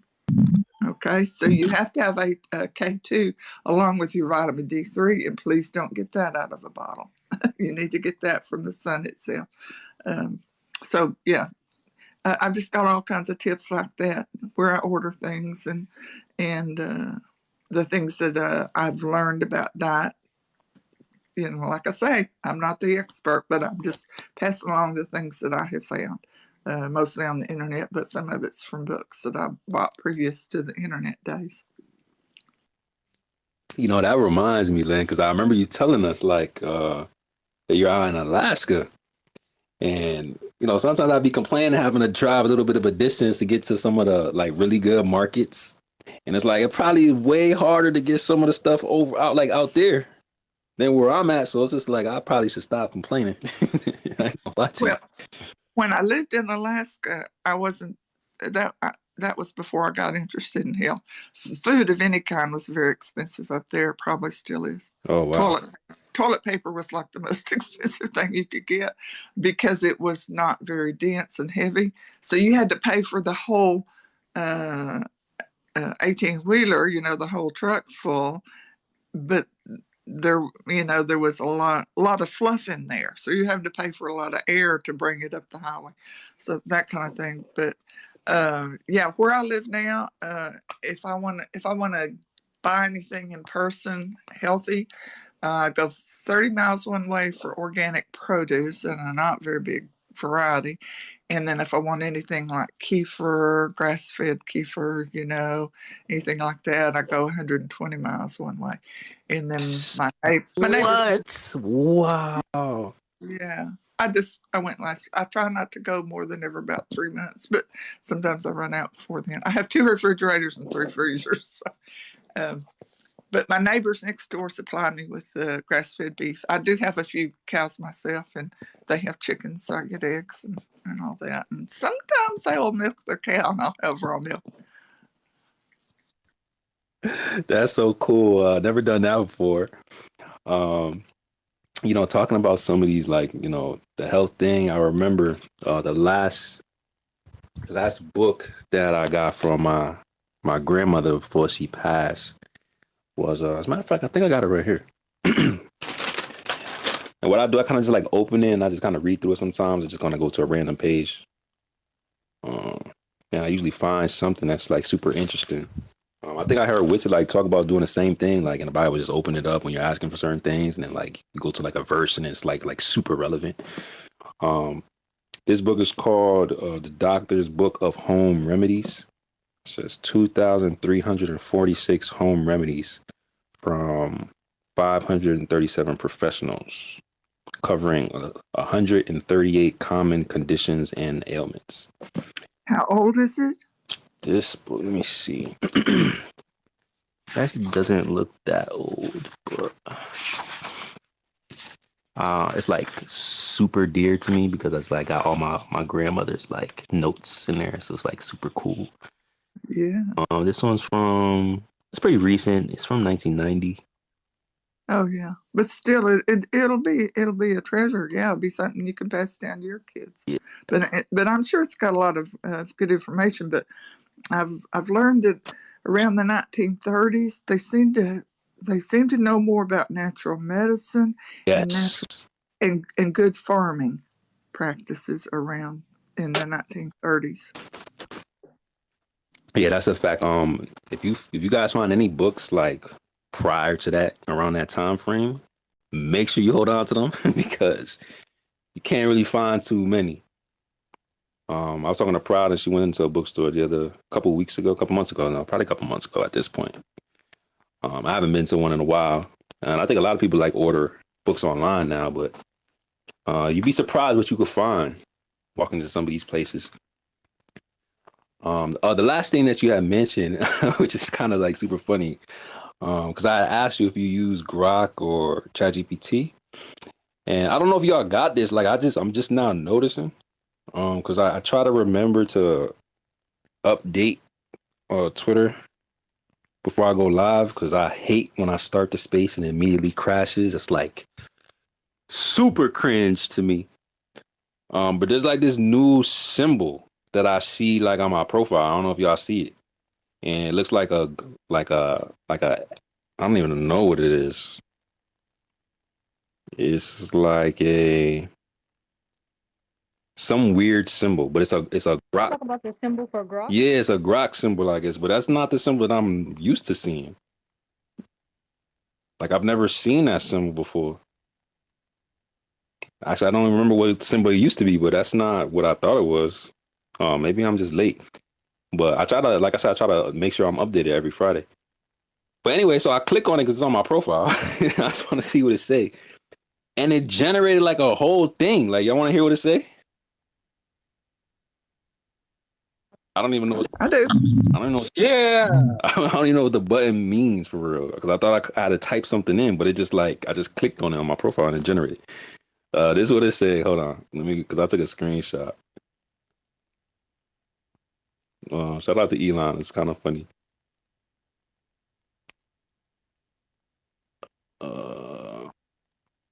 Okay, it say Grok. And then it says at 100 crypto keys. Okay, this is just what it's saying. If y'all don't believe me, I could post it. But it said at 100 crypto keys. The Flatter Fridays Maestro. Turning keyboard warriors into speakers. Exploring the electromagnetic nature of gravitation and hosting epic 20-hour X spaces. And then it got like sacred emojis. It's got my PFP as emojis, bro. Then it goes, they've been diving into flat earth debates, questioning marathon authenticity and challenging scientific claims, and more sacred PFP emojis. And then it says the community engages with 100 crypto keys through frequent mentions in hashtag Flat Earth Fridays events with @SpaceAudits and Sheepdog Legend promoting the upcoming spaces. And then it quotes me saying, GPS and atomic clocks refute relativity with a spinning head emoji. I was like, yo, this kind of fire. Yeah. I swear to you, this is what it's. All I did was just click the symbol. Literally. Yo, something different for you, bro. It says Crypto Keys is the charismatic host of Flat Earth Friday, diving deep into alternative science discussion. It's completely different. Oh, so wait, so you could click on my profile and then when I go to your profile, I can click that thing at the top, and it says is a charismatic host of Flat Earth Fridays, diving deep into alternative science discussion with a flair for engaging live sessions where they explore topics like the electromagnetic nature of gravitational challenging mainstream physics. 100 Crypto Keys has been diving into it kind of gives me something similar but different. Bro, it says you're charismatic at first. That's pretty different. Well, how does Grok know that I'm charismatic? Bro, can someone answer me that? How does Grok know I'm quote unquote charismatic, bro? Does it read your feed? Because I mean, I'm sure there's a lot of people out there that think highly of you, and if they happen to say something about it, maybe it's analyzing the text on Bro, I hope that's what it is. No way you're reading the voice vibrations and say, oh yeah, he's a bro. Yo, Elon, you got to chill, bro. Please make it so that I'm just spamming laughing emojis when I'm cooking somebody to mentions and you calling me charismatic that way. Because if you taking my voice and you analyzing me and oh yeah, that's a charismatic cyborg over there. Bro, it's a little crazy. But that's funny as hell. That's wild. I'm about to go through all of y'all and I'm going to click the Grok symbol on your profiles. I'm going to see what it say. Oh, Proud, you definitely getting clicked on. Hold on. Proud. Mine probably just says anti-Semite. Oh, no.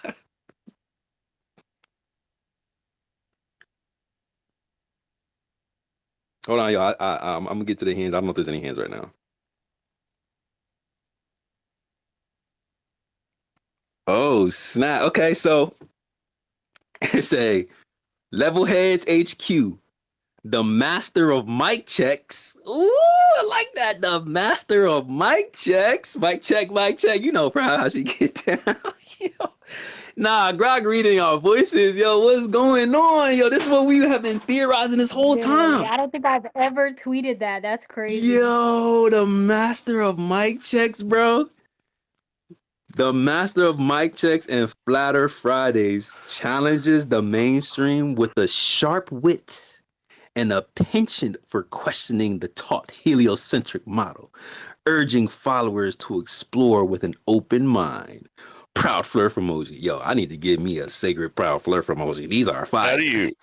How are you seeing what you're talking about right now? What are you doing? So I'm going to our profile.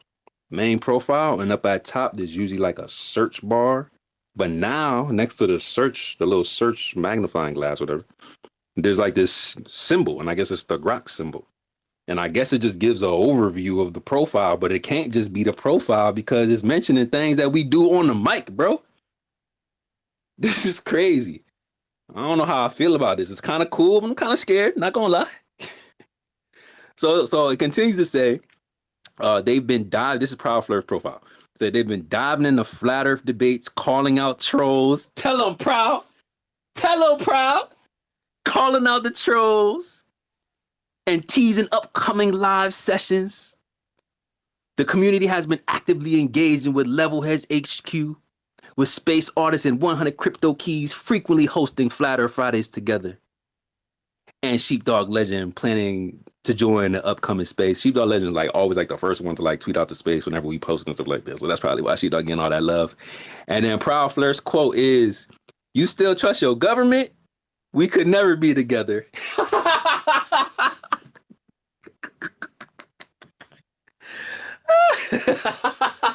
That I did tweet.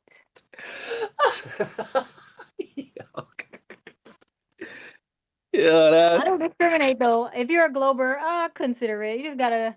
You just can't be full donkey. give me full globe, Full sheep. You lad. can't be full sheep. You can't be full sheep. You can't believe in a moon landing, but Shout out to the globe bays out there. Since Ken is up here, let's do Ken real quick.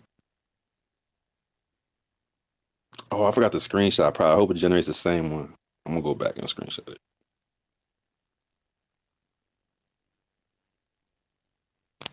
This Ken's. Ken says, Ken Caudle, the man who challenges your perceptions with a keen interest in flat Earth discussions and vaccine history, all while keeping you guessing with his cryptic posts. Ken is pretty cryptic. He gonna get cryptic on y'all. Ken's been sharing thoughts on family roles, celebrating New Year's, and discussing societal principles. I like it. Ken is celebrated as a leader making a difference, frequently listed amongst ex-legends. And Ken's quote is 3 laughing emojis. That's fire. That's fire. That's fire. Yo, this kind of cool. Y'all gonna give me something to do for the rest of the weekend. does Witsit have one? Should we do Witsit? Let's do Witsit. Like, what's this over here cloned and gate this and gate that? Yo, bro, chill, bro. Like, can we like take out like some of these last engagements? Let's see what this is.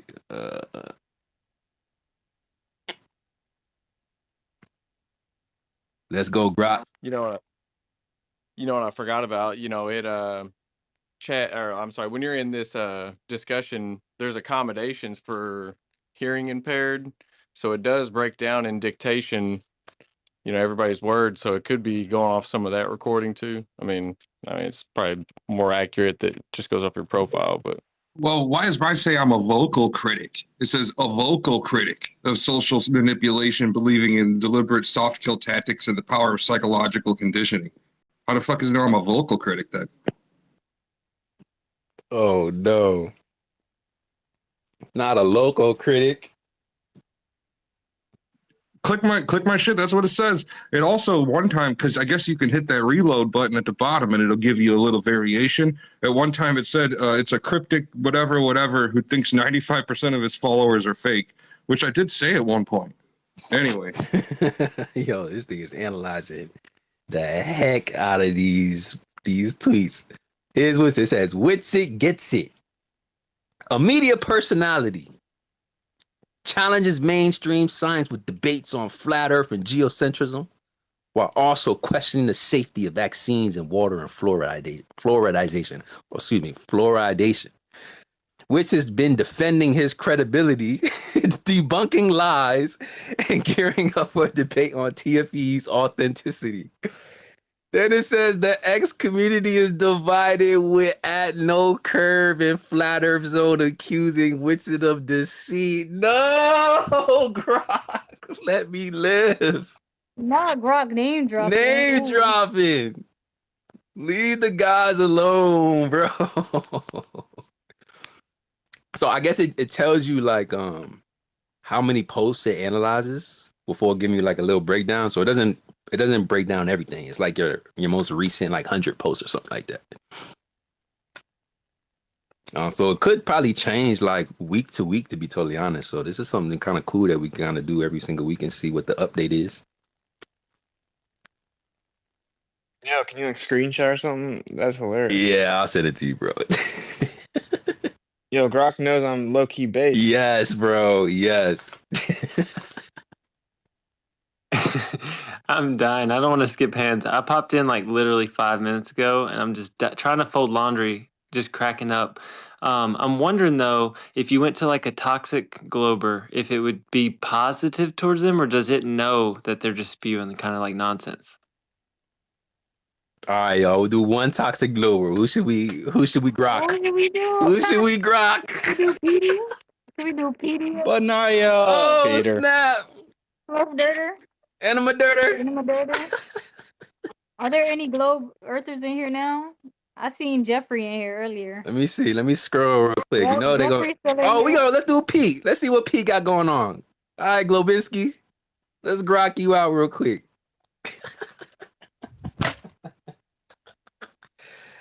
Yo. Wait, just to clarify, I missed it. What exactly are you doing? So there, like, I had an update. I was telling everyone that was listening that I try to update every Friday before I start the space because I get sick and tired when I forget, and then I try to start the space and it crashes. So I updated last night before we went live, or we was watching your stream, and now there's like a new symbol. There's like this. It didn't look like a grok symbol in my prior the prior version of the app, but I guess this is a new grok symbol that I'm just being aware of. But there's a symbol at the top of everyone's profile now. So I guess what happens is when you click this symbol, it gives you like a breakdown of the profile based on like the last 100 tweets or something like that. So it gives like an overview. And so I didn't know what that was. So I clicked it when I seen it on my profile, and it gave me like a whole breakdown of like what I do in spaces though. Like it's not even really based in just tweets. It told me I was charismatic. It's like, how would you know that in a tweet? Yeah. It's crazy. I don't see the symbol, but maybe I have to update it. Yeah, So update, bro. true. Check Okay. the update. Check the update. I get it now. It's I'm cool. gonna send you yours after I read Pete's. All right, Globinski. Pete Globinski, a flat Earth advocate. Okay, you a flat Earth advocate? Go ahead, Grok. Let them know ain't no globy over here. Flat Earth advocate, yeah. Humorously navigates the. I want to say humorous. Chill out, Grok. You lost me. Humorously navigates the realm of alternative physics, celebrating the community's best content and final experiment with a touch of irony. He engages with the flat Earth community, sharing laughs over the concept of 5 suns and chill. I don't know what that is. And haunches of the dome. I don't know what that is. Maybe those are like tweets of his or something like that. As potential movie titles. Pete has been engaging in playful jabs at the flat Earth theories and poking fun at online personas. Probably because he can't refute any of the actual arguments. But okay, Pete, you do your thing, brother. Pete has been actively engaged in the discussions with Pippi, noting his adept handling of questions and sheepdog legend, mentioning his engagement in debates. His quote is, "Can't dig a hole on a curve." Don't really know what that means either. I think you could confuse Grok, Pete, because you definitely confused me. But at least you're a flat Earth advocate. I'm cool with that. I'm cool with that, Grok. Is there anybody else in here that I should do?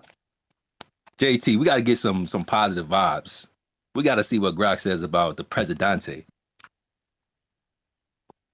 JT, hope they don't fly when you used to get into the trenches. In these streets. Let's see. Okay, at Run Boston Bear. This is based on the last 70 posts. The Flat Earth enthusiasts who host spicy debates, invites PhDs for quality discussions, and promotes an app with the code RUN to bypass censorship. Is that true?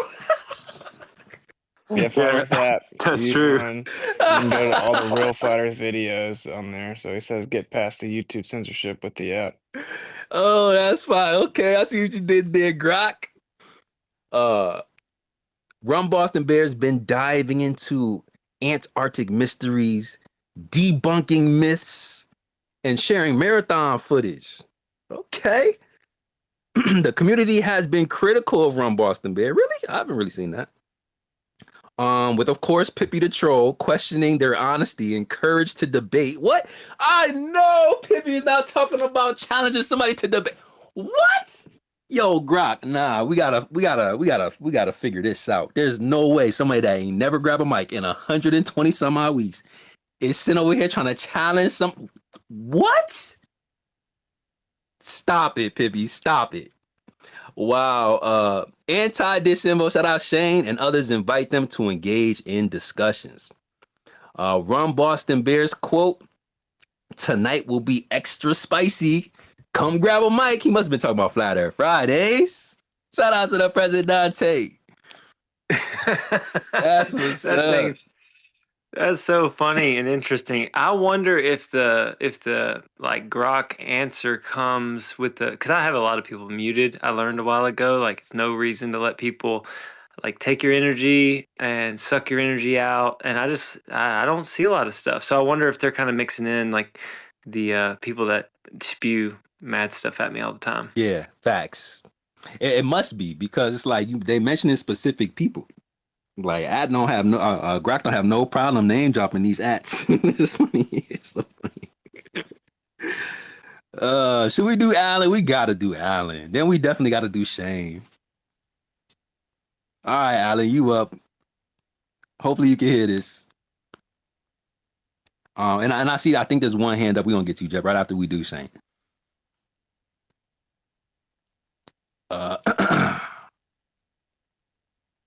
Ooh, okay.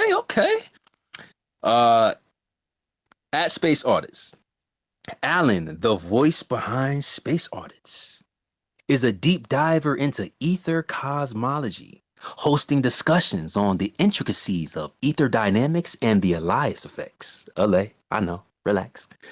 While also exploring the historical context of interferometry, while a focus on the Michelson-Gale Pearson experiment from 1925, and spam 3 Space Audits emojis. Okay. They've been diving into the debates on light behavior, ether theory, Aries experiments, challenging conventional physics. The community praises Space Audits for their insightful contributions, with Liliana Sheepdog and 100 Crypto Keys highlighting their educational content and discussions. Space Audits quote, are you telling me you can see back in time by looking through a toilet paper roll and looking at the sky? Yo.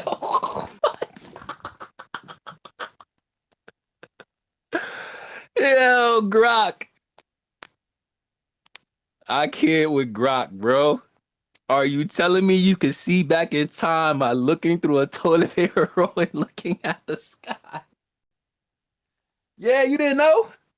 All that starlight's coming from a dead star. That star is not there no more, guys. Sorry if you're just finding out.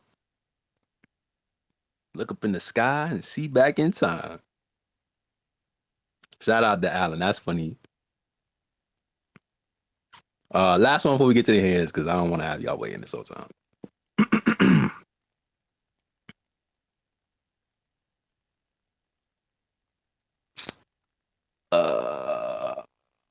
Here we go.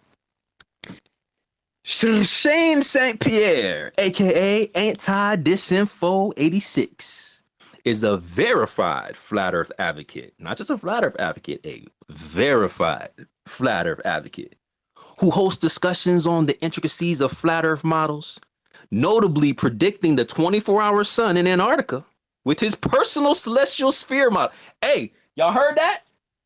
Grok said that this was already predicted by Shane. What was y'all talking about? You ain't hit the symbol on Shane profile? Oh, y'all late. We been predicted the 24-hour sun over there on a flat Earth. Y'all ain't know that? He engages in debate, sharing tactics and insights, and has a keen interest in debunking what he perceives as misinformation from the quote-unquote Globers. His content often revolves around the Flat Earth community's events like hashtag Flat Earth Fridays. Anti-Disinfo has been diving into Flat Earth discussions, sharing memes, and engaging with followers on the topic. 3 Shane St. Pierre emojis. The community sees Shane as a key figure in debates with Dustin Nemos and Witsit Gets It, engaging him on Flat Earth topics, while Brock lists him among influential ex-legends. Shane's quote, oh man, just look at the duper's delight smile of dastardly deception. I can't believe I said that without stuttering. What? Just look at the duper's delight smile of dastardly deception. That's a quote for the books. Mr. Shane. Yo, wait, what was my quote? Wait, did I not read your quote? No, I don't know. It's all good. Oh no, Don't I be on it, did man. skip your quote. Well, it didn't really have one. It just says your last, because you haven't really been active, I guess. So it says was TFE real or fake? Woodsit versus Dustin Nemos. Oh, whack. Yeah, lame, Grog. Come on, with all the stuff that was to be dropping, that's it. It could have been more. That's a pretty cool feature, though. I bet it just keeps getting better. That is pretty That's cool. what I think it is, because it gives a number of the posts that I guess it's accounting for up at the top. So I'm thinking it will update like every 100 some odd posts. So it may. I'm definitely going to check every single week. That seems fire. So yeah, we could do a little bit more a little later. I don't know how long we're gonna stay live. I know we said we was gonna keep it going for a minute. You got time to check me out just real quick? Who's that? RG? Yeah, we'll do RG. That's like we'll do RG, and then we'll slide over to Laz, because Laz been patient and he do gotta go to his meeting. Yo, I'm good to wait. Let RG go. I'm just shooting with 9-year-olds right now, so I'm good. I just got a little something on elephants. Hey, you hooping right now, bro? Yeah, man, that's my board meeting. Yeah, let's get it, bro. That's the only board meeting I care about. I'm yelling at 9-year-olds right now because they're trying to cheat. That's what's up, bro. That's what's up. Tell him I need 3 free throws in a row. Yo, guys, Mr. Sacred says we need 3 free throws in a row. 3 right now. Line up. Let's 3 go. That's the power of Sacred right there. Work on that form. It's all about fundamentals. Elbow in. Elbow in. Yeah. Okay. Let's get it, boy. We got some real Hoovers, bro. That's what's up. All right, RG the artist. RG the artist, a free-thinking, God-fearing man, is deeply involved in the flat earth movement, believing in the scientific truth of the Bible and the shattering of the globe paradigm. He's an artist on TikTok and actively engages in discussions about flat earth, even mentioning a significant moment at timestamp 1 hour and 44 minutes and 45 seconds about the apex dome and heaven's gate in the firmament. 3 RG the artist emojis. Russell's been diving into plasma physics, firmament theories, and sharing spiritual insights. RG's quote, in all caps, I don't know why, maybe this is what you typed. Pay attention and do not look away. You need to see and understand this. Vaccination has serious effects on your children's health. That's a fact. Oh, you could like thumbs up in this stuff too. Yeah, thank you, brother. I appreciate that. No doubt, bro. That was based, I guess it says 60 posts. So this is interesting. So it's not like consistent. Some say like 100 something. Some say like 100. Some say, well, RG says 60. So I don't know like how they calculate how much post to use, but and I didn't even realize there's like keywords at the bottom too, which I didn't see before. The ones that I did, I screenshot and I sent to you. I appreciate it, sir. Hey, and I got cut off. I don't know. I just went to sleep last night. Did anybody kind of catch my drift, where I was going with the conversation or not? Because if not, dude, I'm doing my first space actually tonight at 10. So maybe we'll catch up then. I appreciate y'all. That's what's up. Bro, if you can schedule it and then you could put it down in the purple pill and I'll share it up top so people can pop in there. You don't have to, but at least everybody knows about it. But that's probably the best effective way. Yeah. Well, I'm gonna do it right now then. What's that gonna be about? I wasn't here for that. Well, if you're okay with it, Sacred, I'll explain just a little bit. So, when it said in my description about, I just coined the term plasma physics, and there is a guy named David Lapointe who was studying the primer field theory, which would be I mean, we've already killed relativity. We all know that, but if we could get a guy that's done this in the laboratory hundreds of times, repeatable and proven, then it's going to change. And plus, he has this patent that it explains more or less his whole series, right, of about the bowls and the bowl magnetic bowl arrays and the different sizes of the bowls, the different composition, how strong are the neodymium magnets, are they deeper, are they shallower, you know, and it's some magic that happens, man. You guys just you just have to stay tuned. I couldn't spill all the beans right now. It'd take forever. But I'm gonna drop in the invitation right here. Yep. Grok gonna be like, and when RG scheduled his spaces, he's very discreet and mysterious to have all the listeners pull up and join his space at 10 o'clock. No, stop. Hey, that was it. That was it, bro. We need to start a movie corporation, man, and just build a studio, old flimsy ass studio, and just start, you know, acting crazy, man, on them. Yeah. No studios. Now I got studio PTSD. Oh yeah, I got studio PTSD. I got stage PTSD. I keep all studios and stages away from me.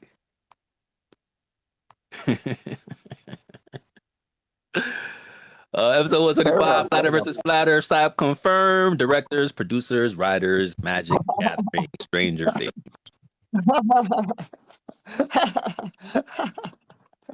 Oh crap! You remember they said Austin did a vulture, like he was about to snap somebody with a fake beak in his hand. That's so funny, man. That's hilarious. All right, I'm gonna stop. You good, bro? You good? Laz, you wanted to jump in? How them free throws coming, bro? Did we get 3 in a row yet?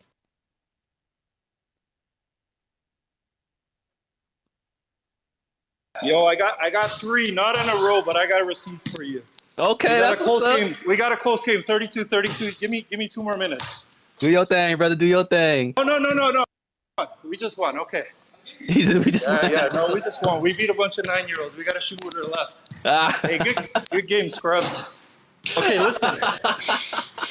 You gotta teach them young. You gotta teach. I was just about to say that last night. Look, you gotta talk to them like that because it's not gonna get no easier as they grow up. Yo, you mad? You mad? Go shoot your shots. All right. So it's all about discipline, right? Home training. Okay. My boy, Where's Dave, brought up the elephant. Okay. I got a special relationship with elephants. Bray, give me a break. Go shoot. I got a special relationship with elephants. Like it's my spirit animal. I didn't know this till I met some wild ones. Not wild ones, but anyway, in Thailand. My favorite animal is the dog. But for some reason, standing next to these magnificent creatures, I felt this. It wasn't even fear. It was like I felt it in my chest because I knew they were friendly, but it was like this reverence. Anyway, so I don't know. I have some sort of connection. So there's this parable. I try to say it quick because I'm out of breath. I'm old and out of shape. About the elephant and the dog. And this is, you guys are talking about level heads. It's about leveling up, right? There's an elephant and a dog that are pregnant at the same time, right? And they're best friends. So the dog in 3 months comes back and has 8 puppies and shows the elephant and says, look, I got 8 new pups. Like, look at how beautiful. And the elephant said, that's amazing. I'm so happy for you. So then 6 months later, the dog is pregnant again. Elephant's still pregnant. And the dog comes back and 3 months later has 8 more puppies. I might be getting the time off, and then again brings it to the elephant. Look at my family, 16. Like, this is amazing.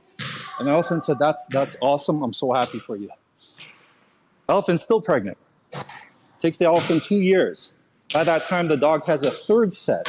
Now, by the 3rd set, the dog says, yo, elephant, I've had 3 litters. I've had 24 plus. How come it takes you so long?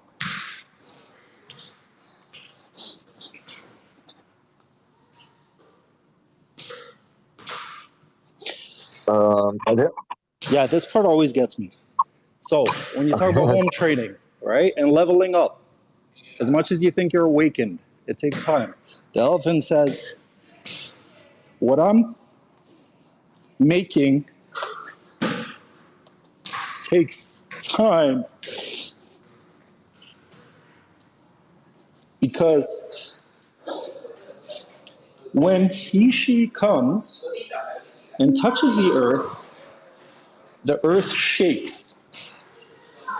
When he crosses the road, humans stop. Now, in terms of leveling up, as much as you think you know, all these incels coming in here, they don't know shit. You don't know shit. And that's very humbling. But the one thing I will say is, a lot of people don't realize humans can't even walk until usually a year and a half, 2 years. So you got 10 months gestation plus, let's say, 16 months. But a real human, as much as you think 18, you can vote and you can go to war, 21 you can drink, for us 18 in Montreal, 19, your brain doesn't fully develop till 25. And we are the only species on this planet that it takes us a third or a quarter of our life, if we're lucky, to actually be fully developed. So in terms of leveling up, it takes time. That's all I want to say. Bro, that hit Thank me. you, Man, what's up with the elephant parables? Yo, it's my favorite animal. My mom collects them. Everywhere in the world I've been, I just get her elephants. So the whole house is filled with elephants.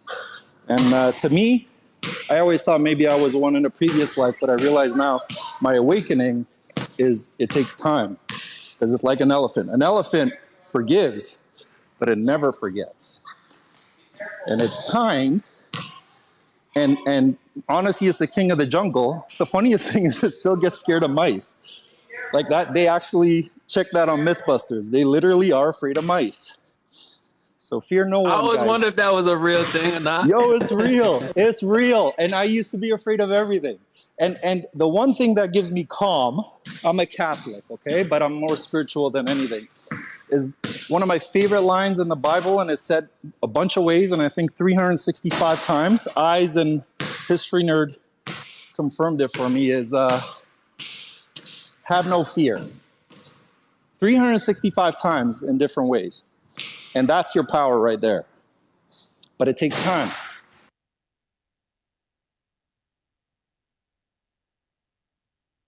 Yeah, bro, to be well-rounded, I hear you, and I would love to try to stillman that later.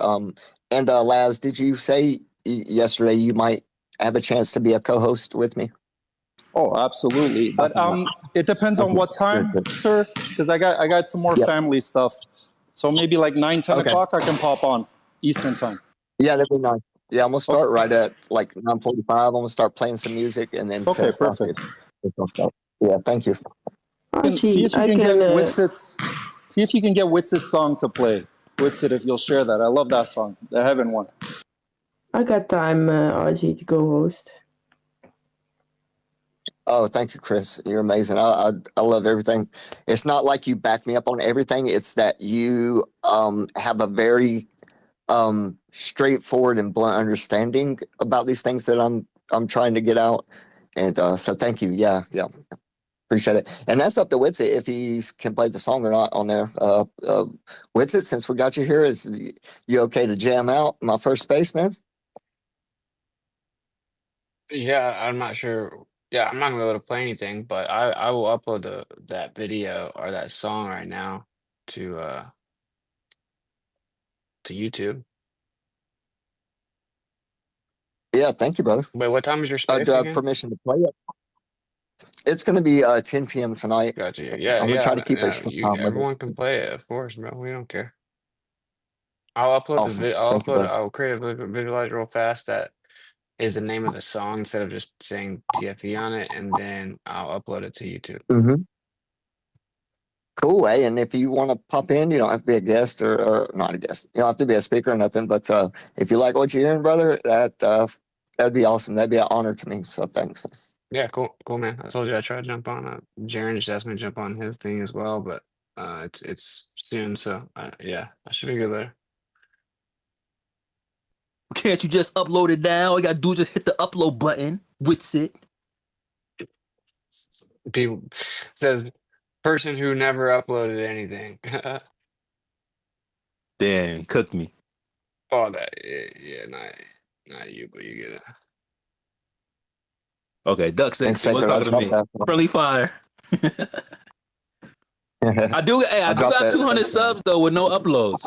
I do got 200 subs with no uploads, so that's still a dub. You really have never uploaded anything? No, I really haven't. They've been get telling me to cooked. upload. I haven't done it yet. I took it on the chin, y'all. I took it on the chin. Let's slide over to my man Mac. Mac, what up, bro? Macaroni sounds like Marconi. Yo, what's up, guys? Awesome show. I'll be quick. I just wanted to offer up some advice because I kind of do take it personally when somebody messes with my family, but and I was trying to make it up here before that one guy came up, but I think it'd be beneficial to stop interacting with these trolls. I know it's like fun sometimes, and I used to do it too, but now I just mute everybody, honestly. Like if I went down into the comment section, it's just like rows and rows of, oh, you muted this account, and like it's so much better not even acknowledging them, because Witsit's wife was right, man. They're just straight narcissists, and you're feeding them your energy. Like, and it just pisses me off when I see, people fall for it, because that's all they want. And if you want to know what a grifter is, look at them guys. They're the number one. And yeah, so I mean, I know it is fun sometimes. I watch Nick Cage, he handles them pretty well. But if that's something that's bothering you, and like even Witsit, like if you're catching some types of feelings about it, like don't be afraid to block these motherfuckers, dude. And it honestly might be beneficial for the whole group as a whole, because I mean, if you have them blocked, then they can't comment on your posts, and we're trying to get this information out. And if we really want to inform people, it's going to be a lot harder with people calling us fucking all kinds of names. But yeah, I just wanted to pop in and just tell you guys to see what you can do. Yeah, double-edged sword, right? Because obviously people run around. I think that's confirmation that their accusations are true, or that I'm hiding something or whatever. Which is why, like on my stream back, I told the mods like just fall back and let them say whatever. And I feel like they put a call out, and they were like, "Oh, we're gonna get to be degenerates," and then they developed their little degenerate army and came. And if you read that chat, it's just wild. So pros and cons. I try to be free speech, and I know I have nothing to hide, but yeah, I'm just saying pros and cons both ways. So. Bro, I was pulling out my circuitry reading that chat. I was like, oh my goodness, like they're just like, oh, it's free range. Like we can say whatever we want. I was like, oh my God, bro. That was so annoying. I don't know how Twisted could do this, bro. I was like, bro. Yeah, largely all y'all get sniped. Yeah, it's insane. Yeah, and that's exactly what they want, and that's what kind of pisses me off. I hate seeing them, fucking taking that energy. But, yeah, just watch your back, guys, and be careful. And I love you, man. What's up, bro? Shout out, Mac. Appreciate you, bro.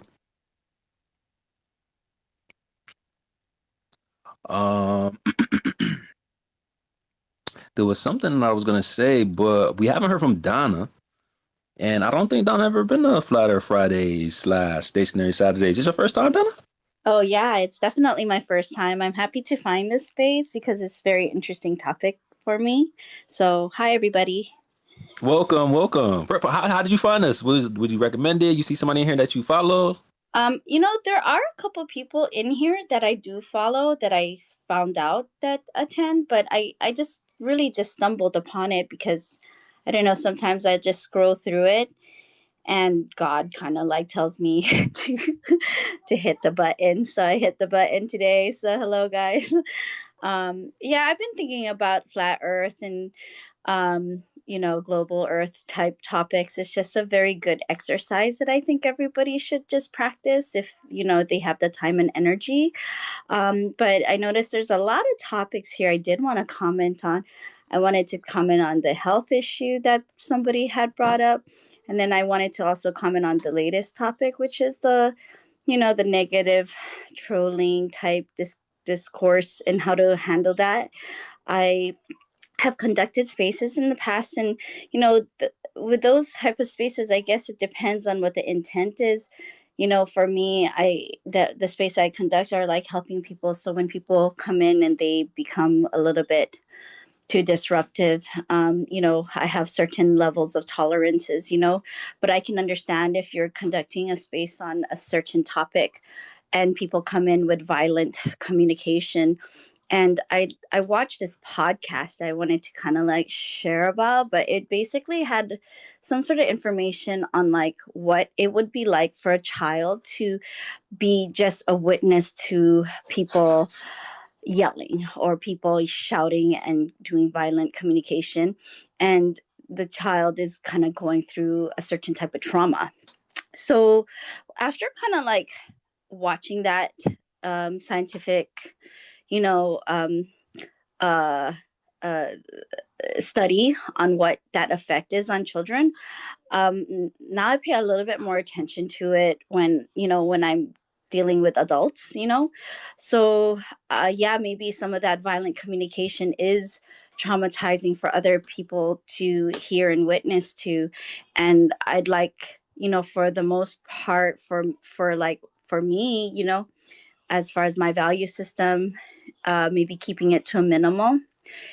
And I think just people just don't have etiquette, like they weren't told that some of these actions are harmful, and they might create these negative effects that you don't even notice until later on. So that's why, like, when people do have these violent communications that they're not able to control, to the extent that it is just really disruptive and it's just harmful to people, then I feel like that's the moment where it needs to stop. So I don't know, everybody handles things differently. And thank you guys for letting me have a voice here. I know I'm new, I know I don't know anybody, but I find that the energy here is very kind, very polite, very respectful. And I guess that's why that's why I kind of like tuned in and stayed. And I cannot believe that you guys do 20-hour spaces. After 4 hours, I'm kind of like, I don't know how you can do it, but after 4 hours, I'm a little bit spent. So I'd like to figure out how you guys do that. Just a marathon type of a deal. I don't know. Like, does somebody take over at a certain point? We're cyborgs. All we gotta Oh do my is plug god. into the ether, and we got unlimited free energy.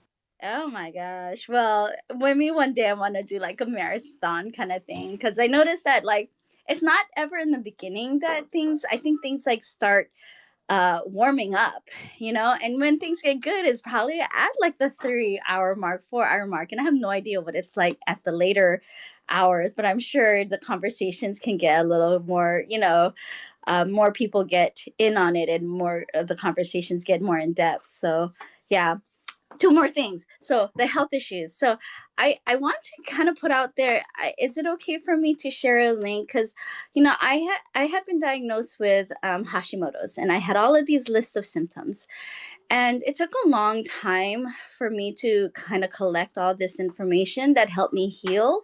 But I was able to eliminate pretty much every single one of my symptoms, and it was through a lot of natural healing and paying attention to what I was doing to myself. Like my dad had passed away, so I think I was under a point of like heavy grief and a ton of stress because I have 4 children. So I had to kind of address each one of those things on top of eliminating troublemaker foods. And I had a list. Like I came across this information where it's a list of 7 levels, I think, of troublemaker foods. And the more that I eliminated out of that list and the deeper levels that I got into it, the faster my healing was. And it was so true. But I wanted to share that if anybody's interested with like getting rid of autoimmune diseases, which is what I had. And then also like when you do these deep dives, you just get more and more information. So I got tons of information about vaccine stuff and health and nutrition. And I'm not a doctor or anything like that, but I definitely can help.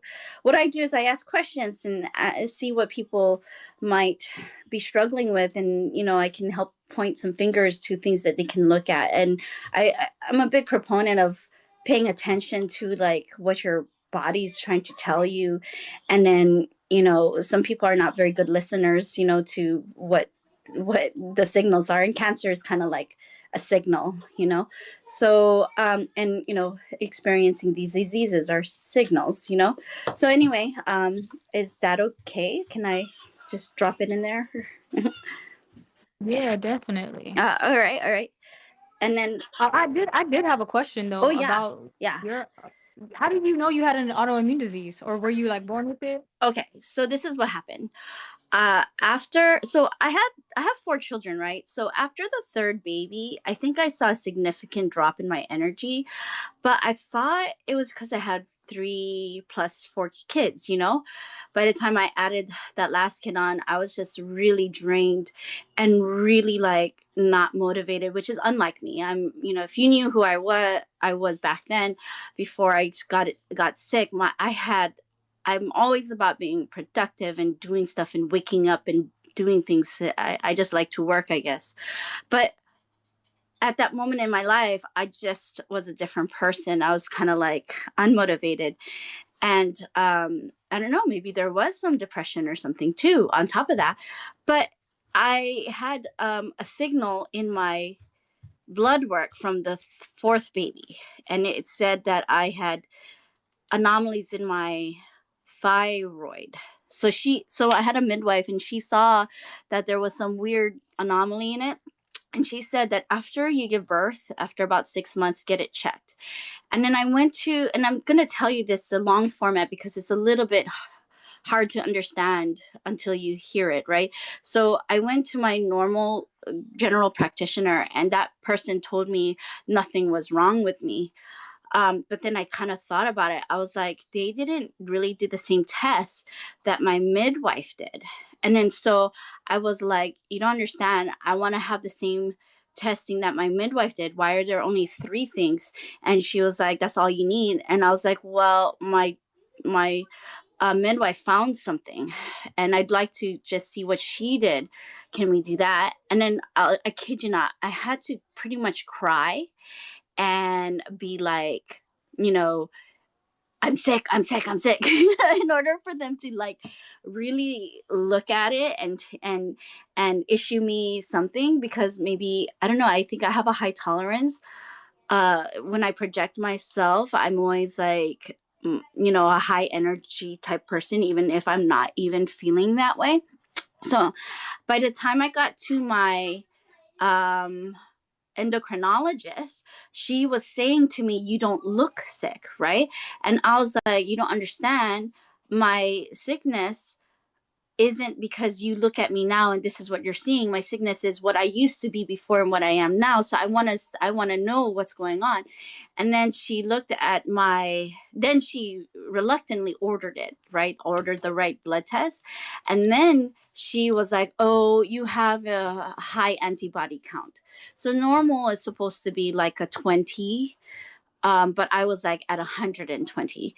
And then she was like, okay, we need to go do this and ultrasound that and all of this. And I was just like, okay, listen, lady, your attitude was so different before when I didn't look sick, but now all of a sudden you know, are doing this. And then she's like, well, you know, what you have isn't really, you're not sick enough for medication or surgery. And I was like, those are my only two options. And she was like, yeah. And then she's like, just keep doing what you're doing. You're not, you know, whatever. And I said, lady, if I kept doing what I'm doing, then I'm going to get into the point where I'm going to need surgery or, you know, or medication. Because right now it's not normal, you know?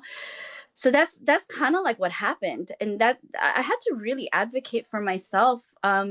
But if I listened to all these other people, I think I wouldn't have gotten on this road to, you know, healing. So I don't know. My It's like body. the first thing they want to do is cut into you. Yeah, exactly. Yeah, they, you know, health and nutrition options are not profitable for them, right? But doing ultrasounds and giving you medication and surgeries are. So I didn't want any of that, and we weren't on the same page. So I had to find some other things for myself. I don't know if anybody's experienced something similar, but that's my experience. Yeah, I definitely had the same experience. I had to break out in tears. It was uncontrollable, but for them to, after they told me, "Oh, you're fine, you're good to go," and I'm like, "Yo, I'm literally in pain right now. Like, what do you mean I'm in pain right now, and you're telling me I'm fine?" Yeah. But I do agree with you. You know, your body is it's a lighthouse. It's telling you what's wrong. You know, psoriasis, eczema, inflammation, swelling. Like that's not normal. Your body is trying to tell you something. So I think those signs are important to lead to like the root of issues and get down to it. Yeah, I mean, I noticed that nowadays they're normalizing it. They're normalizing that it's okay to have these skin issues and you can live with it. And I was just like, how can Just a anybody? quick steroid. All you need is a steroid and you'll be Exactly. fine. So how can you live with this constant itching? But then people just, they're just, I think people get comfortable in their disease, you know, Yeah, and they but don't remember what it's like when they weren't. about that eczema, I had eczema as a kid and it as a breakout, probably after vaccination. But with the COVID coming out, they treated me as a child with homeopathic salves, and they left open 2 spots in my elbows. But with so it can come out of your body still, otherwise you can get asthma or COPD or other stuff with your lungs from it. But with that COVID pandemic, I got that rash back on my hands because I was working in cleaning at the moment.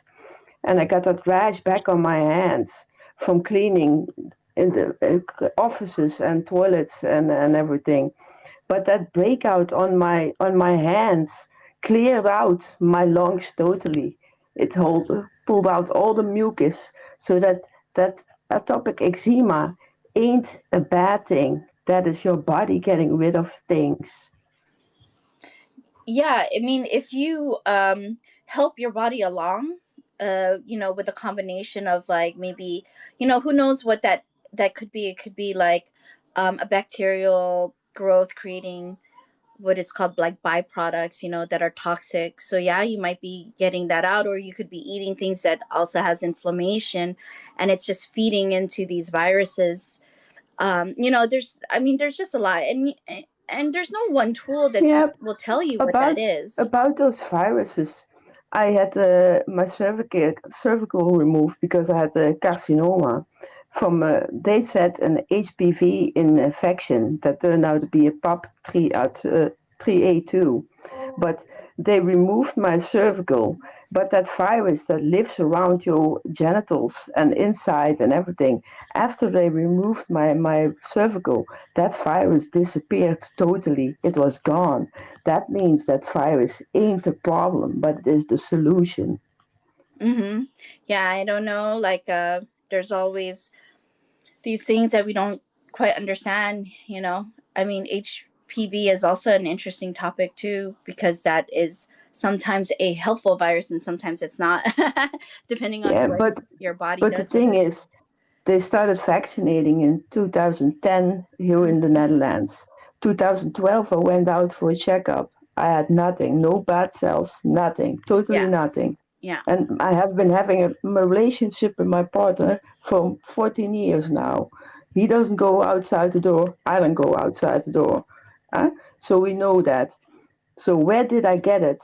The only way I could have catched that was on a public toilet. I told my doctor that, and she said, "Oh no, that's great." She said, "Where else did I get it?" Because as a kid, I used to have those rods on my toes and everything, and my body always cleared that. And that is the good HPV that clears the HPV 16 and 18. So what they're basically doing, they're giving people a bad thing, what your body basically always clears itself. Yeah, I totally agree. Like you could, go on the toilet and you can get splashed by the water. I mean, it happens, right? Or I mean, like I think people could even get it when people's foods get prepared. Maybe the chef in the back could have had some sort of but not thing. every vaccination does shedding after a period after that they have been injected with that stuff. So they should tell people clean up after you at least a month after you got those jabs. Yeah. I know that there was a study in India, and I apologize if I'm talking a lot, but I know there was a study in India where they were saying that because people over there were so poor, they couldn't really afford vaccinations, but how people were inoculating themselves was they were getting vaccines from their oldest child and then getting the poop from the kids and getting their inoculation through that because of the shedding. Yeah, but even the polio vaccine in with the UN vaccination campaign in Africa proved that they blamed it on not having enough vaccinated children, but that the vaccine-derived polio virus is found in 2017 in the Dutch Suring, and we have a very high vaccination rate. So that all vaccination you shed out through your stool and all your liquids in your body, that's the natural way your body exposes other people in your environment. So looky what I've found, so you can get that, and your body can adapt. Yeah, I mean, we talk about these topics, but if I were to talk about these topics to a doctor, which I've had, they look at me as if I'm crazy, and they look at me as if like I don't know what I'm talking about, and I might not be medically trained, but I mean, who's to say that I couldn't have the same amount of information that another person who likes to study things also. I'm currently having the problem with my partner. He had a B in 2 years ago. He had a very high B6 and B1 just out of nowhere, fierce and not sleeping anymore. So we tested his blood, and I got his B's low because his B12 always kept on the same level, and I got his levels down by giving him methyl cobalt, the activated methyl of B12. And but at a certain point, he got in the hospital, and they gave him again B1 complex with 530% of the daily habits of B6 in it and B1. So they intoxicated him again. So he has now the B6 stuck in his nerve ends. So you're saying that you both experience some sort of like deficiency in your B6s or B12 B vitamins, and it happened at the same time. Like, is there an event? No, only he. But only but him. Okay. Yeah, but he has his C5 of his neck also replaced. But they say that but at a certain point he had no nerve attacks anymore, nothing. He was totally fine, and at a certain point it started again. So I took him to the doctor also, and the doctor said, "Oh no, everything is fine. Look," and made a radio photo, and it said, "Oh look, it's more," but it looks just like a wake of a tree when it is just broken, but it's not totally broken, and that's how that looked to me. So I said that to him, and he said, no, it's healing fine. So we went for a second opinion. They made a new CAT scan, and there was extensive bone forming in his neck. So the thing what I said was totally right. Wow. But they're still denying it, and they're still telling him that he's crazy. They have how many times they've told me to take him to a psychiatrist, and now the doctor was again, because they gave him pills to sleep, but they can't give him that longer than 4 weeks basically, and they haven't been giving him that months and months in a row. So I'm building him off now bit by bit, but it gives neurologic problems. So sometimes it goes against the serotonin syndrome. So I'm trying to get that doctor to check his values. And again, they sent me to a psychiatrist. I'm getting mad. Yeah, I know. It's the gaslighting is real. I don't know why doctors do not want to listen, because you would think that the patient would know what's going on in their systems much better than the doctor, is because they don't see it, Not only that, I studied for working with handicapped people, with old people, for taking care of them. So I've seen in my education all the defects that can come by and what the symptoms you need to watch out for. So I know damn well what I'm talking about. I think you were placed very well, to be able to have that awareness for your husband, because otherwise, if he didn't have a voice for himself and you gave that voice for him, I think you saved his life. He would have been dead by now. They would have long killed him. Yeah. I mean, I'm such a big proponent for people to, if you see something, to say something. I mean, I feel like we're being trained out of this sometimes, because it's hard to go against other people. And sometimes I think people do feel like it's so much easier to just go along with things, but some things are just wrong. They're just wrong. So I feel like we have to stay strong whenever we're faced with something that we feel strongly about. And I think intuition does play a good part. I don't know if there was something telling you that, hey, it doesn't look right, and you have to keep on this path that that was shown to you. So I'm really glad. Yeah. I always had a second sixth sense for health things, because many things that I think about and I go look forward for the research and everything, and I can they come to the same conclusion I'm coming, basically. Only the innovation of medicine, they ain't ready to go that path already. So the genetics and everything, they should look more closely at it, and at the gut biome and everything. But we are not there yet.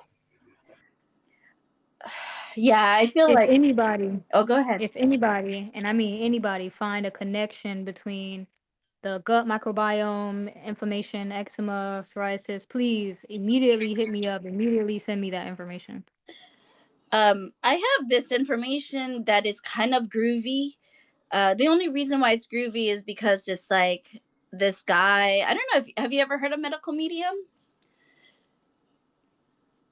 Anybody? That does sound familiar. Medical medium, yeah.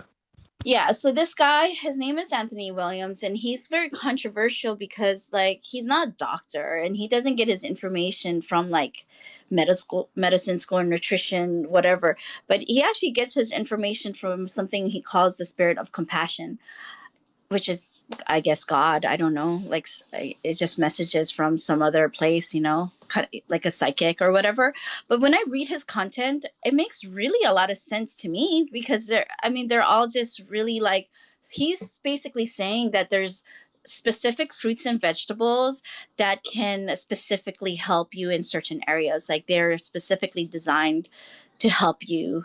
And that people who are suffering from chronic diseases or unexplained diseases or inflammation, some of it, actually, he says most of it, in fact, is from underlying viral infections, because of all the bad things we've done in the pharmaceutical industry, where they basically groomed and fed these viruses with various things like eggs, especially like they'll culture the viruses with eggs, so everybody who's eating eggs might be actually feeding and culturing viruses in their body.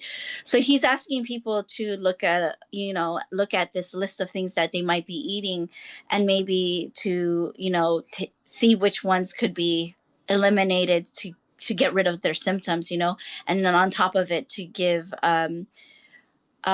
more healing by adding things that he thinks will specifically help with this area. So you can actually look at your specific uh, ailment or what you think your symptoms are, and then he can kind of like give you an idea of what might be happening on that issue. But here, I can give you an idea. So eczema is what you were asking about, right?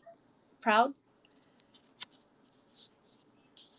I mean, I can look it up. I mean, to be honest with you, it's not really eczema, but that's the closest thing to it that people have diagnosed, in Okay. my opinion.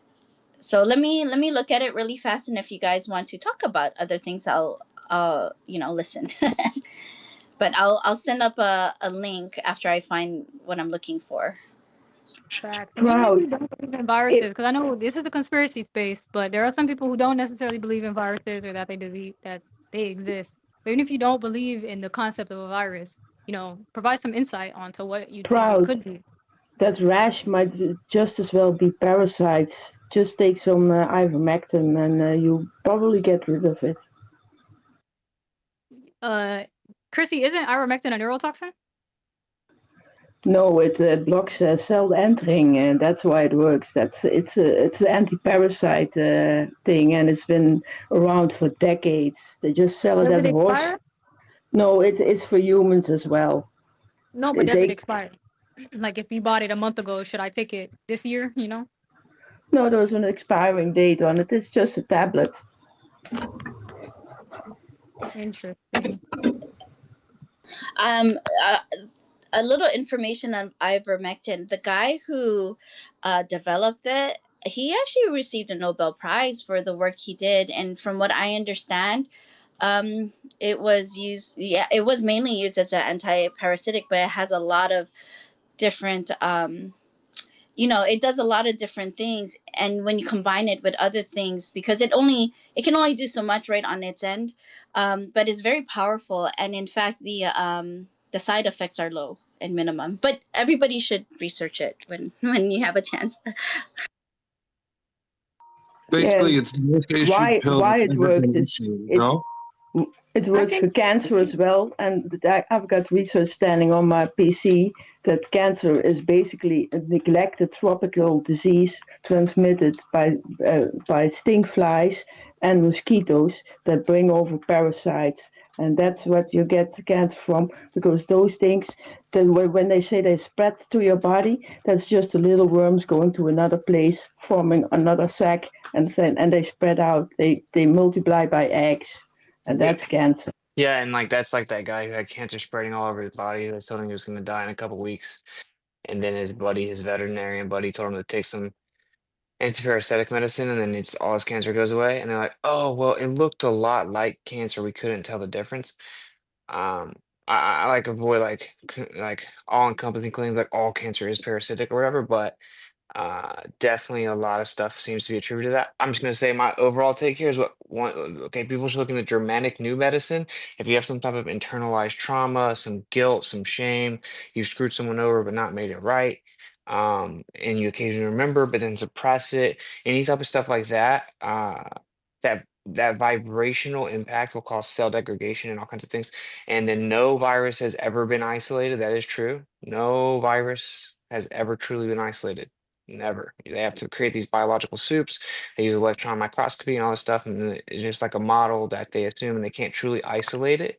If it was actually some external existential threat, they'd be able to isolate it, right? And then this is what everyone should do, and just take it or leave it, Yeah, not whatever. I'm just giving my general advice. 'Cause I'm about to have to go jump on a show in 3 minutes, but just my general advice as things that kind of everyone should do at the beginning of trying to get healthy or whatever is they should get in the sun, right? Despite whatever your complexion is, if you think you need sun, don't need sun, everyone needs sun.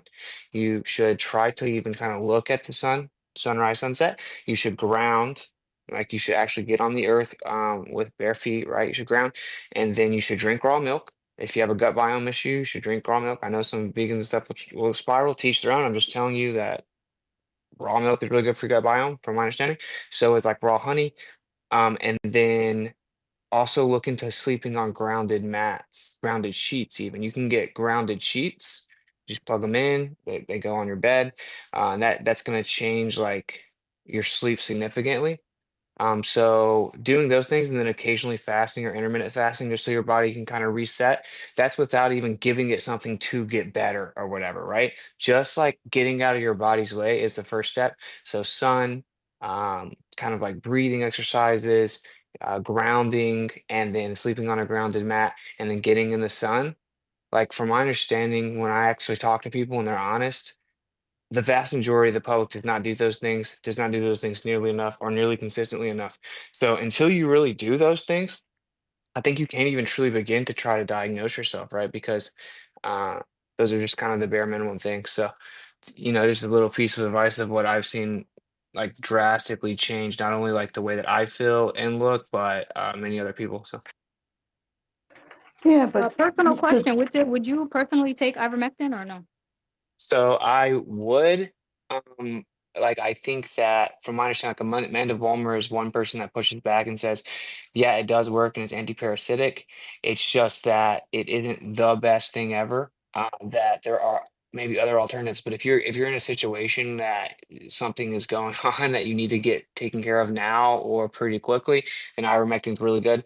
Overall, it has like a pretty low like risk of doing anything to you, and that's just me telling you the other side of it. Everyone else I know really says that it's like pretty incredible all around, right? So would I take it? Yes. Like if I felt really bad and I felt like I needed to get better or I had something serious going on, I would take it, and I wouldn't be scared to take it. Because so now that there are people that say just take it all the time, take it forever, Amanda Vollmer will say don't do that. um, because there are other alternative things that can achieve the same outcome, and I can find the list of all the stuff she would say. But yeah, so from my understanding, ivermectin overall is pretty good. It actually comes from like a root in like Asian soil, if I'm not mistaken. I could be getting that mixed up, but yeah, I don't think it's like No, really good. it's a enzyme, a certain microbe secretes in our body, which they uh, make basically. But about viruses, there is a big misconception because a virus is a phaga and it's the part of the last defense system of your body. It can read bigger things, smaller things. It can insert its own DNA and it takes what it needs and it kicks the rest out. That's what a virus is. It's part of you. It's nothing bad. It is part of you. Well, yeah, there's the idea also that it's like Hey, Sacred, may I interrupt for a exosomes second? misidentified and stuff like that. The entire virus germ theory, it's just a model. It's similar to a subatomic particle model, right? Like there's a phenomena that's real. You can see some No, stuff. There is no look no into virus Hold has on, ever Chris. been Hold on, Chris. Hold on, Chris. I'm just saying like the actual even identification of that is a model. Like no one's ever truly isolated what's called a virus. Um, I do agree with you that what's normally called viruses are actually just reactions and stuff that's in your body already. And it's kind of like exosomes get sent out when you start to have inflammation or some type of illness, and then it's like blaming the firefighters for the fire type of a thing. But I just say that, from my understanding, no virus, like you can't name a specific virus that has ever it's actually not been a proven to virus, it's exist. a phaga. Hold on, Chris. Hold on, Chris. That's what I'm Chris, saying. hold on one second, because Wissett does have to go. So I want to make sure he gets his full thought out. And then hopefully he could tell us where he's going to be on live stream so we could check it out. Yeah, I'm jumping on Jaren's VIP. So it's like a private little VIP thing.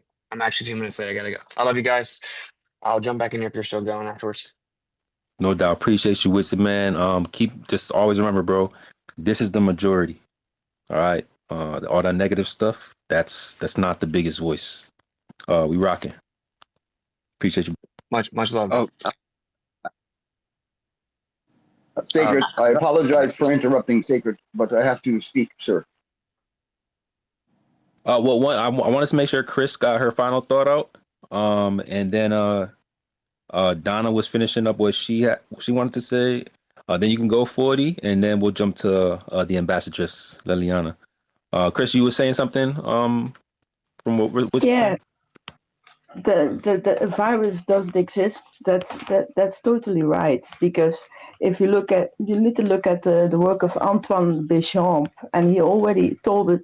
He proved it with Royal Raymond Rive's microscope, and he called it back then. He called it microsemia, and it's just a smaller bacteria that by toxic intake through pleomorphism turn into dangerous into bad organisms, but they can be overturned by good nutrition. That process is a process that can be overturned. So it's part of our body. It's nothing from outside. It is in our body.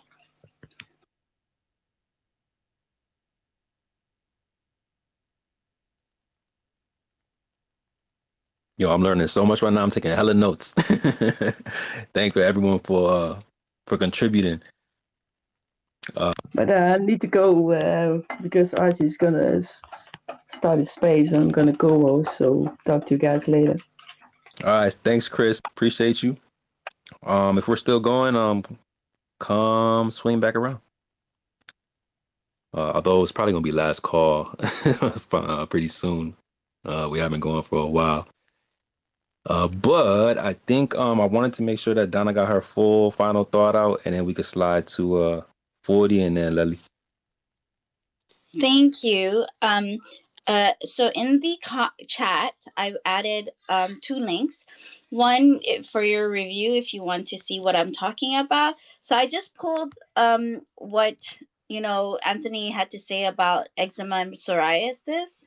So I added that in there, and then I also pulled out a page where it's just a list of troublemaker foods, where it's just like level 1, level 2, level 3, and then so at one point in my life, I had gotten rid of, I started out small. I did level 1, and then I did all like 7 levels. I think there's 1, 2, 3, 4, 5, 6, and then plus the bonus. So and then what I noticed is, like, even doing the first level, within about 3 to 4 weeks, I saw a huge shift.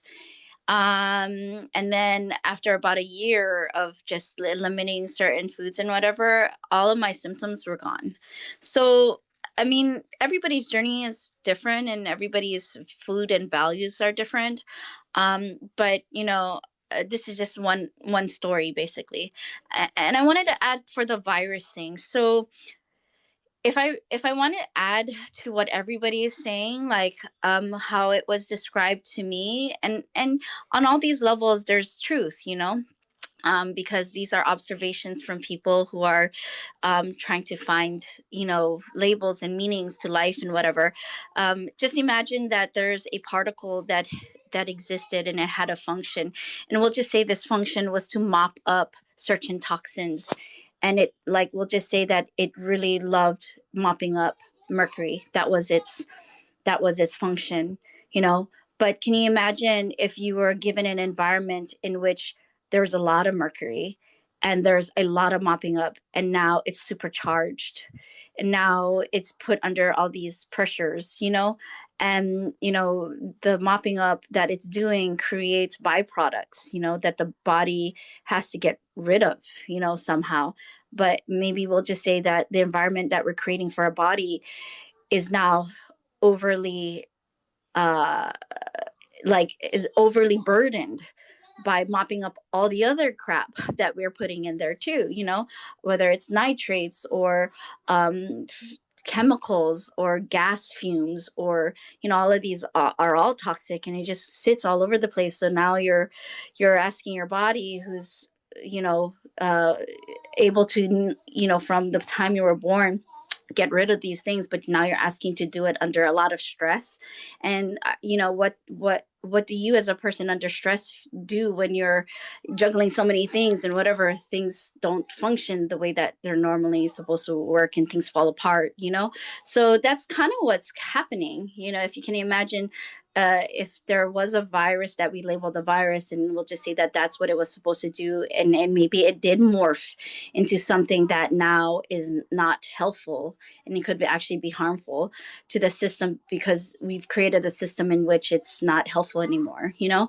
So I just wanted to leave it with that. And you know, whatever makes sense for you, you know, people's minds change all the time depending on how much information gets inputted in and processed and taken out, and whatever applies to you, you know, it might not be helpful now, but maybe in the future it might be. So anyway, I would always say, like, keep it up with the discussions, keep it up with the growth and the learning, you know. I know that all of us will go through all of these journeys and collections of things that we're doing for ourselves and for our people. And I love these communities where we can speak freely and share freely like this in respectful ways. There's a lot of productivity that gets done. So I hope everybody, you know, found that helpful. And, you know, if you have any extra questions, I'm always around. So yeah. Anyway, nice to meet all you. I'll be listening. My last question for you, Dawn, is what shape of the Earth do you believe you live on? I don't think we got to ask you that. Oh, yeah. So I did have a question about that. Is there anybody who studied astrology and the mathematics of it? Because I'm very interested in seeing how the mathematics work on a flat versus global, because I'm really interested in astrology. So, okay. So for me, I lean towards flat because nobody can explain to me. And until I get more information, you know, I'm just gonna, how I deal with information, I keep it in little balls up in the air and I juggle them. And as things get thrown at me, I just toss it up, you know, I toss it up. And then so nobody can explain to me the mathematics of how water, when it falls and collects, how does it, how big does the world need to be before the gravitational pull pulls it to a curve? That's for me. Like, if somebody could talk to me about that, then, you know, then that's probably the defining moment for me to really, like, definitively say, hey, okay, yeah, all right, flat and global.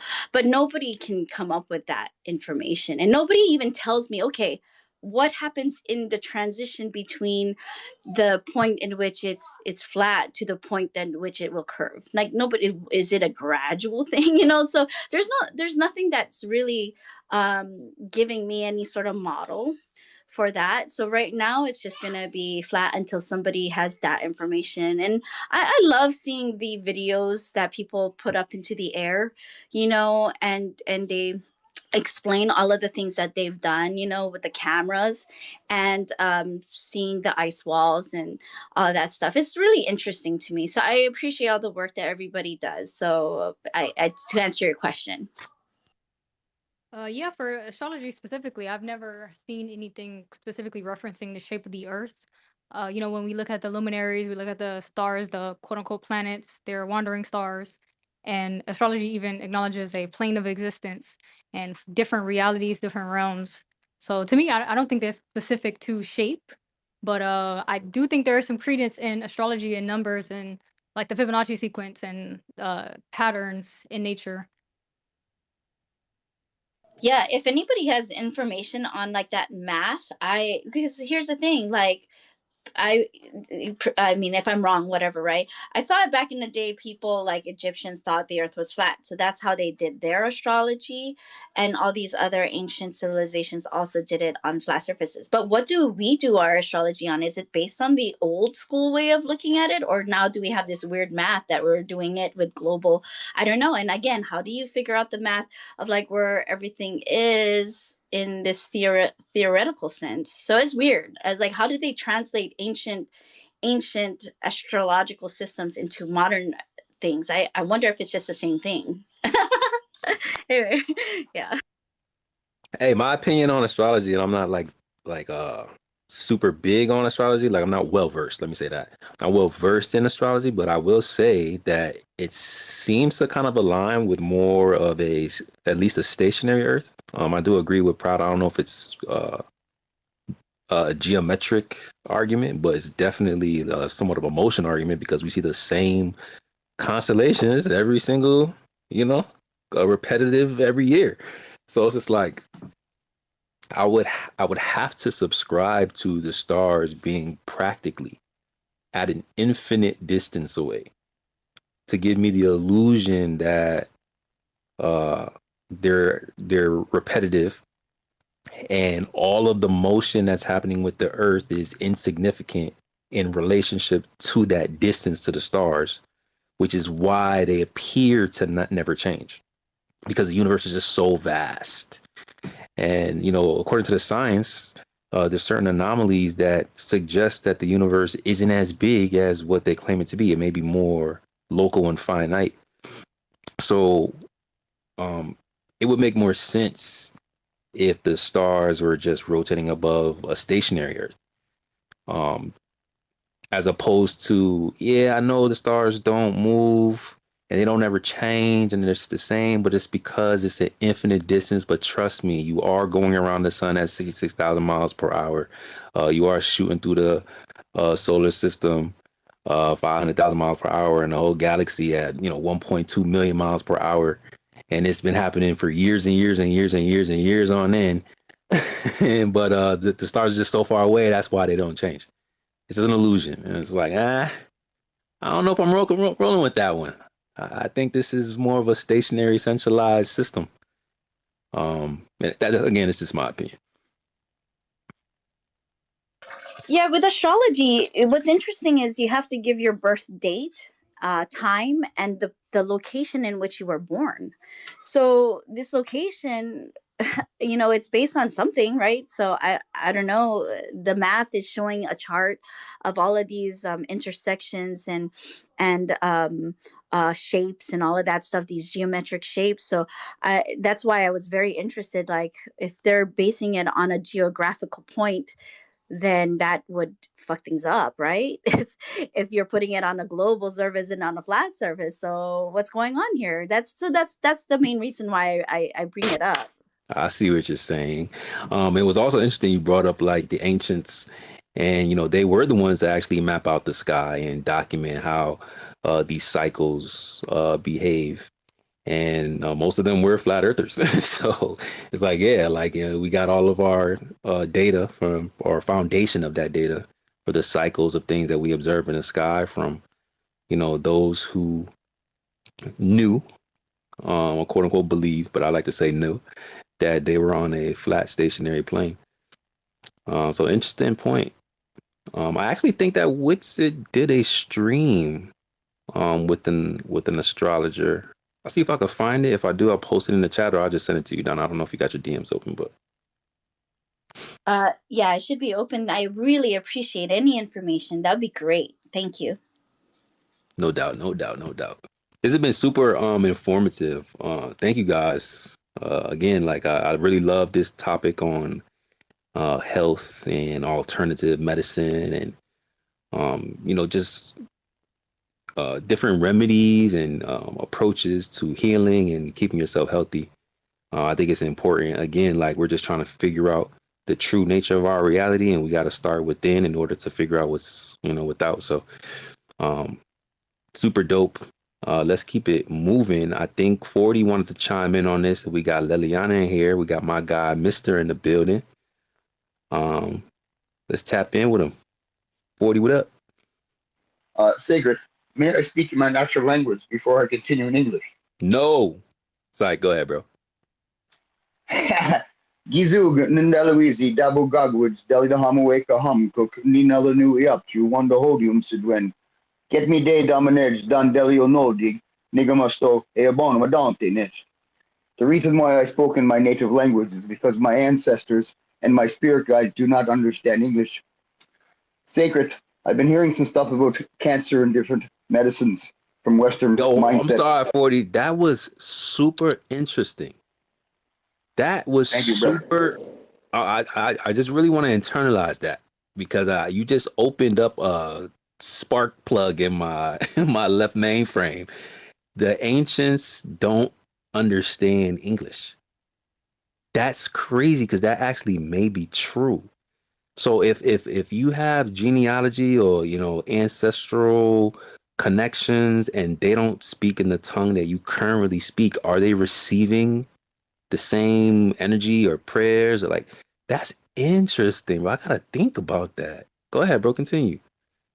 Sacred, my Mi'kmaq language was forbidden to speak on my ancestral homeland until 1978 in what you call Canada. But anyways, that'll be for a different space. I put it down in your purple bubble, and I tagged you and level all natural medicines made by the Creator, all free, not to cost a dime. And up in the Jumbotron, same as well. A lady spoke about cancer. The cure for cancer grows in everyone's yard. You don't need to believe me, and I'm speaking of medicine knowledge from time immemorial, hundreds and millions of years of knowledge passed down from generations of generations of generations of generations of my ancestral background. The cure for cancer is dandelion root. It is 100 times more effective than chemotherapy. It starts to kill cancer within 48 hours of consuming the tea. The thing about the dandelion root, it boosts your white cells. It do not kill it like chemotherapy.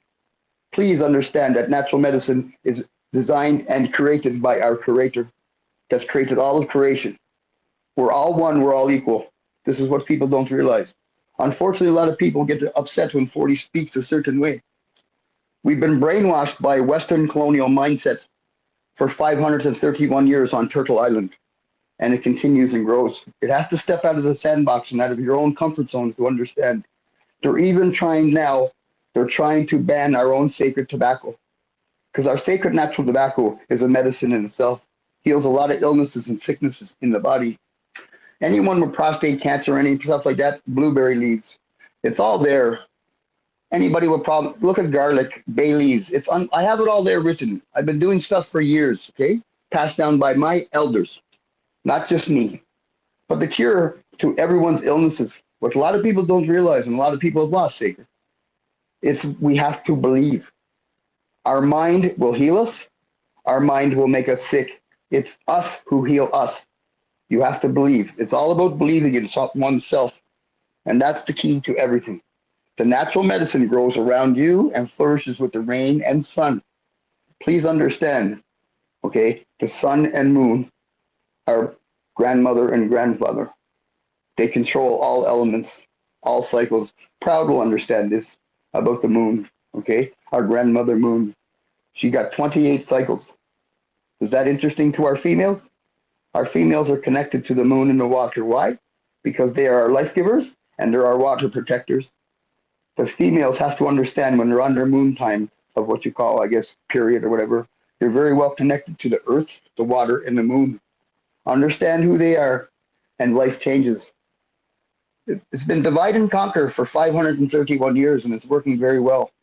Please, I'm no better than nobody. I'm far from perfect, and I don't want to be perfect. They say there was one perfect man, and they crucified him, so I don't want to be crucified. I'm not a religious person. I'm a spiritual person. It's totally different. Religion and spirituality are two different ways of life. Neither one is wrong. Neither one is better than the other. But they work in pieces. And let's speak about the Bible for a second. Sacred, I have to say this. The Bible mentions 4 corners of the earth. Isn't that interesting? How do you get 4 corners on a globe? I'll leave that to you guys and not say it. But please, there's medicine all around you. It's all in the purple bubble. It's up in the Jumbotron. You do not need Western medicine. Western medicine was designed as a Band-Aid to make you come back for more and more. It wasn't meant to help you or ability, none of that. Please understand that there isn't one doctor that has a healthy patient list because they make money from pharmaceutical drugs. The more sicker you are, the more money they make. I'll take on any doctor. I took on a few and they blocked me. It's sad, actually. They're all federal puppets and they're all paid by pharmaceutical companies. Money, money, money, not people, people, people. Before Western medicine, and you guys can go check all this all you want. Before Western medicine came to this land, my people lived to upwards of 200 and 300 years old. Facts. Western medicine, now we get a chance to live to 60 or 70. But in saying that, I'll leave you all to your day. Thank you, Sacred, Ken, and Proud for allowing me to speak one more time. I'm going to go back to listener. You guys are amazing. Donna, well said. Loved what you said. I followed you. Instant follow. Keep up the great work. Everybody, listen. You know what the most important people are in this space? The most important people are in any space are the listeners. The listeners are listening. They're taking in what they want, what they need, and they're passing it to their families. They're passing it to their brothers, their sisters, their aunts, and their uncles. That's how we move forward. And the only day that they fear is the day we become one. Sid Norma. One to hodium Sidwen, Gasolalio. Peace, everyone. I love you all. Yo, thank you, 40. And this thread right here is fire, bro. If y'all don't have this, make sure y'all bookmark it, save it, and do some reading later. This got Sacred. I'm sorry to everything. interrupt you. Everything's there, brother. And look up the dandelion one. There's even one there to make dandelion wine. It's unbelievable. It's all there for you guys. It's free. Okay, I don't want nothing. It's all there. My elders and my ancestors tell me that we should share this stuff, and this is what needs. Look at all. It's unbelievable, and it's sacred. I love you, brother. Keep up the great work, man. Much love, 40. Yeah, nah, I'm gonna have fun going through this link. This got everything in here, bro. Whoa. That's fire. I retweeted it too. Y'all go check that out. Sacred, before I go down, listener, I recommend people, because this is all going to come to an end soon. Technology is going to fail. If you have time to copy it, probably get a photocopy, get paper, hard copies, because you're going to need it. It's natural medicine. It's all free. It grows around you. It's unbelievable. Love you guys. I'll see you all later. Keep being you guys. Yes, sir. That's 40, y'all. Follow 40. And just to echo 40 sentiment, yeah, Donna, yeah, a great addition of value to the conversation for your first time here. So please feel free to come back every week. We go from Friday night into Saturday. So thank you so much. I think we have Liliana, and then I think it was Mister. I think that's how it was. Hello. Hey, Ambassadress. Hey, 40. I was just looking at 40's Antarctic ice wall video. I love videos like that. Don't you? It's just so beautiful to see that ice wall go forever and ever and ever. So gorgeous. Anyways, thank you, 40, for that lovely video. Yeah, I was gonna just share with you guys that my specialty has been essential oils, and sadly there's too much bad quality essential oils and really very little high quality essential oils, and they can be very expensive. But I think that one of the treatments that is so good, so all around, is cloves. Just get like some really high quality organic cloves, from the health food store, just like clove buds, the spice, and also really high quality, like cinnamon bark. The reason is that clove and cinnamon, the bark, not the leaf, but the bark, are some of the most powerful antimicrobials, but because they're from nature and made by nature, they only attack harmful pathogenic microflora. And so you might think like, oh, well, how do they know the difference? Like, how can they tell? Well, they can, because the aromatic oils, which are the essential oils in aromatic herbs and spices, they don't actually kill the microbes. What they do is they interfere in their metabolic processes, and so they just are unable to reproduce and they die off. So it's not like an aggressive way of killing. Like if you had to have a little cut or something and you put like some commercial regular, allopathic type of disinfectant, that has no discretion. It'll kill friendly microbes on the skin. It'll kill unfriendly microbes on the skin, because, we have friendly and unfriendly microbes, right? So the reason that the friendly microbes are not disturbed with things like natural spices and herbs is that, just as a rule of thumb, whatever is good for us and our health and our gut is most generally like 99.99% of the time, it's also friendly microbes tolerated well and they will thrive in that medium, you know. Whereas unfriendly microbes, whatever is bad for us is good for them, and what's good for us is bad for the unfriendly. Because that's how it's set up, right? So our bodies are constantly like this battlefield between the good microbes and the bad microbes. So as long as we keep the good army healthy and strong and well fed and populated, well populated, then the bad microbes can't really get a foothold, you know. So, yeah, I mean, microorganisms like bacteria and all are real, even though viruses are not. Viruses are just really like the shell of like the toxins coming out of the cells that they misinterpreted and said, oh, look, these are the corpses of viruses. By the way, if you guys want to get a really good handle on the whole virus thing and about, you know, how infections and things like that work, there's a great book by Dr. Thomas Cohen called The Contagion Myth.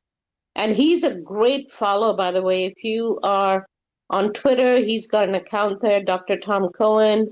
And then also, I think he's on Instagram or one other place that I've seen him. I think it's Instagram. Anyway, but he's here on Twitter.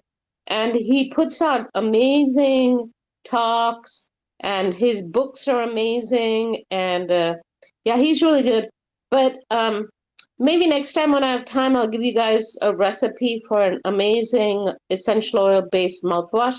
But it does need a little bit of explanation, so I don't know how to do it now because there's not enough time. Because essential oils are tricky. You know, if you use them wrong, they can actually like hurt you a little bit. They can burn skin and whatnot. So, but better than that would just be to really incorporate aromatic herbs and spices into your life. Do you know that a lot of spices, they actually have trace minerals in them that are so vital for various electrolyte functions in our body?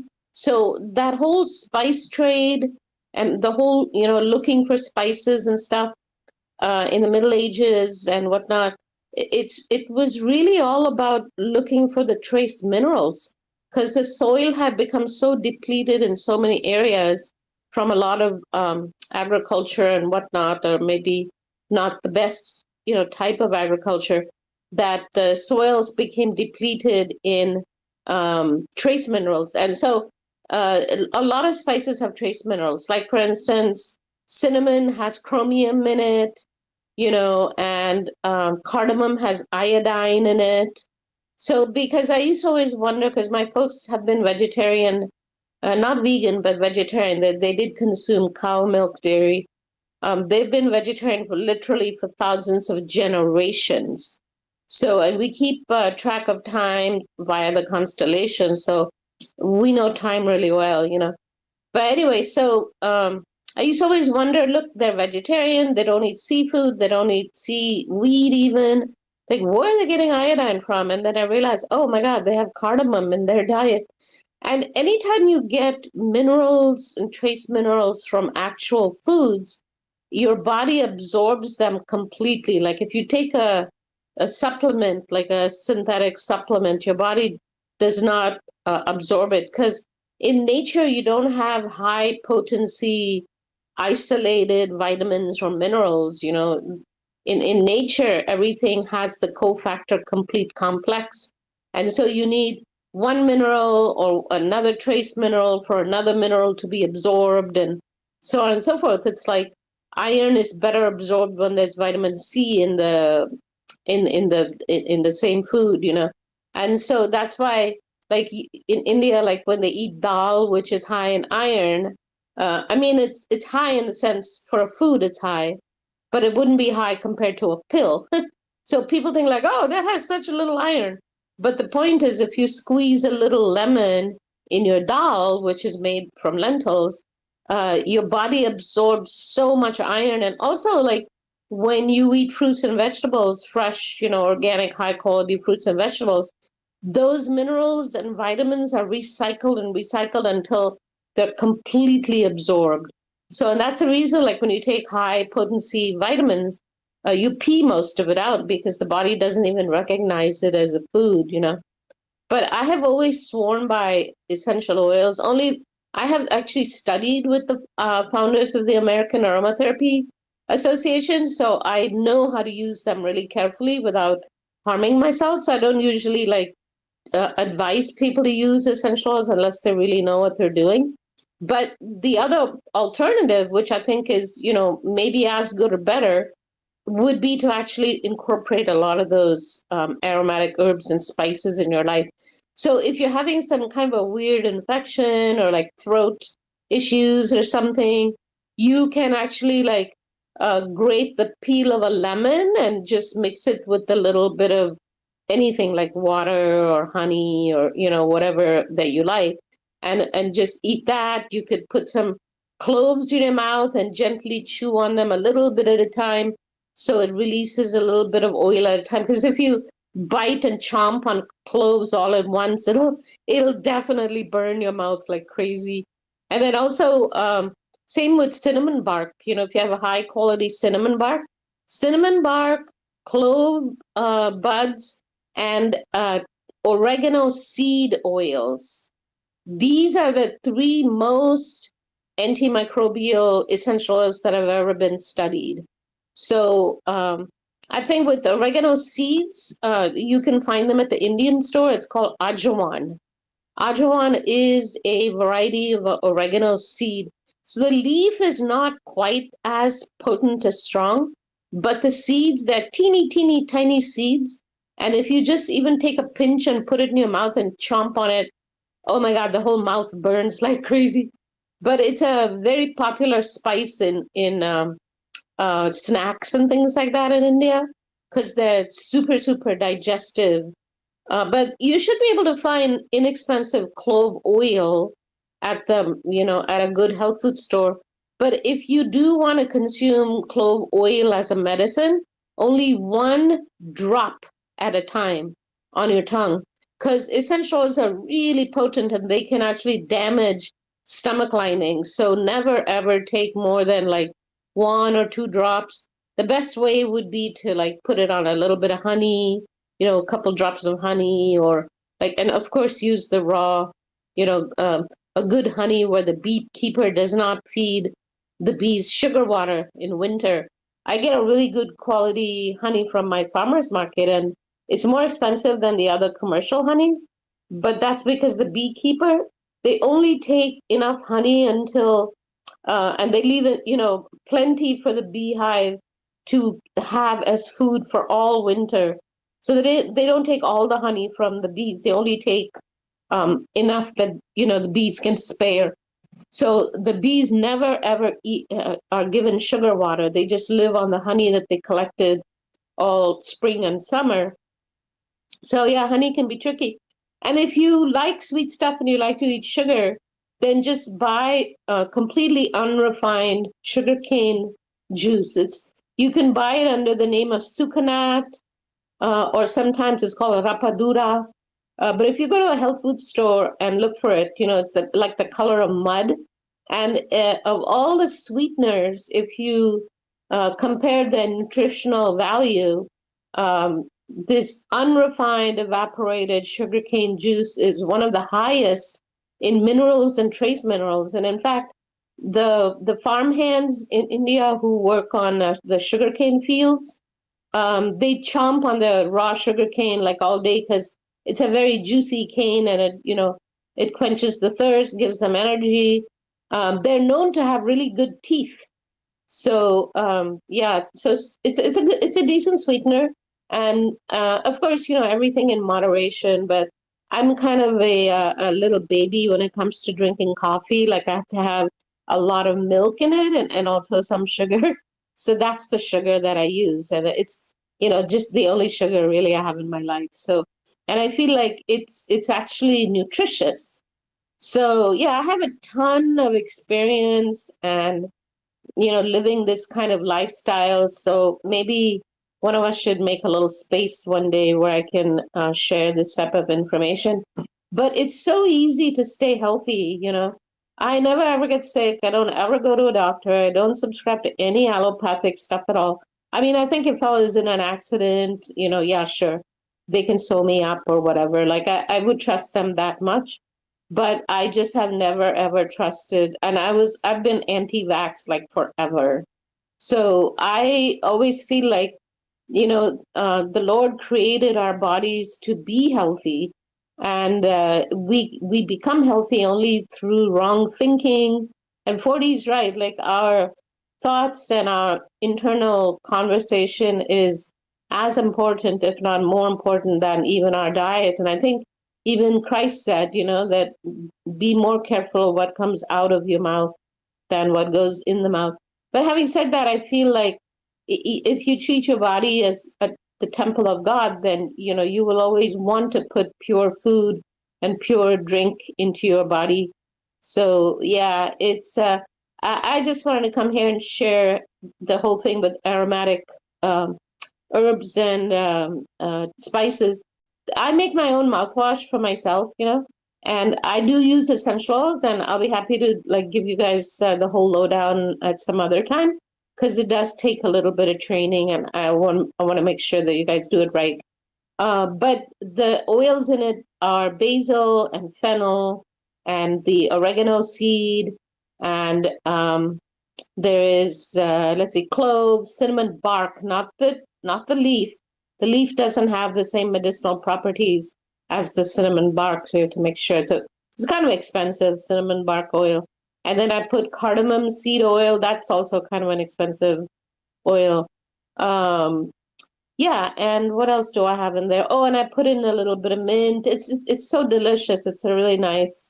And the nice thing is that it strengthens the gums and it has anti-scorbutic properties. So if anyone has like bleeding gums and stuff like that, it arrests that immediately. And then also brings more blood circulation to the gums so the teeth remain healthy.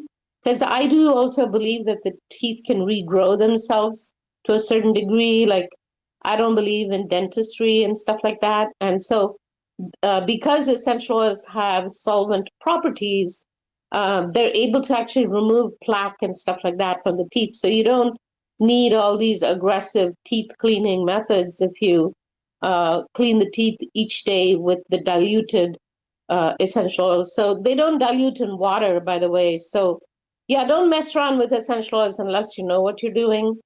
Yeah, it's just it's really incredible that aromatic herbs and spices, what they do is they actually like make the cells more intelligent.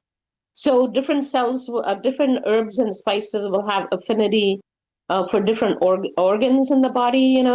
Like if the aromatic part of the plant is the leaf, then it's going to benefit the lungs, generally speaking, although there's a lot of overlap.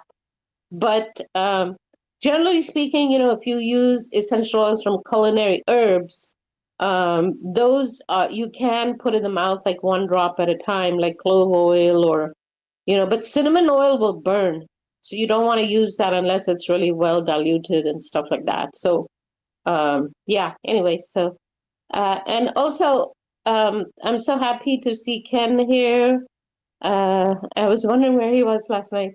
So yeah, anyways, folks, I just wanted to finish saying about last night is that I know there's some tension, and as I had mentioned, this is the year of Mars, so we might see, quite a lot of like Hold tense on, Liliana, vibrations. hold that thought, Liliana, because I wanted to ask you something about the essential oils. Because peppermint oil is like I always got me some peppermint oil with me, some castor oil and some peppermint oil. I love that. But how do I make a distinction between a good essential oil and something that's not so good? Because normally they say 100% essential oil, but I'm guessing you're saying there may be different grades of 100%. Yeah, we think that essential oils are just made for the aromatherapy market. Like, no, actually, like 95% of the essential oils made are made for the commercial flavors and fragrance industries, So those type of industries, what they do is they'll take more parts of the plant than are really medicinal, and they'll distill them at much higher temperatures to get a higher yield. So then you get quantity and you sacrifice quality. But the really good companies, they will actually take the trouble to only harvest the parts of the plant that are medicinal, and then they're distilled at lower temperatures, so the yield is less, but the cost may be more. If you want, you can DM me the brand, or DM me a photo of it, and I'll let you know if it's a brand that I know.